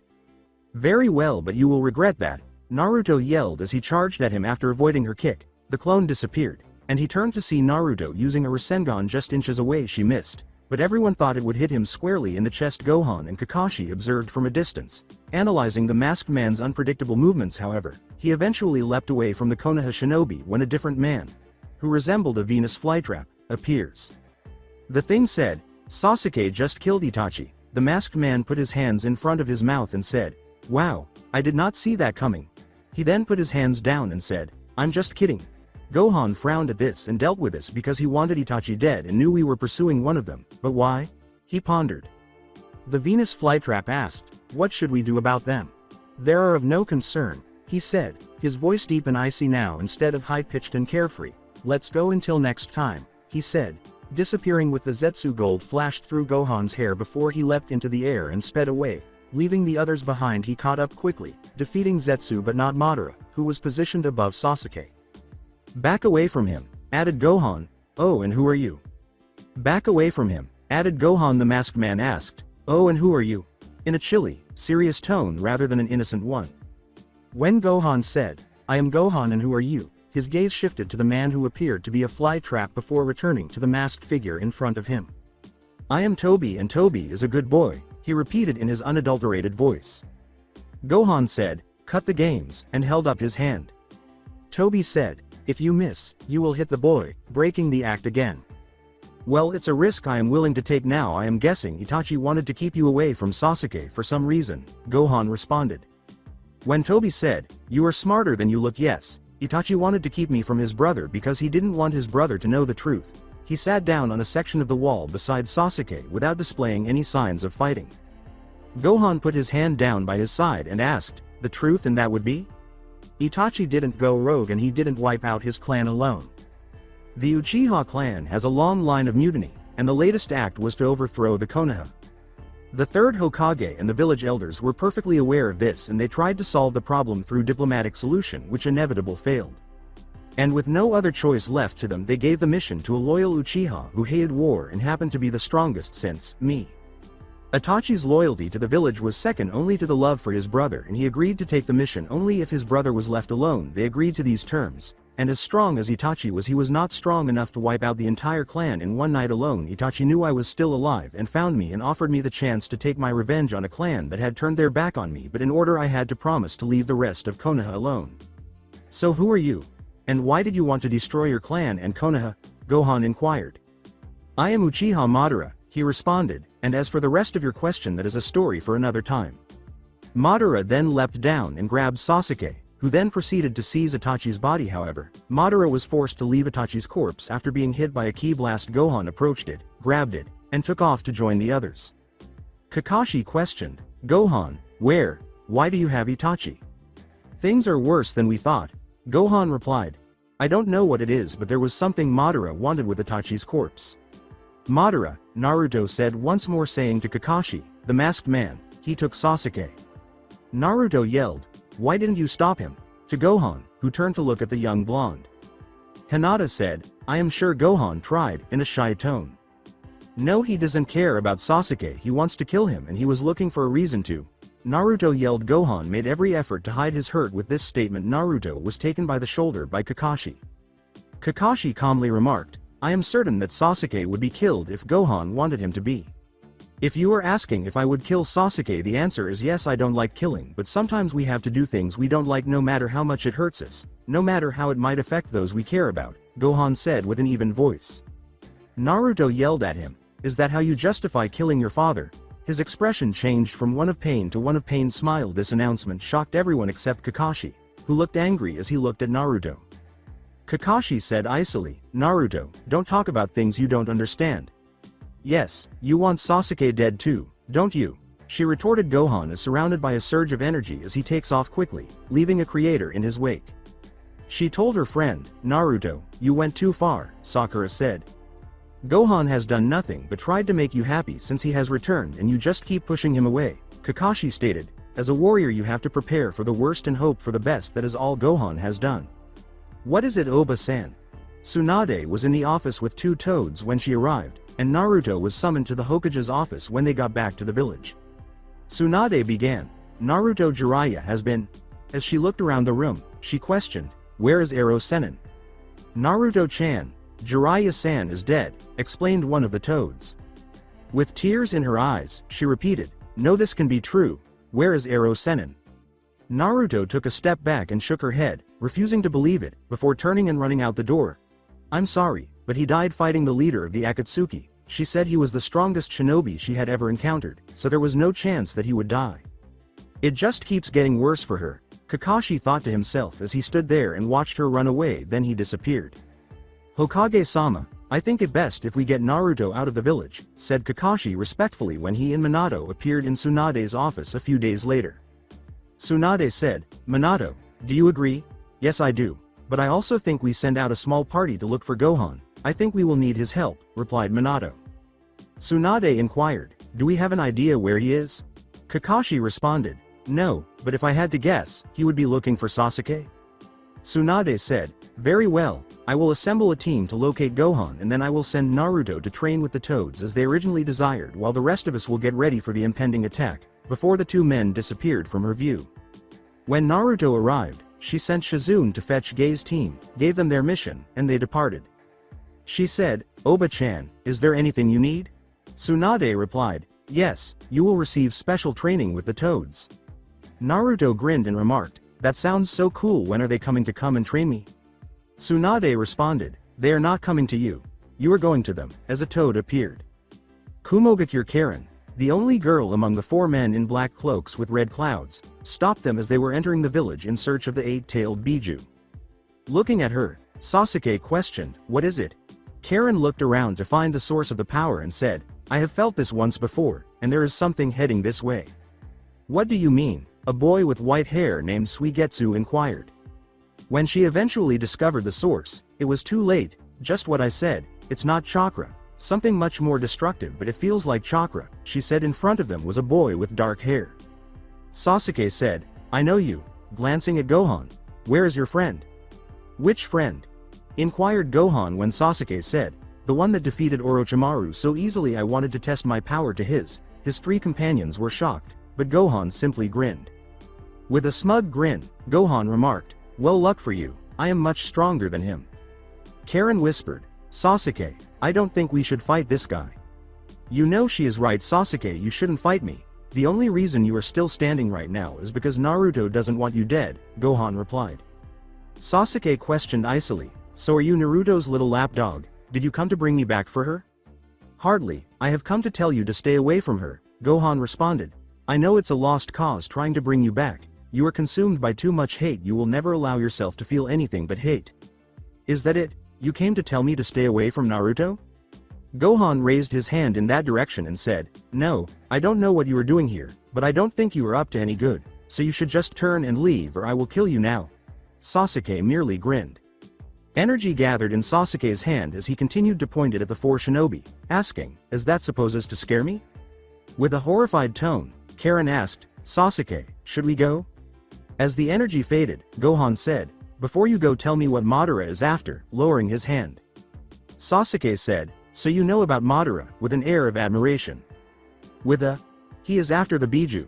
Sasuke replied. Gohan remarked, "So there is a Biju in this village," assuming that was the destination he was going to. Suigetsu questioned, "Sasuke, how come this guy knows so much?" "I don't know, but he knows too much," concluded Sasuke. "I only know what you and Madara told me.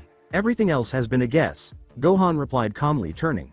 Sasuke walked out of the village. Gohan made the decision to go talk to whoever was in charge since he knew he would return. The Raikage was initially dubious of the young half-Saiyan, but after Gohan told him what had happened, he came around and gave him a place to spend the night. Gohan made a polite attempt to refuse him but ultimately gave in.